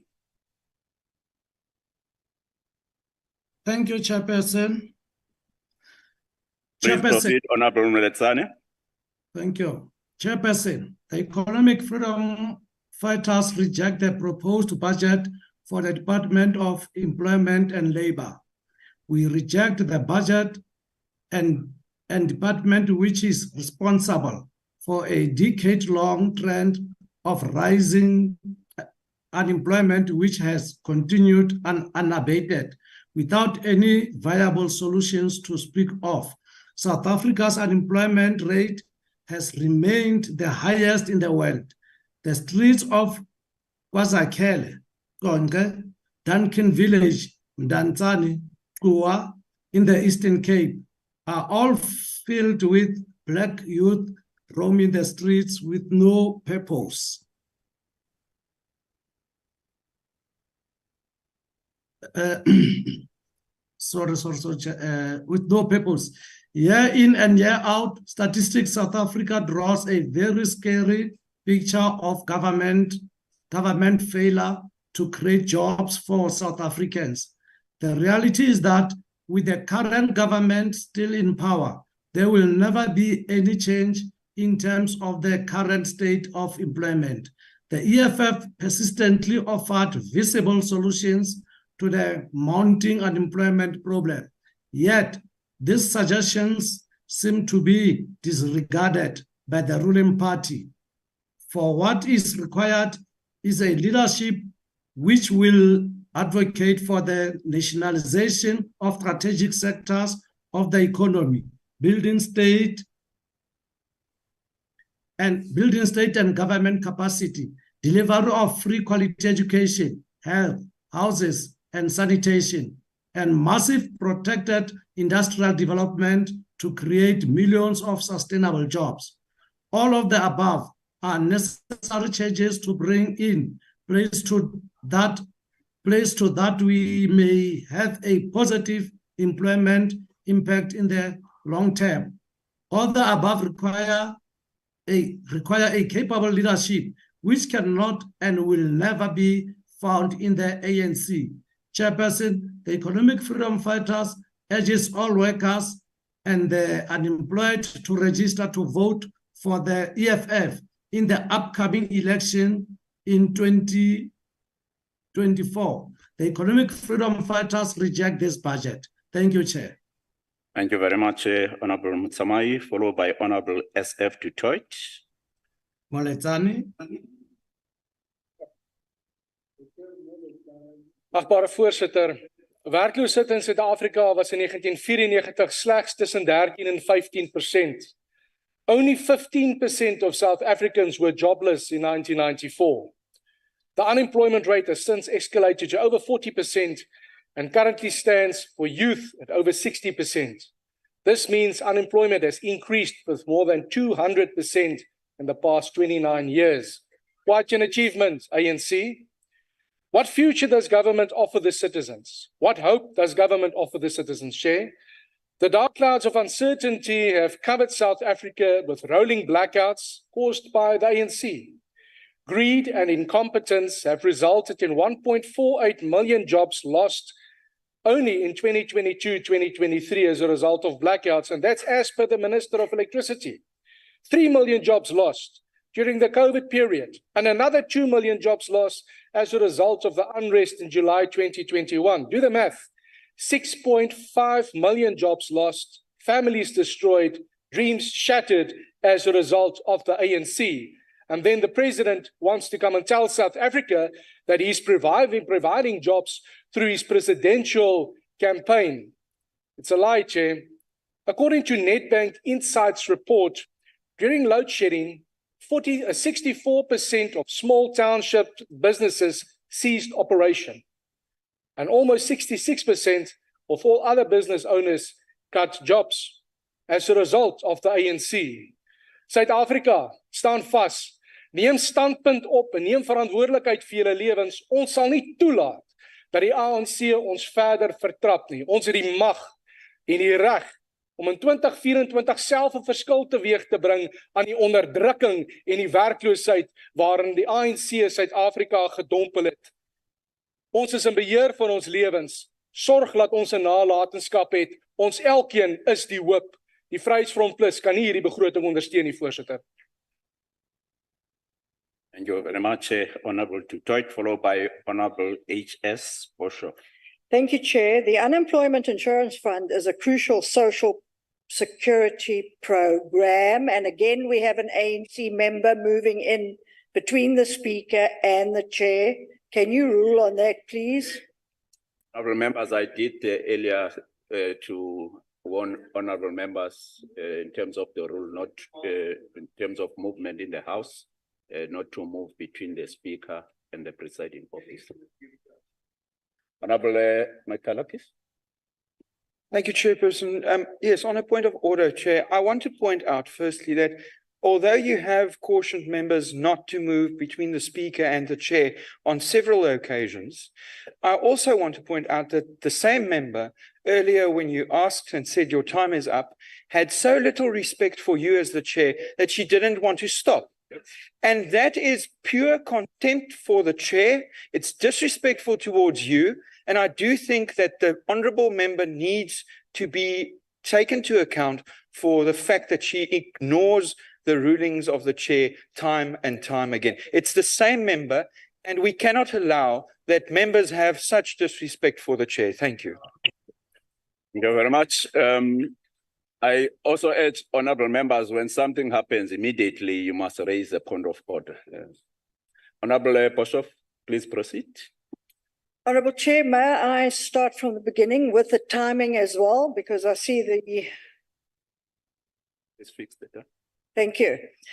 The Unemployment Insurance Fund is a crucial social security program established to provide temporary financial relief to workers who become unemployed due to various reasons. It was introduced in South Africa under the Employment Insurance Act of 2001, aiming to alleviate the financial burden on individuals during periods of unemployment.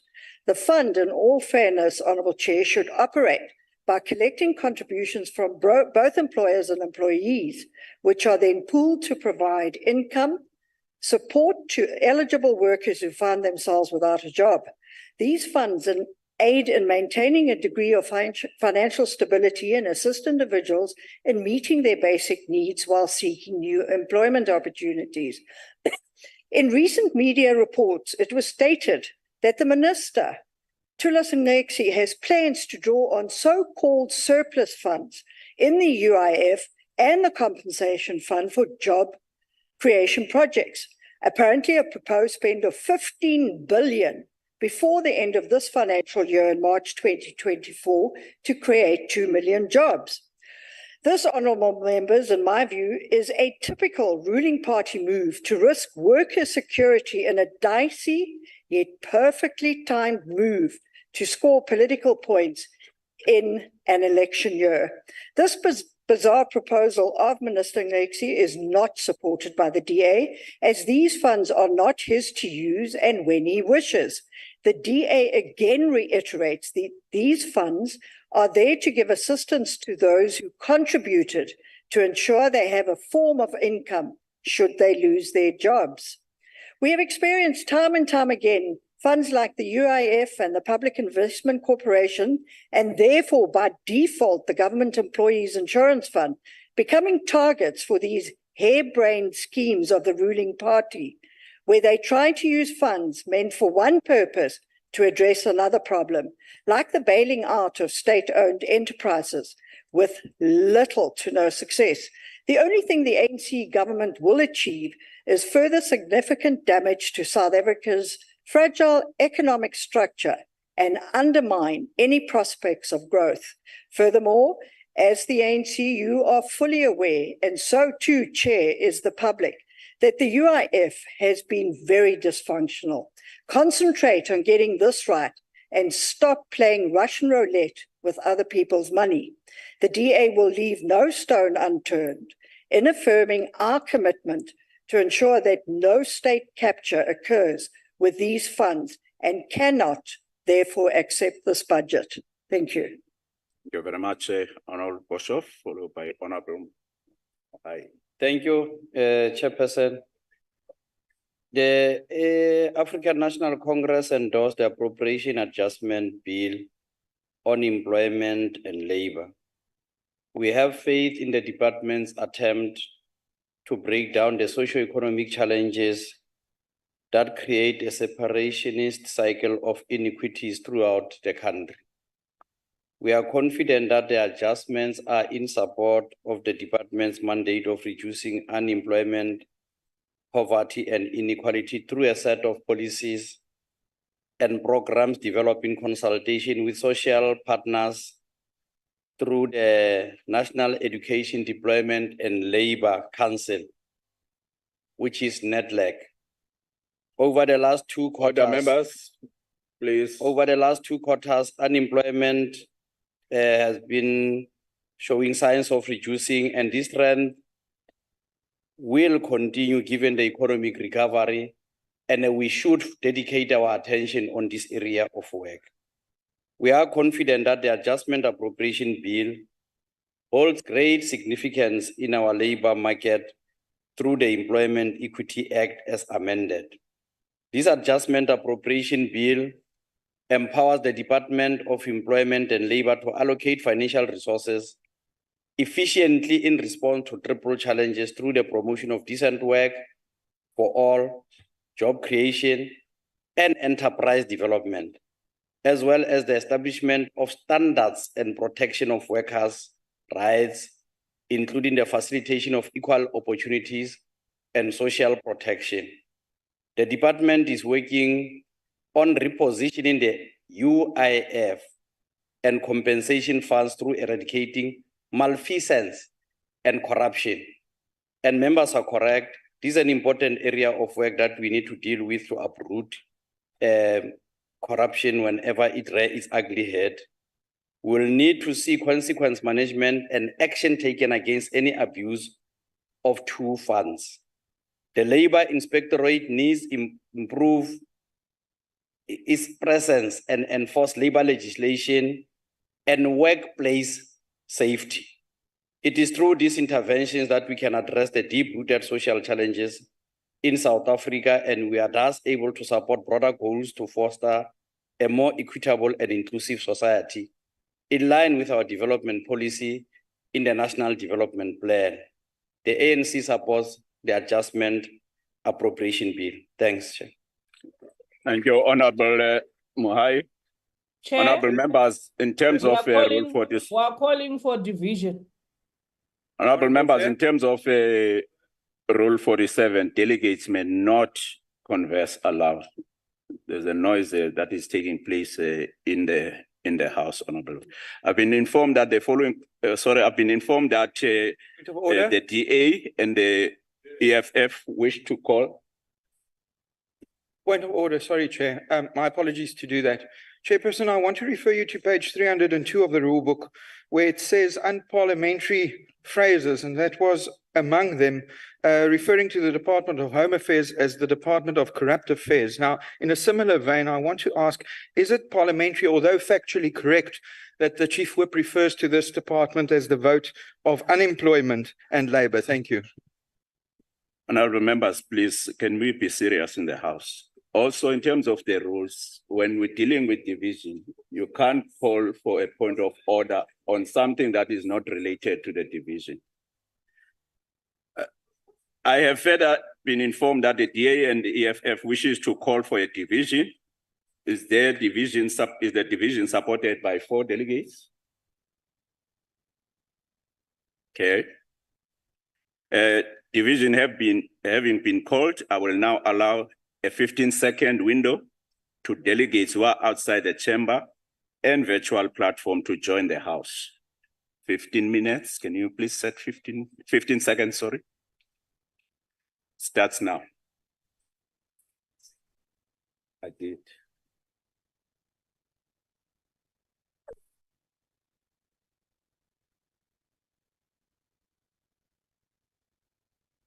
Uh, 15 seconds is over. We now proceed to the voting on the question, and the question is that the vote be agreed to.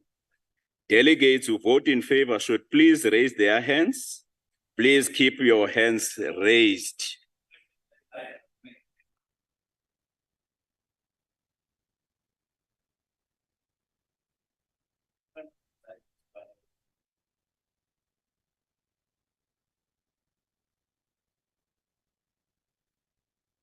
Thank you. The count is complete. The host will lower all the hands on the virtual platform. Please, can my vote be added to those that voted in favor? Because I struggled to press the raise hand. Okay. We now move to. Your Chair, me too, I've got a problem of network. It's Nita.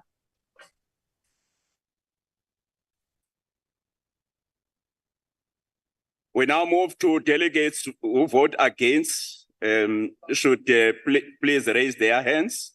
Please keep your hands raised.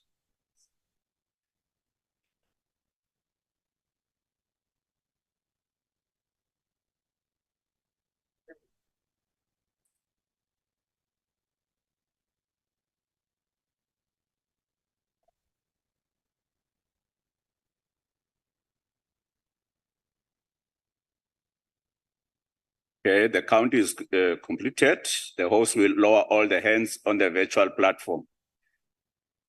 Delegates who abstain should please raise their hands. Good. Honorable Nita, please mute. Delegates who abstain should please raise their hands. Okay, the count is completed.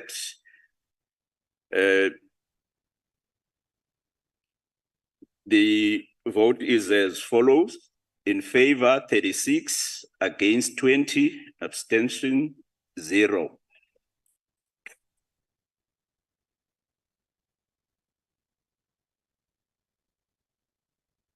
We now move to the next vote 32, environment, forestry and fisheries.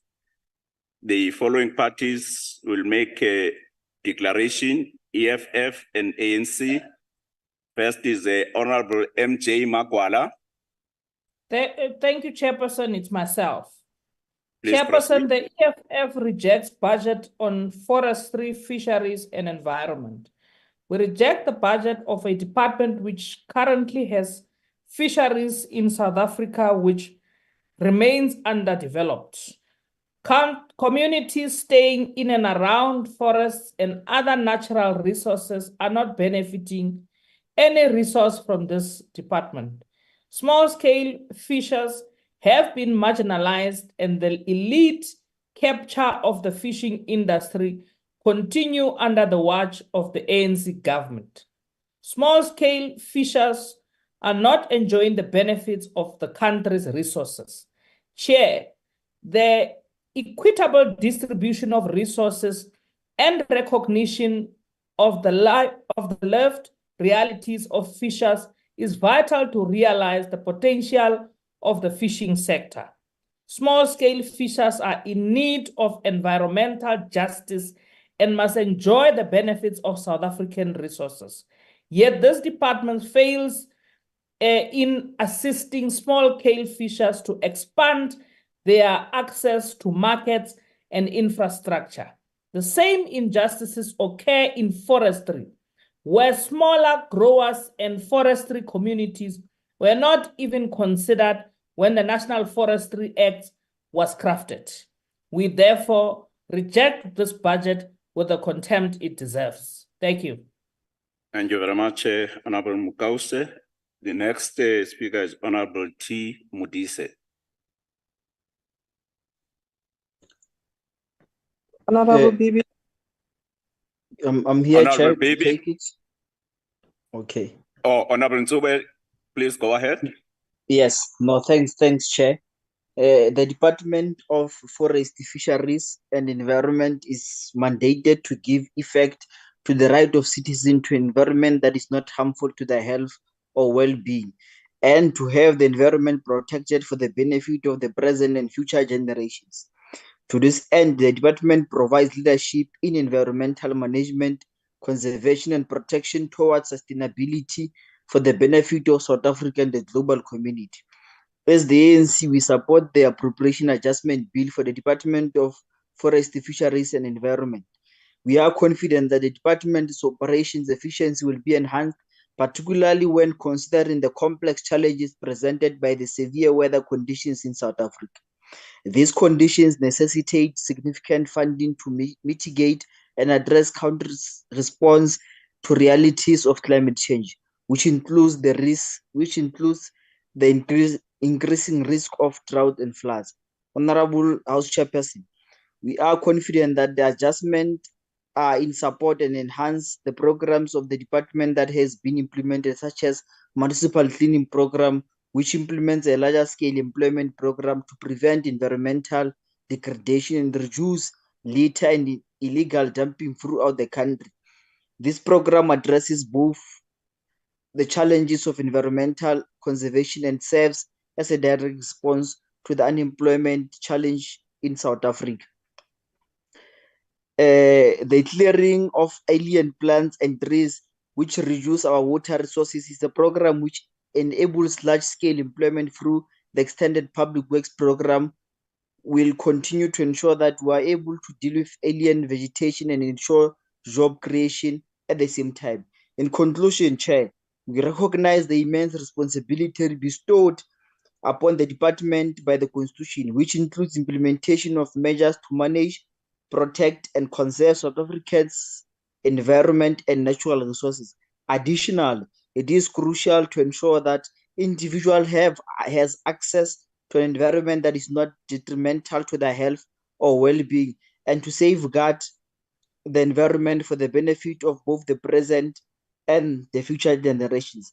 The ANC supports this budget vote, Chairperson. Thank you very much. Thank you very much, Honorable Nzube. The vote is agreed to. The objection of the EFF, FF Plus, and DA are noted. And now we are calling for division. Okay. It will still be the same. I have been informed that the EFF wishes to call for a division. You did not vote for us. Is a division supported by 4 delegates?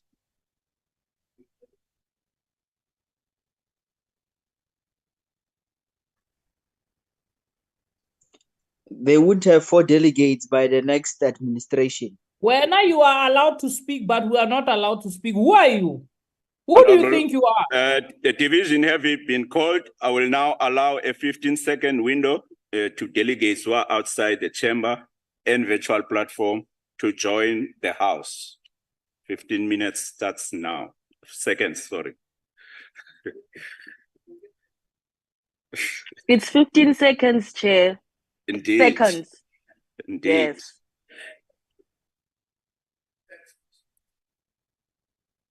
Jy sal nie dood as jy 15 stink nie. seconds is over. We now proceed to the voting and the question and the question is that the vote You must be stop agreed to. insulting us, Deputy Chair of the Delegates Council. will vote in Stop favor. insulting Should us. David, leer please te weet wat raise is their insulting. hands. Stop Please insulting keep your us. hands You are raised. sleeping. You are talking to us in bed. Come back to the house.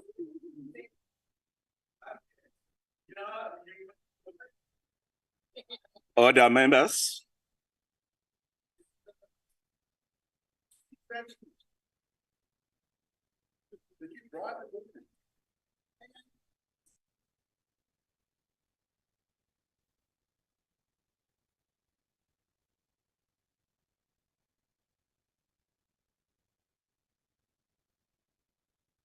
Okay, the count is complete. The host will lower all the hands on virtual platform. Delegates who vote against should please raise their hands. Please keep your hands raised.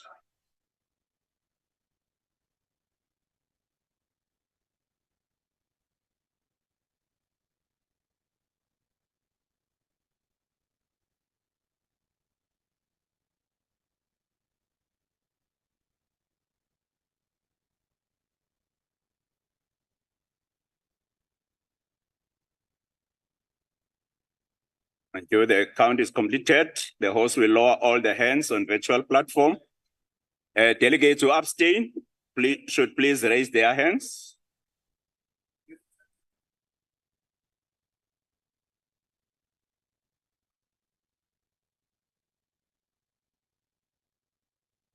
The count is completed. The host will lower all the hands on the platform. The voting is now closed, honorable members. The table has submitted the results and the results are as follows. In favor, 34, against 17, abstain 0. The vote is agreed to. I now put vote 33, human settlements. I have been informed that the following parties would like to make declaration of vote in terms of Rule 78, EFF, DA, and ANC. I'll start with Honorable M. Dlamini. Honorable Dlamini. Thank you, Chair. Chairperson, as the incoming government of 2024, the economic freedom fighters rejects the budget of the Department of Human Settlements. Wait, Chair, can I be put? Order, members. Please can continue. I say request to start over? Please with continue. the time as Honorable well? members, there was a ruling by the chair earlier that those who are on the virtual platform must not switch on their video, their microphone to heckle. Otherwise, if that happens, we will remove you from the platform.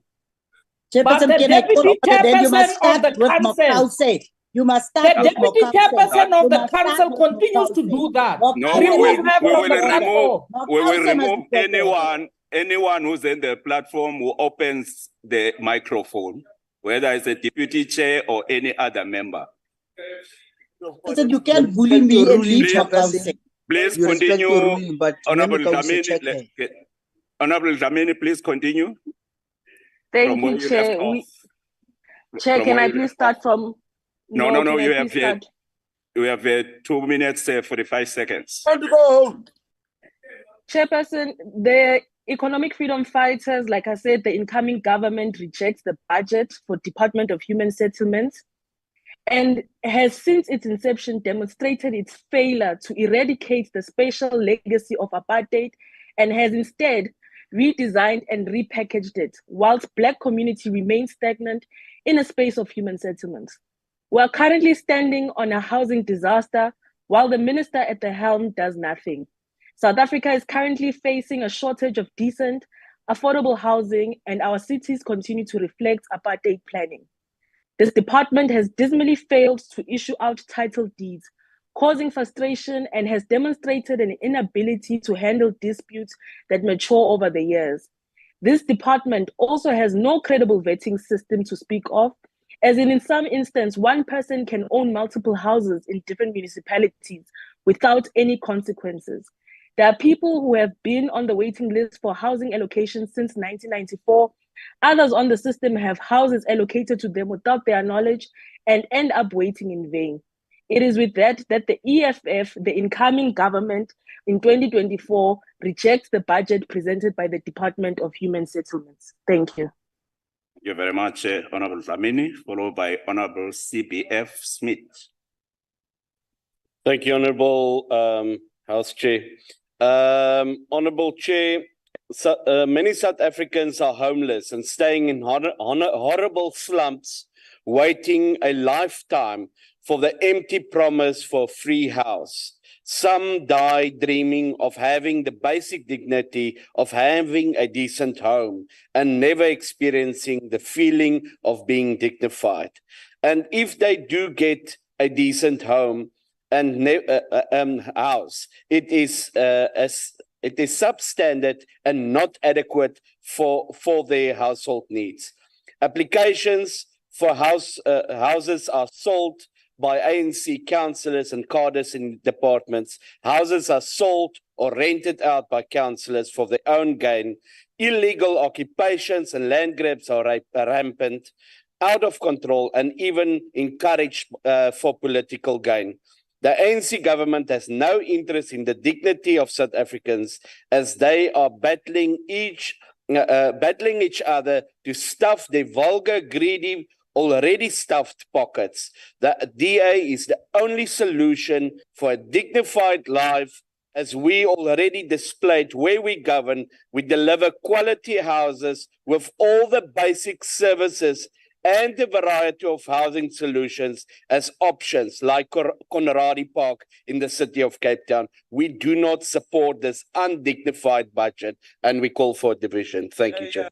And you, Honorable Smith, followed by Honorable TSC Dodovu. Honorable Dodovu. Thank you very much, Honorable Chair.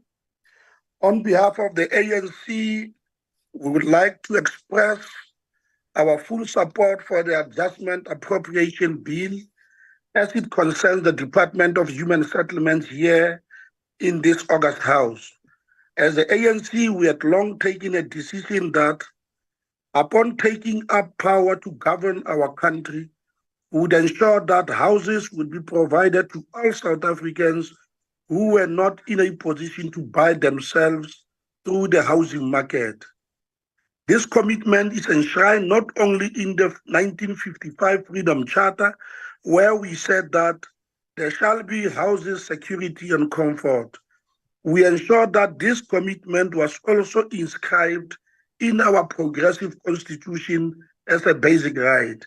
Section 20C of the Constitution states that every deserving South African has a right to adequate housing and that the democratic government should progressively realize this right within its available resources.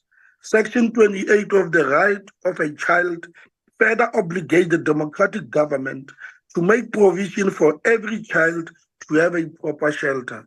It is the ANC-led government that has prioritized the provision of housing to vulnerable groups in our society, the elderly, women, youth, and people living with disabilities. And in this particular context, Honorable Chair, we fully support this particular budget because it will help the department itself to move the process forward, to continue to building houses for the people and to ensure that the people who live in informal settlements get better human habitation. Now, these opposition parties, especially the EFF and the Democratic Alliance, I think they live in another world. They are blind. They can't see the work that we continue to do. More than 7 million housing opportunities were created for our people, and the ANC continue to support our people in that particular sense. And it is unfortunate that they live in another world. And we say with this budget that we support this afternoon, we will continue to support and monitor and oversee the work of the department to ensure that it provides adequate housing to our people. And in that particular context, just we a are very, second, very happy. Honorable Dodovu. Yes, on Chairperson, your rule book, page 303, number 37 on that page says quite clearly you may not call a member a liar. I'd ask Mr. Dodovu to withdraw that comment. Thank you. Yes, Honorable Dodovu. Did I say they are lying, Chair? Yeah, just to answer the question, did you say that any member is lying? No, I've never said that, and I will never say any member is lying. They are not telling the truth. They are misleading South Africans, and as the ANC government will continue what is right for the people of this country. No, thank you very much. We'll have to look at that to answer it later. No, thank you very much, honorable members. Please go ahead, conclude, Honorable Dodovu. Yes, I'm saying that the Freedom Charter said there shall be housing, security, and comfort. This is what the ANC government is doing. And with all the limited resources that we have, within the constraints that the Minister of Treasury has pronounced in terms of the challenges facing our country, will continue to provide better housing to our people. Thank you very much, Honorable Chair. No, thank you very much. That, honorable members, takes us to the call for a division by the DA. Can we have an indication of 4, at least 4, okay? Delegates, members. Thank you very much. Let's pass that. Now we move on to the 15-second window to ensure that delegates who are outside the chamber and visual platform join the house. 15 seconds starts now.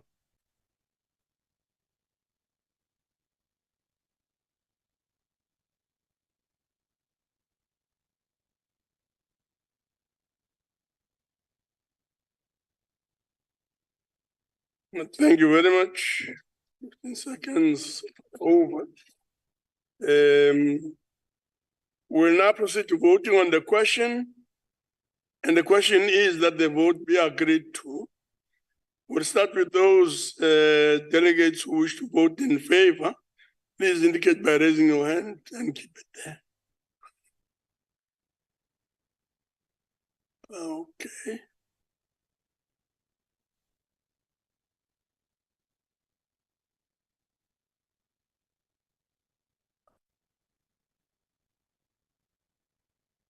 Thank you very much. We'll proceed to those who wish to vote against. Please keep your hands up.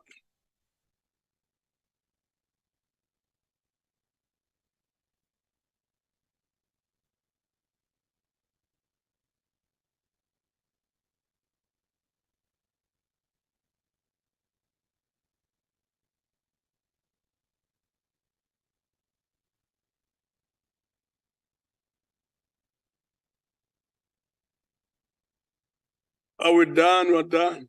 Thank you very much. We'll proceed to those members who are abstaining.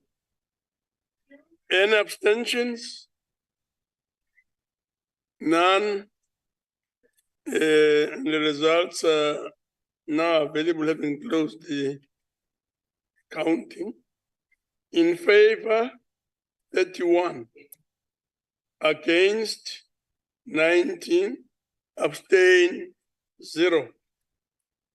The vote is therefore agreed to. The objection of the EFF, DA are noted. Thank you very much. We'll now move on to vote 34, mineral resources and energy. I put vote 34, minerals and resources and energy.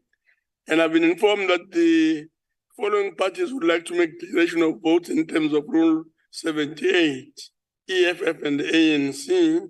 We'll start with the EFF, Honorable Makwala. Thank you, Chairperson of the Council. We are making this declaration and also calling for a division. Chairperson, the EFF rejects the budget for minerals, resources, and energy. We reject the budget of a minister which has failed to rebuild an effective and efficient department to ensure energy security in South Africa.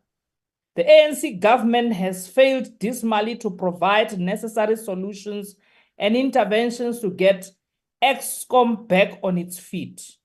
The renewal project has become nothing but a corruption project in its worst form, as was seen in the state capture report on ESCOM. We reject the budget of department which allows for illegal mining to reach crisis point, which poses a serious threat to national security. Illegal mining was associated with these thugs of the ruling.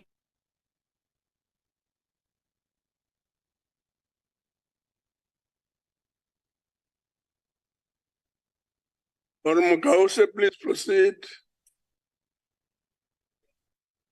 Going, gone. Thank you very much, Honorable Bibi. Thank you very much, Chairperson. The African National Congress supports the budget vote of 34. Specifically, total adjustments appropriation to the value of 479 million, inclusive of environments and ships earmarked for the Integrated National Electrification Program.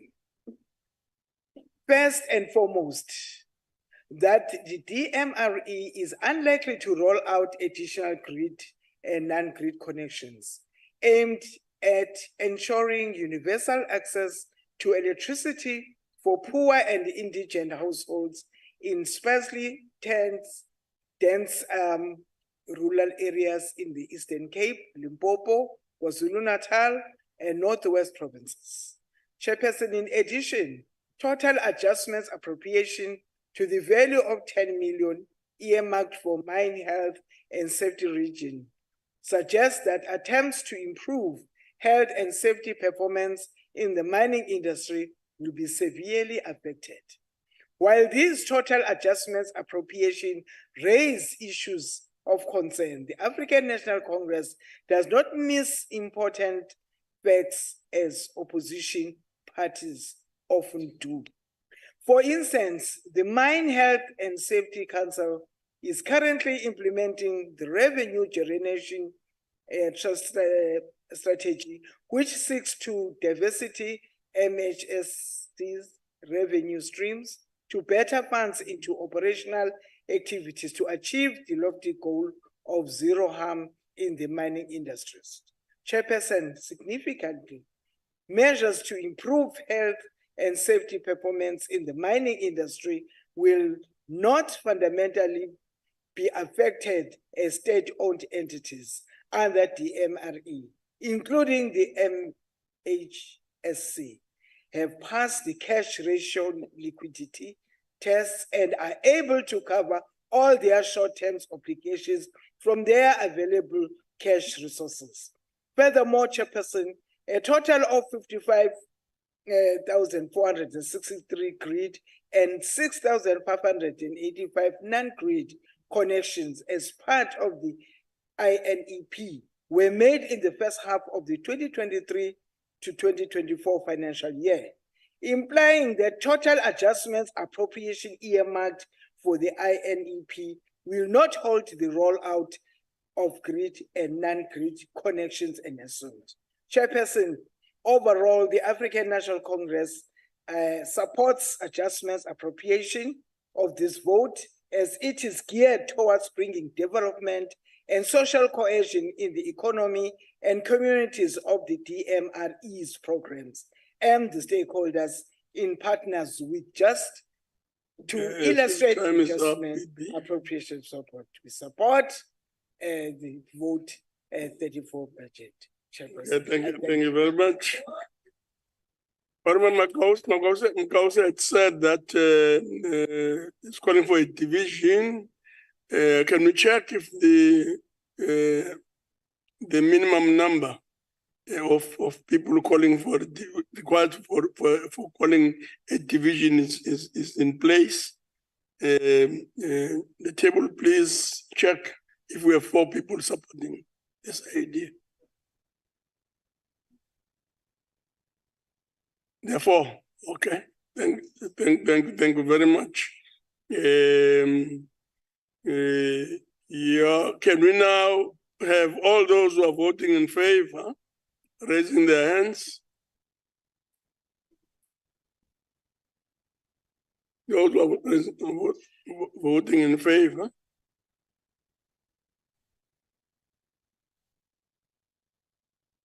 Yes. Sorry, Chair.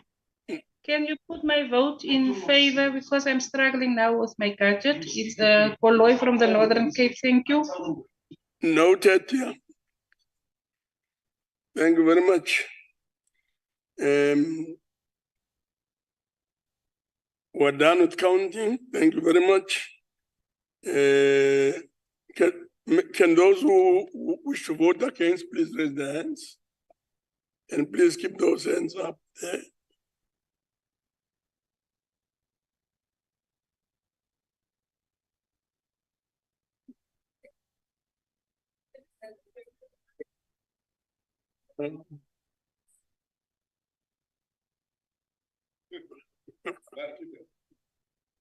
Yeah.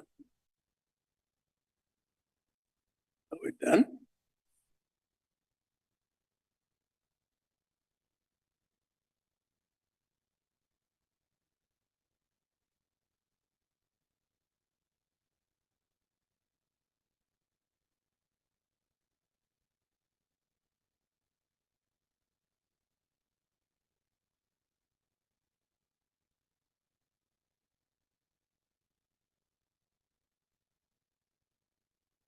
Sorry. To repeat again, in favor 31, against 15, abstentions 0. The vote is therefore agreed to, and the objections of the EFF, FF Plus, and DA are noted. Thank you very much. We move to vote 35, science and innovation. So I put vote 35, science and innovation.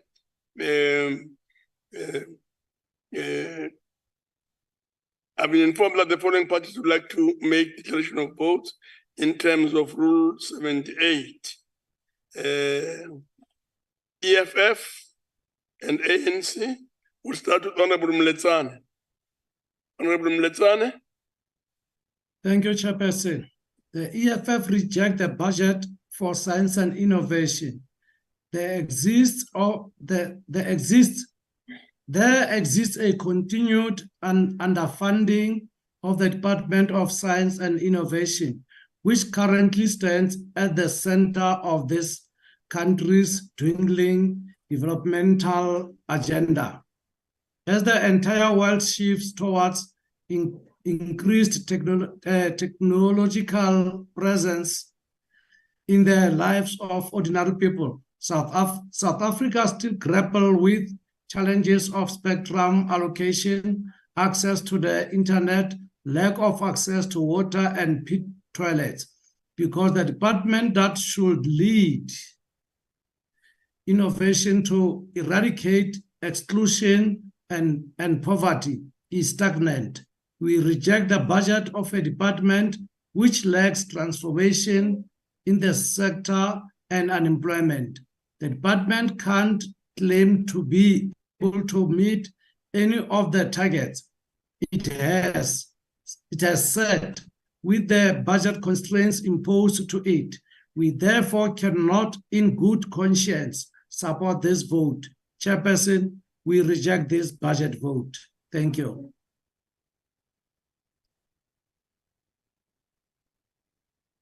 Thank you, Chairperson. Science and innovation are the backbone of any developing economy. Innovation is a critical catalyst of development and solution to address social, economic, and political challenges affecting humankind. The adjustment appropriation has resulted in a declining impact on the National Research Fund, which plays a major role in developing skills and specialist professionals for our economy. Andimazi ke umhlonitshwa uMaletsane lona uba xa engayivumi ibhajethi uthi bazakwenza kanjani, uzomane ekhalaza kumntana omncinci. Skills development is not only a public duty, but various stakeholders have a role to play. After all, it is private sector that benefit the most from the skill development by the government.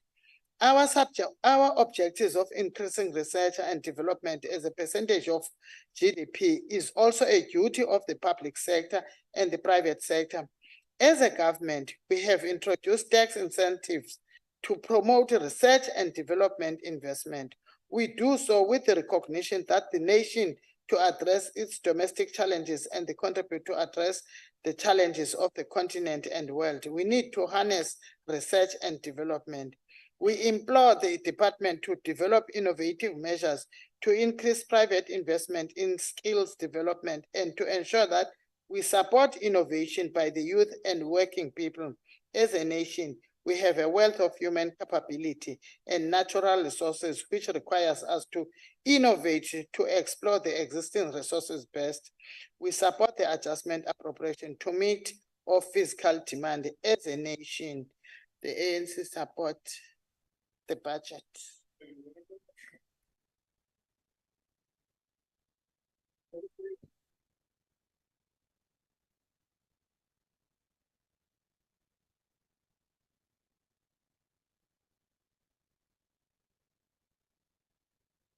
Thank you very much. I'm saying the vote is agreed to. The objections of the EFF, FF Plus, and DA are noted. We move to vote 36, small business development. I'm informed that the following parties would like to make declarations of vote in terms of Rule 78. EFF and the ANC. So we'll start with the Honorable Tafeni. Honorable Tafeni. Thank you, Chairperson. Chairperson, the Economic Freedom Fighters reject the proposed budget for small business development and that of trade and industry. We reject the budget of a department which is simply meant for salaries and procurement and not assisting small businesses. As the EFF, we have stood on many platforms before and made it clear that there is no need for this department of small business, as there is no basis to separate small business from trade and industry. We therefore reject this budget as it is a budget intended for a department which was created out of a need to create position for factions in the ruling party and adding a burden to the already bloated cabinet. We must close this department and make small business the business of industrial police. It is high time that we stop this empty bragging about getting our people to actively participating in business and do it. The so-called industrial zone must not be about a talk to get votes during elections, but they must be functional and well-running. All this needs decisive leadership, which unfortunately cannot be found in the ruling party. Small business are the backbone of any economy's growth. If this country could actively push for more support on those who are doing small business, this could greatly reduce the unemployment rate in this country. Unfortunately, the ruling party simply uses budgets allocated for enriching their corrupt ruling party comrades. Chairperson, the formal liberation movement will never be a sustainable solution for South Africa's developmental problems in this foreseeable future. We reject this budget as EFF. Thank you, Chair. Thank you very much, Honorable Delegates. We now move on to Honorable Mishodi. Thank you very much, Honorable Chairperson. The African National Congress support the endorsement of Appropriation Bill of the Department of Small Business Development. And we believe that it has come at the right time as we just finalized public hearing on the National Small Enterprise Amendment Bill 2023, which seek to amend the National Small Enterprise Act 1996, Act number 102 of 1996. We accept the adjustment of the appropriation bill because we want as a department to provide for the establishment and registration in terms of the Companies Act 2008, Act number 71 of 2008 of the Small Enterprise Development Finance Agency, Honorable Chairperson, and the subsequent establishment of the Small Enterprise Financing Agency and the Cooperative Bank Development Agency, and the incorporation of the Small Enterprise Development Agency into SIFA. We also want to note that the adjustment appropriation bill will assist the bill implementation through the establishment of the Office of the Small Enterprise Outreach Service, Honorable Chairperson. We believe that through supporting the adjustment appropriation bill, the department will be able to focus on key areas like enabling the minister to declare certain practice in relation to small enterprises to be prohibited as an unfair trading practice and to make regulation with regard to, Honorable Chair.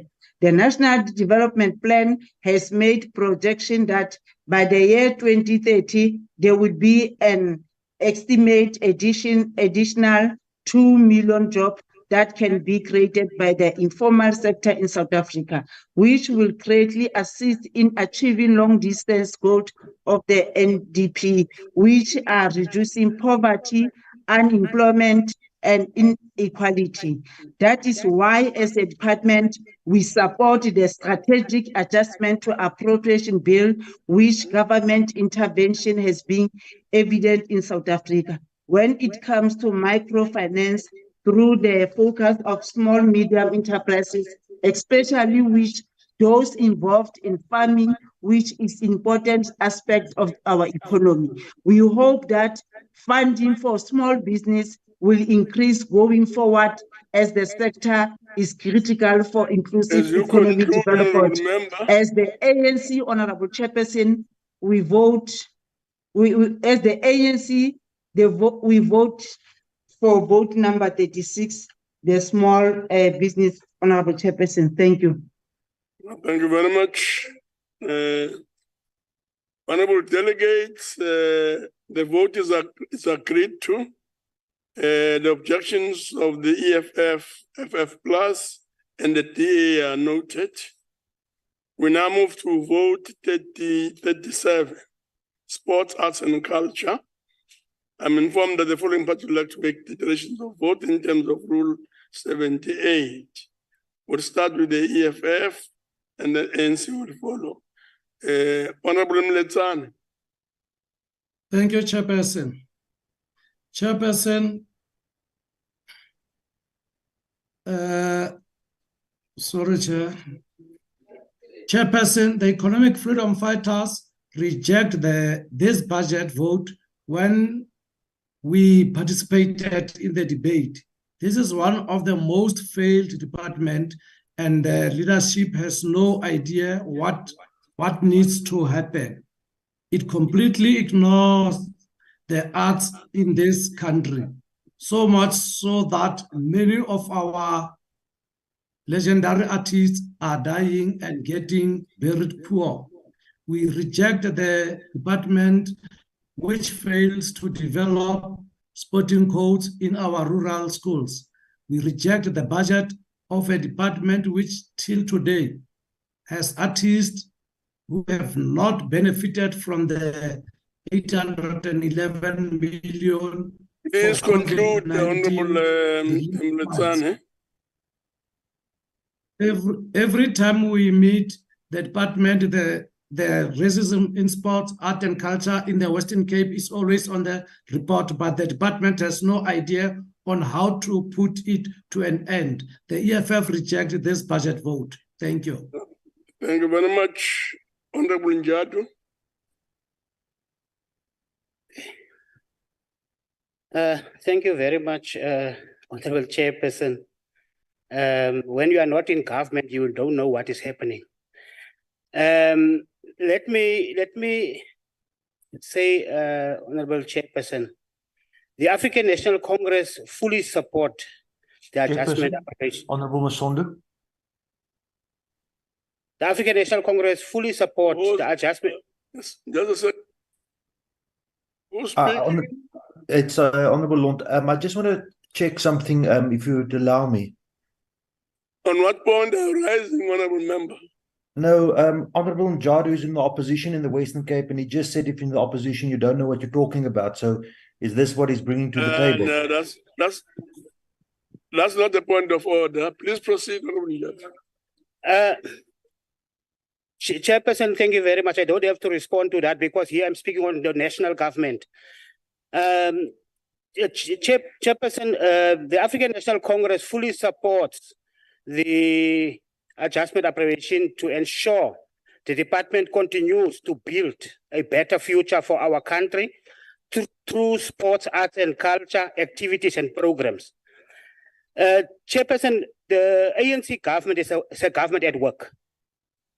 Here are the following.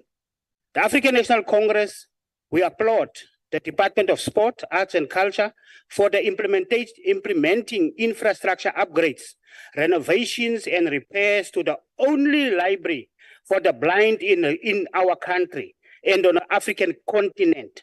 The library plays an important role in the visually impaired communities as it makes a material available to this important community in our country. Chairperson, as a government at work, we are saying that we want to see more Siakolisis, more Makazole Mampimpis, and more Cheslin Colby dominating the international sport. As a government in working, we are saying that South Africa's Sign Language Bill signed into law, the bill restoring the rights and the dignity of the deaf community. Today, we are proud to have a country with the 12 official languages. As a chairperson, as I want to quote the former President Nelson Mandela, was saying that sports has the power to change the world. It has the power to inspire. It has the power to unite in a way that little else does. Now, Chairperson, we recently celebrated and behind Amapokopoko, and with the country was standing fully behind Amapokopoko. So I don't know what is this song being said since we entered this house at 2 o'clock that reject division. And this, I don't know what is the lyrics. So, Chairperson, the African National Congress support vote 37. Thank you very much. Yes, thank you very much, Honorable Njadu. Honorable delegates, the vote is agreed to, and the objections of the EFF, FF Plus, and DA are noted. So we'll move on to vote 38, tourism. So I put vote 38, tourism. I'm informed that the following parties would like to make declaration of vote in terms of Rule 78. EFF, EA, and the ANC. We'll start with Honorable Tlabangwani. Moletsane, Chairperson. Moletsane, please proceed. Thank you. Chairperson, the Economic Freedom Fighters once again reject the budget for the Department of Tourism. This department has failed to find ways of making it easier and cheaper to travel within the country. And far too many South Africans still do not have the opportunity to visit other parts of South Africa with the same ease enjoyed by the foreign tourists. Initiatives aimed at developing local tourism are often overlooked in favor of nonsensical international deals which do not stand to benefit our people. This department has also failed to address the issue of inequality development, specifically in rural communities. It has ignored rural tourism or leisure activities which could be carried out in rural areas and has failed to revitalize tourist activities such as community-based tourism, eco-tourism, cultural tourism, adventure tourism, guest farms, backpacking, riding, and agritourism. Rural areas are often forgotten by this ministry, even though there exists great potential to bring wider benefits to these areas. This sector has made no efforts at enhancing gender equality, and instead we find that in most cases, females only participate when they are hired in domestic workers or employed for cleaning purposes. Chairperson, the lack of attention paid to sites with historical relevance, whether through poor upkeep or outright neglect, speaks to the broader need to rethink how South Africa market its history to tourists. Our tourism sector is on the verge of collapse. The tourism industry has been a victim of the incompetence of government and failure to protect industries. In this decade of the economic freedom fighters, we reject this vote for tourism. Thank you, Chair. Thank you very much. We'll move on to Honorable Boshoff. Thank you very much, Chair. We see an increasingly shrinking economy and the continued loss of jobs. And in light of this, government should be using tourism as an easy win to change this trajectory. That is why the tourism white paper process should be seen as an opportunity to meet this objective. But alas, true to ANC government style, you're looking at centralized control and outdated ideology rather than looking at economic growth and job creation.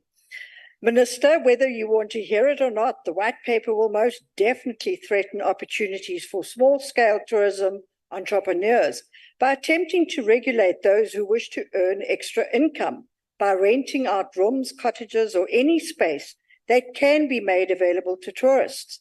And then the cherry on top is the aim by the National Department of Tourism to give the minister additional dangerous powers to specify certain thresholds for the renting out of properties as well as the number of nights a customer can book. Can you believe that? Furthermore, honourable members, the NDT plans to add another new layer of red tape by introducing a registration system that will require the inspection of properties as if there is not enough red tape regulations impeding this sector. We are all aware that the tourism department should be concentrating on building a viable tourism industry. However, this department is more interested in looking at breaking this economic generating industry. Cease. Shame on you. The supply of small-scale tourist accommodation is a prime example of how extra income can be generated.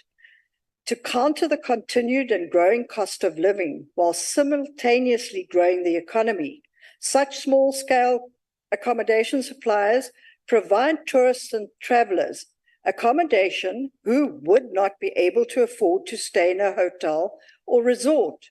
This in turn means that there is a potential for additional tourists to visit our shores, as such stays make it more affordable. But again, the department is shooting this down. So I hope that this department sees the light before this becomes law. The DA calls for a division. Thank you. Thank you very much.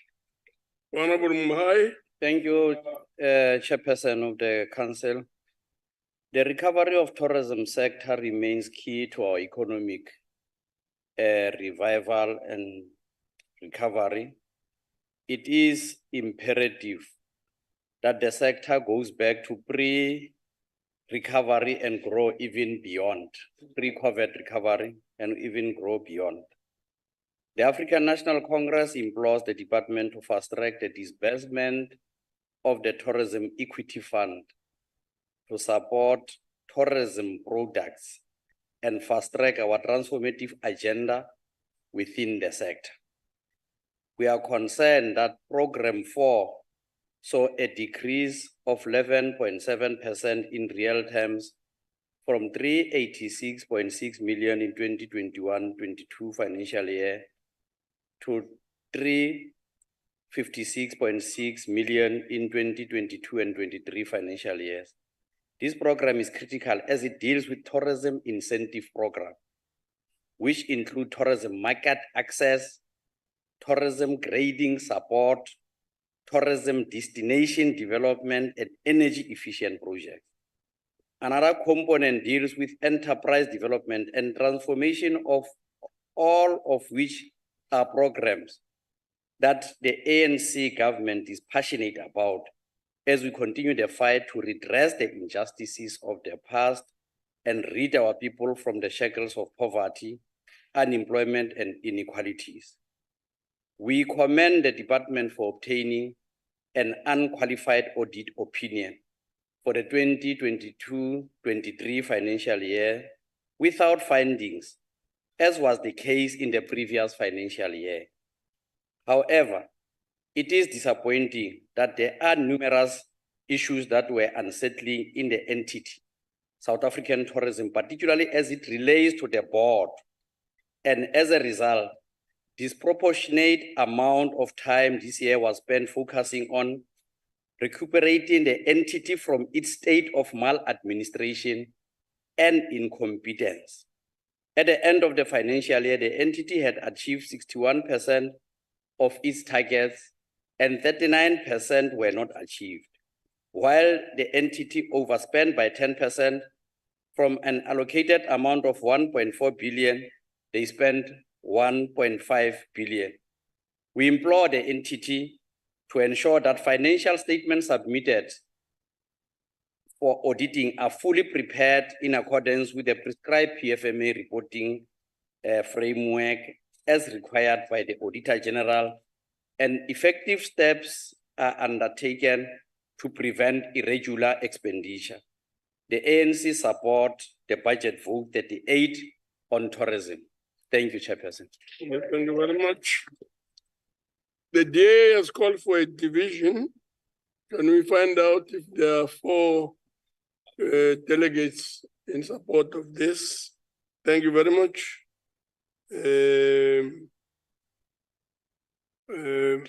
We'll now allow for a 15-second window period for those outside the chamber and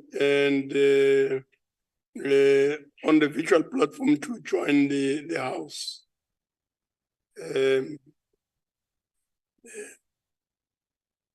Now to remind delegates that we now proceed to voting on the question. Oh, 15 seconds first. Okay.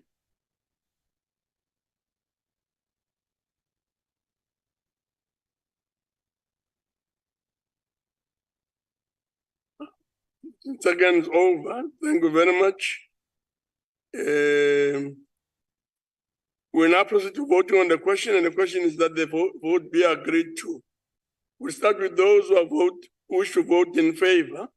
Please raise your hands and keep them there.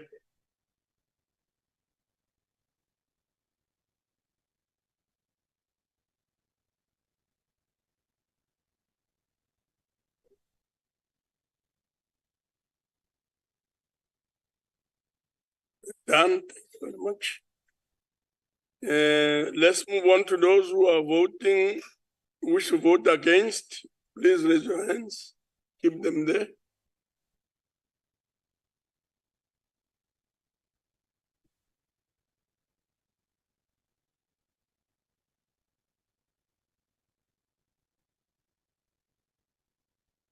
Done. Thank you very much. Those who are abstaining, any abstentions?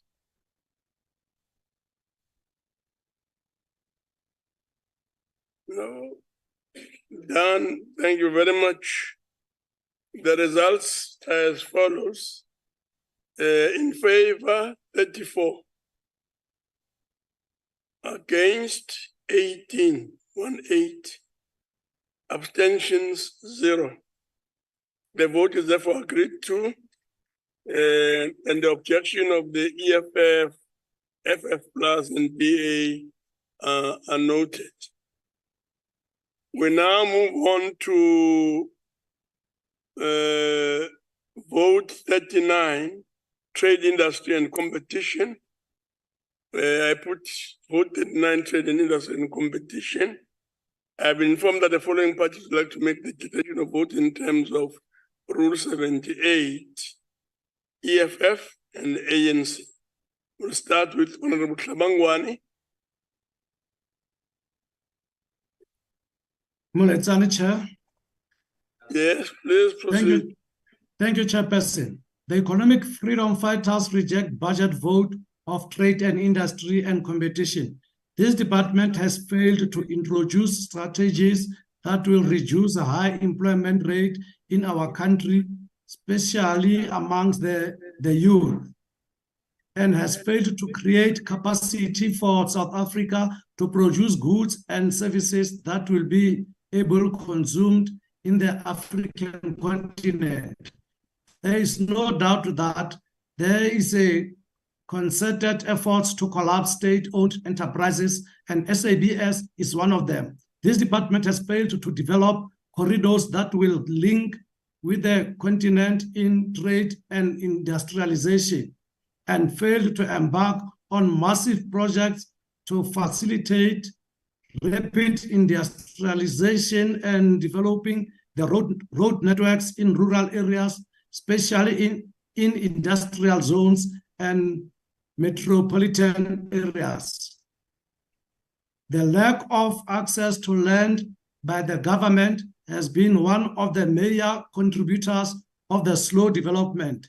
We have been saying that land must be expropriated for exactly this sort of problems, wherein whites hoard the land and block key developmental initiatives from taking place. Chairperson, we reject this vote.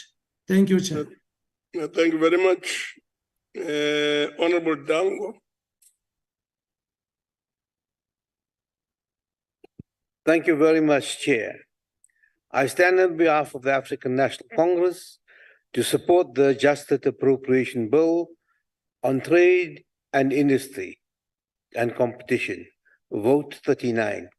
The ANC fully understands that industrial policy is the backbone for any developing country. As a result, the reimagined industrial strategy aims to drive this by systematically supporting structural transformation through spatial economic zones and revitalizing industrial parks for broader and inclusive growth. The adjustment to the appropriation is a clear aim of rejuvenating the manufacturing sector. As a result of 21.3 million is being shifted to the incentives program for manufacturing development incentives. Through the reimagined industrial strategy, investments are seen in special economic zones like in Tshwane, which produced produced on the automotive sector, and has created jobs combined with the SEZs and industrial parks across the country, has resulted in the creation of an estimated 65,500 jobs. In the Eastern Cape, Isuzu has upgraded its local manufacturing facility with an investment of 1.2 billion, resulting in the launch of the new D-Max Bakkie being produced locally. The investment has secured 1,000 direct jobs and enabled 25,000 jobs and hundreds of suppliers across the country. This has been, in effect, the appropriation of the budget on the South African economy. The opposition today want us not to support the industrialization and job creation. That is a shame. The IDC and the National Empowerment Fund, the NEF, must work towards the revitalization of our industrial parks as well as the township economy, valued over 900 billion, and has the potential to create millions of entrepreneurial jobs and opportunities, particularly for the youth. Chairperson, in other countries, when they go to war, it's bipartisan. They even lie and go to war. We have to actually have a bipartisan approach in South Africa to attract trade and investment. But if you start talking down the economy, talking down the rand, and talking away investors, you are not doing anybody a favor. So my appeal is for a bipartisan approach, as the Americans do in trying to deal with matters. Thank you very much. Thank you very much, Honorable Dango. Honorable delegates, the vote is agreed to. The objections of the EFF, FF Plus, and DA are noted. We now move on to vote 40 on transport. I put vote 40 on transport. I've been informed that the following parties would like to make declaration of votes in terms of Rule 78. The EFF, the IFP, and the ANC. We'll start with Honorable Taffin. Honorable Taffin. Enkosi Sihlalo. Chairperson, the EFF rejected the budget of transport. We reject the budget of a department which is fraught with a number of challenges, which include lack of transport accessibility for our people, especially those living in rural areas. Chairperson, we also reject the budget of a department whose minister gave a directive not to transport the general public on the 20th of March, 2023, when the EFF held peaceful protest in the form of a national shutdown. As this clearly demonstrated that the interest of this department is interface and control of the public transport for selfish need of the ruling party more than ensuring that South Africans have safe and reliable public transport. The majority of South Africans, particularly blacks, continue to be victims of robberies because of the lack of reliable and safe transport in this country. This department subjects our people to unsafe, unreliable, and costly system of transport. Most of the modes of transport available in South Africa are not maintained and old, making them a hazard to people.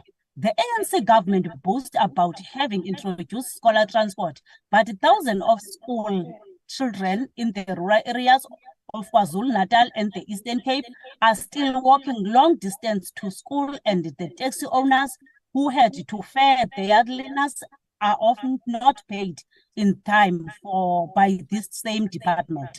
And there are still areas that are inaccessible due to the bad condition of roads. Chairperson, as EFF, we reject this budget. I thank you. Thank you very much. We move on to Honorable N.M. Hadebe. Thank you, Chairperson.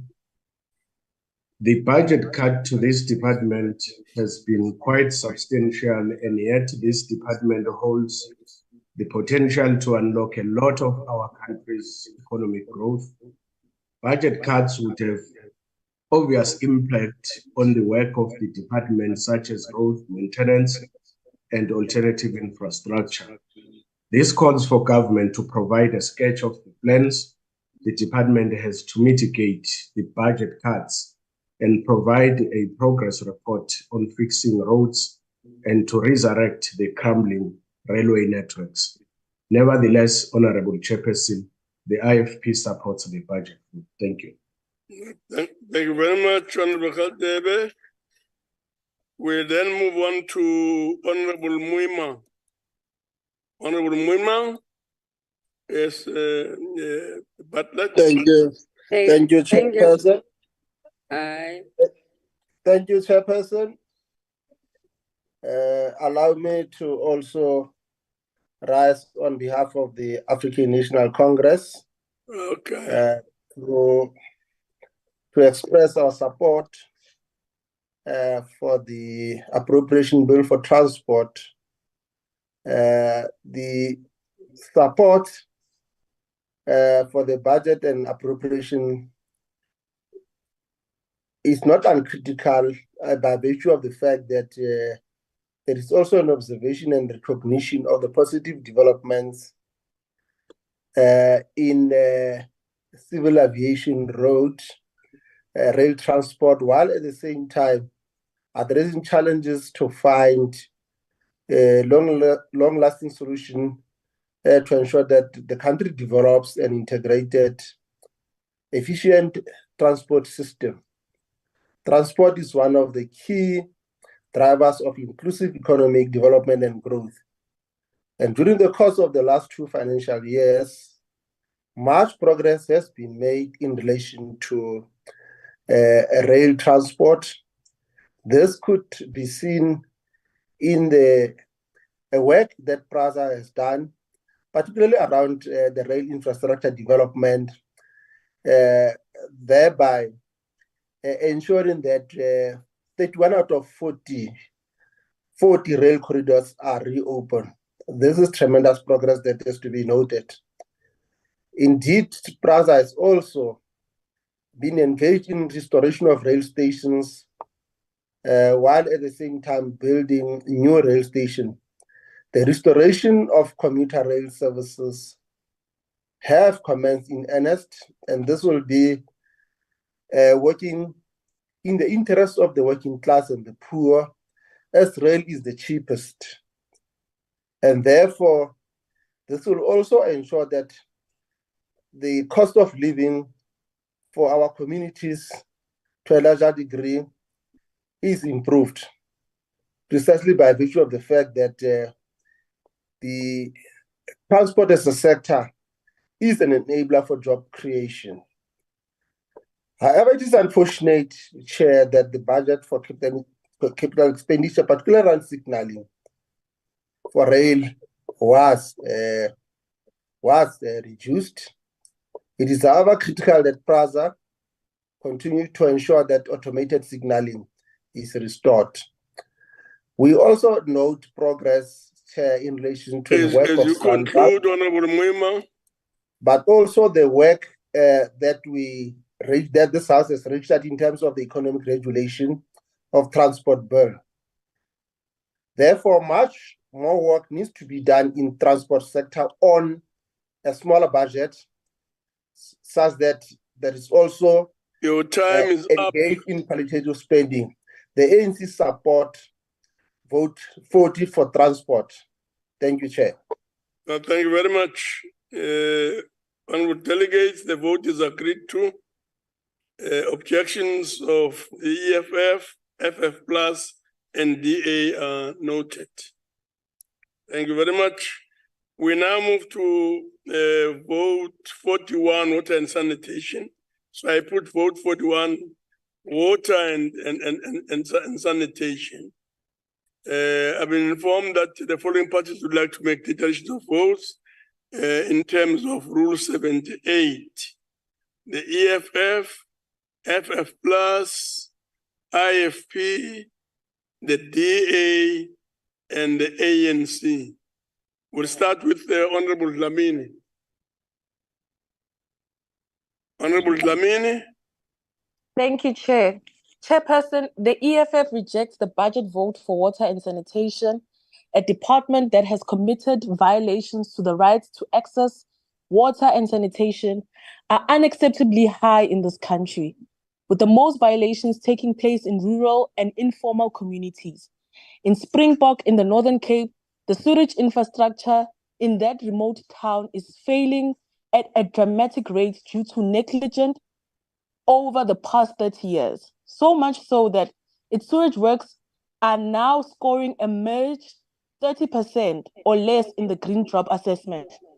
In eThekwini Metropolitan Municipality, 19 out of the 27 wastewater treatment plants work, leading to raw sewage spilling into the ocean and other freshwater reservoirs, risking the lives of the people and biological life in that area. In the Sekhukhune districts of Limpopo, Residents have experienced a chronic water crisis which has persisted for decades and which has left communities in and around that region without water. 23 people have died in Hammanskraal due to sheer negligence. The EFF wants to reassure the people of South Africa that come 2024, the EFF will fix the mess created by the outgoing ANC government, and it will restore the dignity of our people. Chairperson, we reject this budget vote.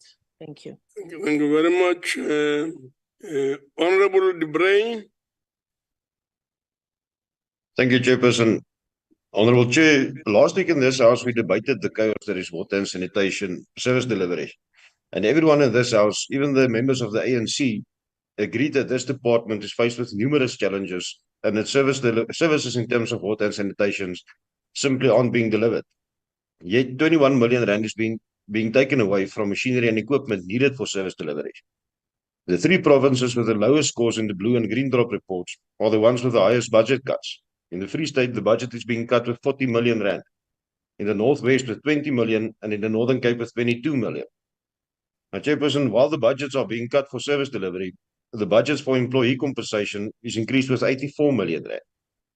Now, Chairperson, this clearly illustrates the priorities of the ANC government, and no one in their right mind can support this. The Freedom Front Plus will reject this budget. Thank you. Thank you very much. Honorable Khatebe. Thank you, Chairperson. Chairperson, the IFP supports the budget vote. We do so in spite of the fact that we have consistently been lamenting the urgent need for the government to attend to the dilapidated and aging water infrastructure as non-revenue water has risen to unsustainable levels. Thank you, Chairperson. Thank you very much. Honorable Smith. Thank you, Honorable Chairperson. Honorable Chair, the majority of water treatment plants in the country is in the dire state of collapse, and communities have to live between sewer rivers and smelly fountains all around their homes. Our rivers, dams, and groundwater are being polluted at an alarming rate, and now it is found that 46% of our drinking water is compromised. Bulk water projects are skyrocketing in price due to delays and failed projects due to blatant corruption. Water shedding is already a reality in most towns in Limpopo, like Mokopane. The department itself reported that the demand for water will exceed the supply by 2030, which means we will run out of water.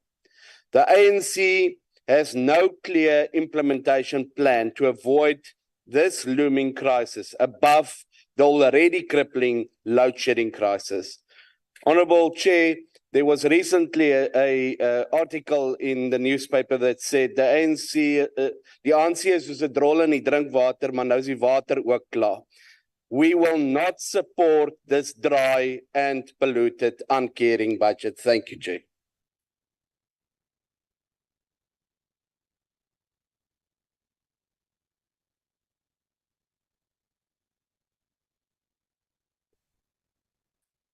Thank you very much, Honorable Chairperson. The ANC support for the adjustment appropriation is based on the fact that the Department of Water and Sanitation is hard at work ensuring the progressive realization of the constitutional right of South Africans to access safe, clean drinking water. Honorable members, since the appointment of Minister Kunu and later the Department DG for Department of Water and Sanitation, there has been stability both in the department and its entities. Today we have water boards that have fully functioning boards and administration. The water boards play a key role in ensuring that there is bulk raw water supply to water service authorities, etc., local municipalities, which guarantees that there is constant water supply to the communities.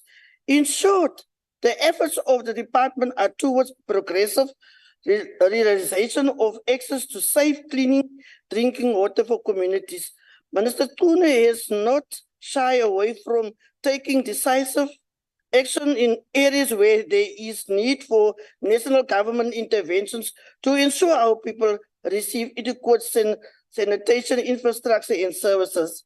The Minister is empowered through Section 62 and 63 of the Water Services Act in conjunction with Section 139 of the Constitution to intervene in municipalities where monitoring of municipal water and sanitation services by the department indicates failure to adhere to national norms and standards. Honorable members, these are government's efforts to ensure that the constitutional obligation to provide safe, clean drinking water and adequate sanitation infrastructure and service to communities are upheld. In short, our support for the adjustment appropriation is informed by the work of the department to progressively realize its constitutional mandate. I thank you. We support the budget.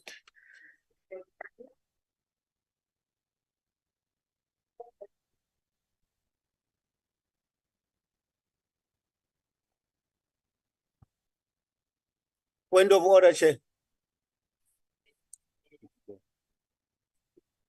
I'm informed that the DA wishes to call for a division.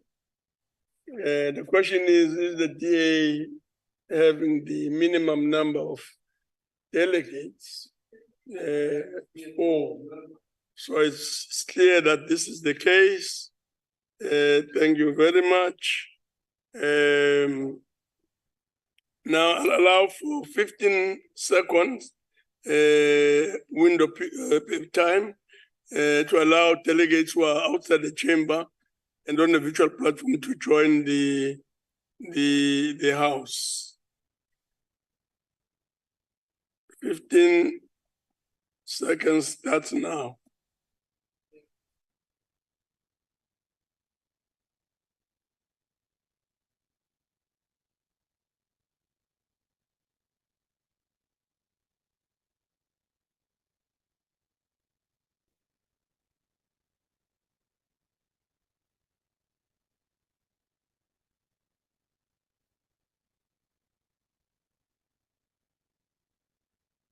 Thank you very much.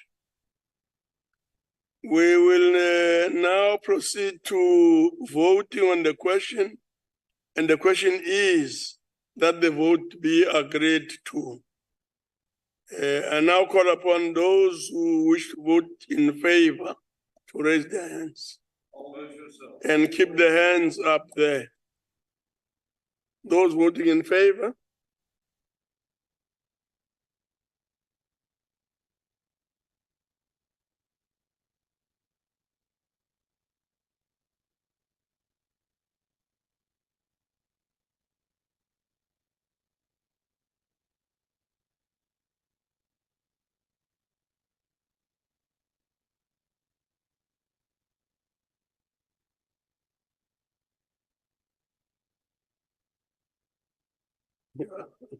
I'm being told that you know I must switch off the mic so that we avoid an echo. So I keep on turning it off. Thank you very much. Those who are voting against, please raise your hands and keep them there.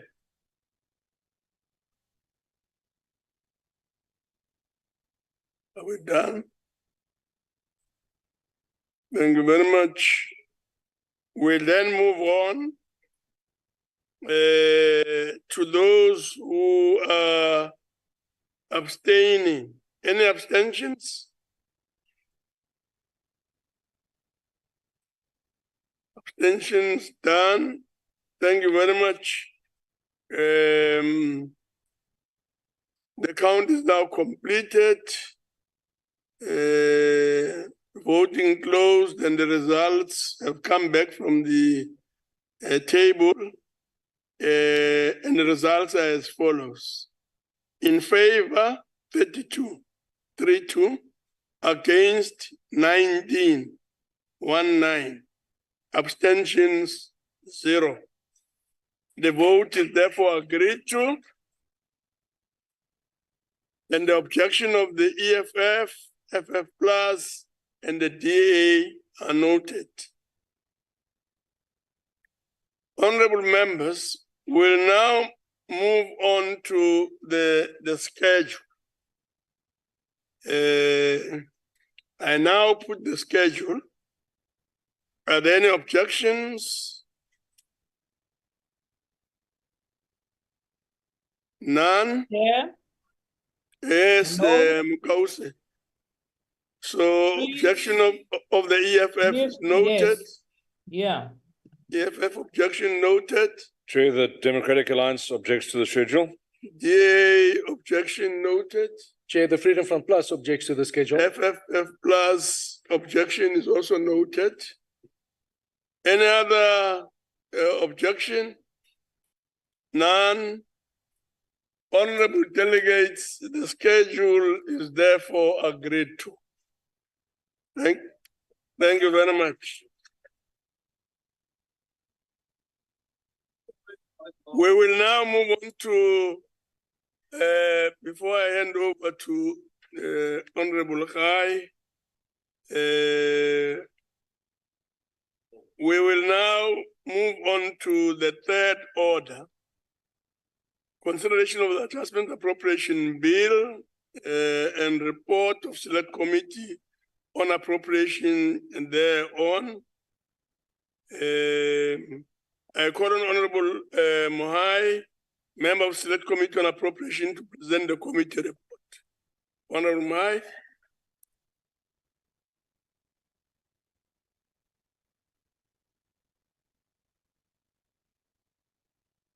Thank you very much, Chairperson. Thank you. Thank you very much, Chairperson. Honorable Deputy Chairperson, honorable members, permanent and special delegates, fellow South Africans. I'm honored to present this report on behalf of the Chairperson of the Select Committee on Appropriations, Honorable D.G. Mahlangu, who is currently on sick leave. Allow me, Honorable Chairperson, to take this opportunity to wish Honorable Mahlangu a speedy recovery.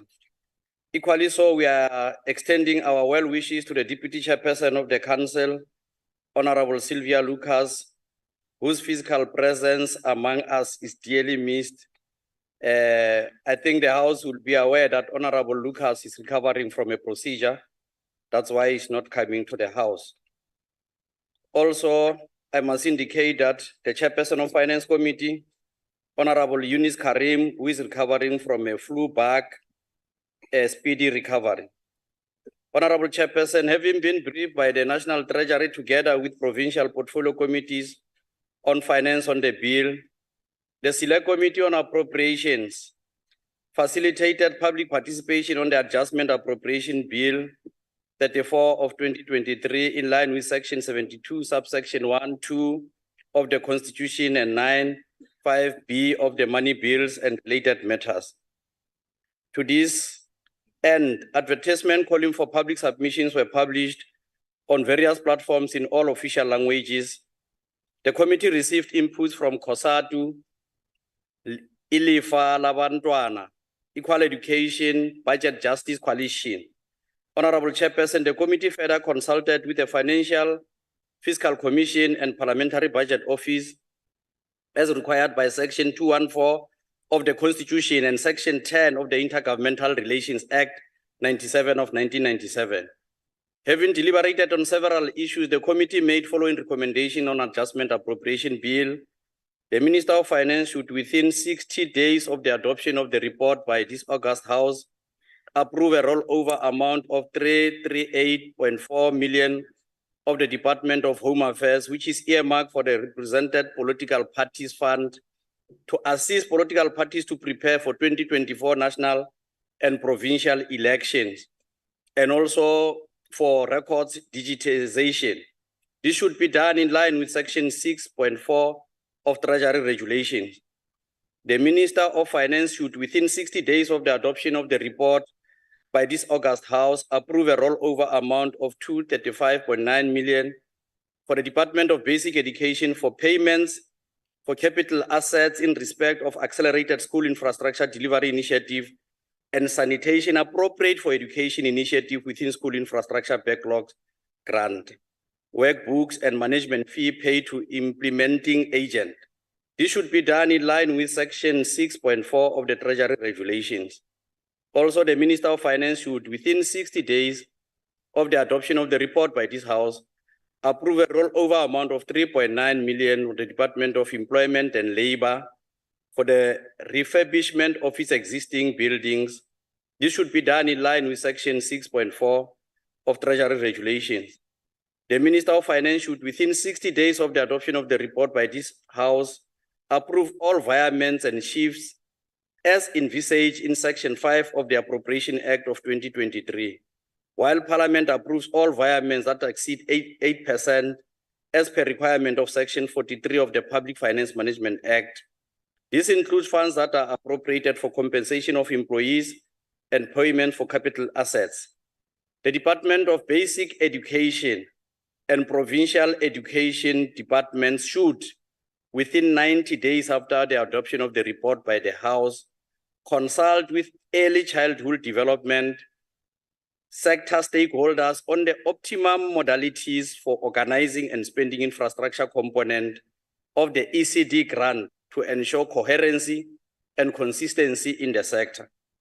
The National Treasury, together with the Department of International Relations and Cooperation, should, within 60 days of the adoption of the report by this House, develop measures to ensure additional amount of 1.7 billion, which is aimed to address foreign exchange fluctuations, is spent according to approved plans, and the same applies to National Treasury together with the South African Revenue Services with respect to the additional amount of 1.0 billion allocated to SARS.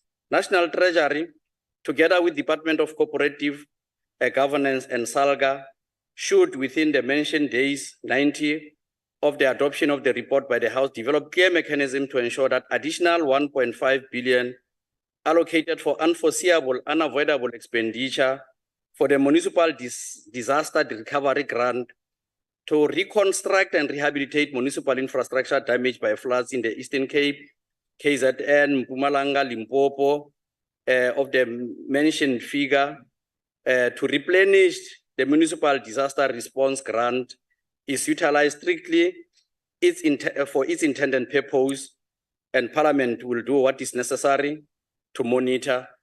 Whilst the committee supports some of the necessary budget cuts, given the current state of economic growth and increasing debt service costs, the National Treasury, together with the Department of Public Service and Administration and the Department of Planning, Monitoring and Evaluation, should take further steps to ensure that social programs are always safeguarded from such reductions and proper measures are developed and implemented to stimulate economic growth. Chairperson, the Adjustment Appropriation Bill demonstrates a difficult domestic and global economic environment that is facing our nation and many countries around the world. Since 2022 budget, global growth estimates for 2023 have been revised lower. The International Monetary Fund projects global growth to slow from an estimated 3.4% in 2022 to 2.9% in 2023. Global economic risks remain high, including those related to the ongoing conflict in the Ukraine, Russia, Palestine, and Israel that pursue a serious threat to global economic recovery and growth. Chairperson, our nation is navigating this difficult environment with policy that support faster growth and address fiscal risk and constraints. Even though South Africa's economy grew by an estimated 2.5% in 2022, which is an upward revision from 1.9% projection in 2022 MTBPS, reflecting a better than expected outcome in the third quarter of 2022, the medium-term growth outlook has deteriorated. In these conditions, government is using Adjustment Appropriation Bill to pursue a prudent fiscal stance that ensures extreme care and caution in the utilization of fiscals.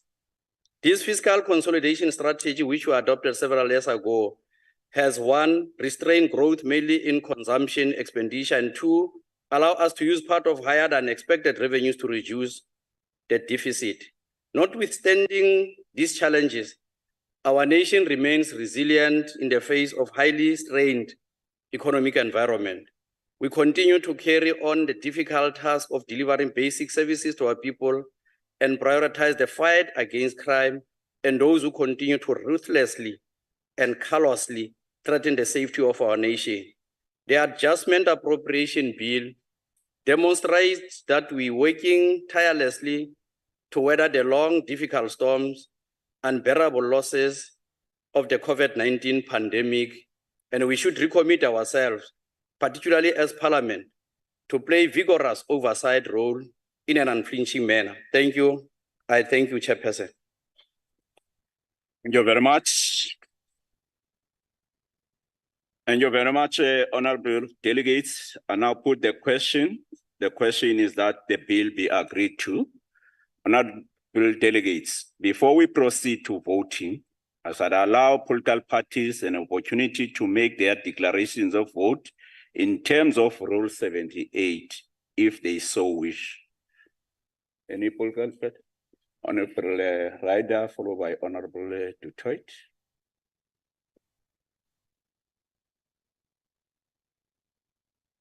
Okay, Honorable.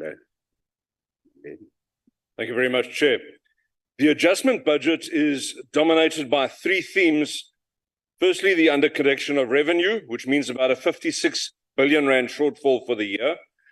The massive impact of the unbudgeted for wage settlement and the consequent ever-rising cost of servicing our debt. Now, Acting Chair, the adjustment budget process is governed by law, which limits the extent to which a budget can be amended mid-year. The material amendments included here have drawn substantial criticism from various quarters, claiming that the extent of the adjustments and the amendments are tantamount to an entirely new budget. The requirements for an adjustment budget are that the matters necessitating the amendments should have been unforeseen.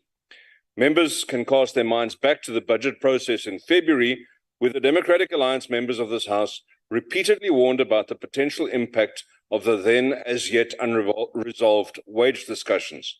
And now we have a centrally negotiated settlement having profound impacts on provinces and departments, but no funding coming from the centre. Just instructions to cut service delivery in order to pay salaries. No wonder the Western Cape has declared a dispute. There were also many warnings about the temporary nature of the commodities boom and the resultant increase in revenue collection. Government was repeatedly warned that the windfalls would not last and that the increased revenues could not be relied on indefinitely. But the ANC carelessly went ahead and drew up a Hail Mary budget, hoping that all the chips would fall their way. Sadly, the opposite happened, and to quote Kevin Wilson, anything that could go did go wrong, as a result of the ANC's ideologically stagnant policies. The obvious result is more debt and more expensive debt as we become more of a risk due to our waning capital reserves, as well as the perceptions of the international investment community as informed by the FATF, who grey-listed us, and the ratings agencies who have downgraded us to junk. As the ANC seeks scapegoats, false and exaggerated narratives are driven, like the currency manipulation saga currently finding prominence in ANC speeches. What a joke. Members understand that your policies are the problem. Bad international relations policies, the NHI, cadre deployment, expropriation without compensation, I can go on. These are the things driving the currency deterioration, not some isolated trades targeting individual transactions. Mr. Chair, this adjustment to our budget is bad news for stretched South Africans who rely on the state to fulfill their basic needs. It is high time that pragmatism trumped ideology, and we got a budget that deals with the real world instead of the nationalist, communist ideals that drive this government. Thank you very much, for a DA-led government. We reject the report and the bill. Thank you, Chair. Thank you very much. Honorable Detroit, FF Plus. Agbare voorsitter, soos verwag kon word, trek Suid-Afrikaners weer in die kortste end as dit by die regering en finansies kom. Die doel van hierdie aansuiveringsbegroting is om staatssalarisse te betaal en die regering se skuldboek te paai. En hiervoor, voorsitter, het die nasionale tesourie so wat 13.6 miljard rand nodig gehad. These additional funds were mainly sourced from reductions to vote baselines and provincial and local government grants. It's not additional funds, Chair. It was funds that was there, but it wasn't utilized. En soos altyd was die suiker dik gestrooi en het sommige van die ANC-kaders ons probeer oortuig dat hierdie begrotingsaanpassings wel bekostigbaar is, dat dit moontlik is, aangesien daar fondse is wat nie spandeer word nie, en aangesien dit aangewend word om unies te paai, kaders te laat glimlag en die skuldvorderaar van die deur af weg te hou. The fact that government is either incompetent or too laid back to finish projects and spend funds effectively on infrastructure and developmental projects contribute to the fact that these unused funds needs to be returned to treasury. Our roads are pothole-ridden, Chair, but still the budget's cut. There are too little classrooms in schools with pit latrines, but still the budget is cut. Children can't read or write for meaning, but still the budget is cut. People die in hospital admissions, but still the budget is cut. And money was even taken away from early childhood development. For what? For the government wage bill? Belaglik, voorsitter. Hoe kan julle saans met 'n oop gemoed gaan slaap? Hoe is dit moontlik, voorsitter, dat daar toegelaat kan word dat die landbousektor aan die pen moet ry vir befondsing hiervoor om die regering se skuldlas te verlig, geld wat deur die ANC vermors en gesteel word? En dit terwyl die regering steeds op 'n daaglikse basis so wat 2 miljard rand gaan leen by die buiteland en beerdkrag Suid-Afrika daagliks so wat 1 miljard rand kos. Ons boere agteruit. South Africa is caught in a downward spiral, and the fact that baseline funding for these critical departments were cut due to so-called underspending, lamsakkigheid eerder, will result in faster crumbling of infrastructure to beyond the point of repair. Voorsitter, as 'n reël is ek 'n positiewe persoon. Ek is nou positief dat die ANC met hierdie begroting en die wetgewing wat die afgelope paar maande in die parlement goedgekeur is, nie net sy mes teen sy eie keel gesit het nie, maar begin bloed trek het. Dit help nie om die koei se spene af te sny as die melk klaar is nie, voorsitter. En dit is wat die goedkeuring wat hierdie begroting tot gevolg gaan hê. Die VF+ ondersteun glad nie hierdie wetgewing of die program nie. Dankie, voorsitter. Thank you very much, Honorable Muletsane. Thank you, Chairperson. The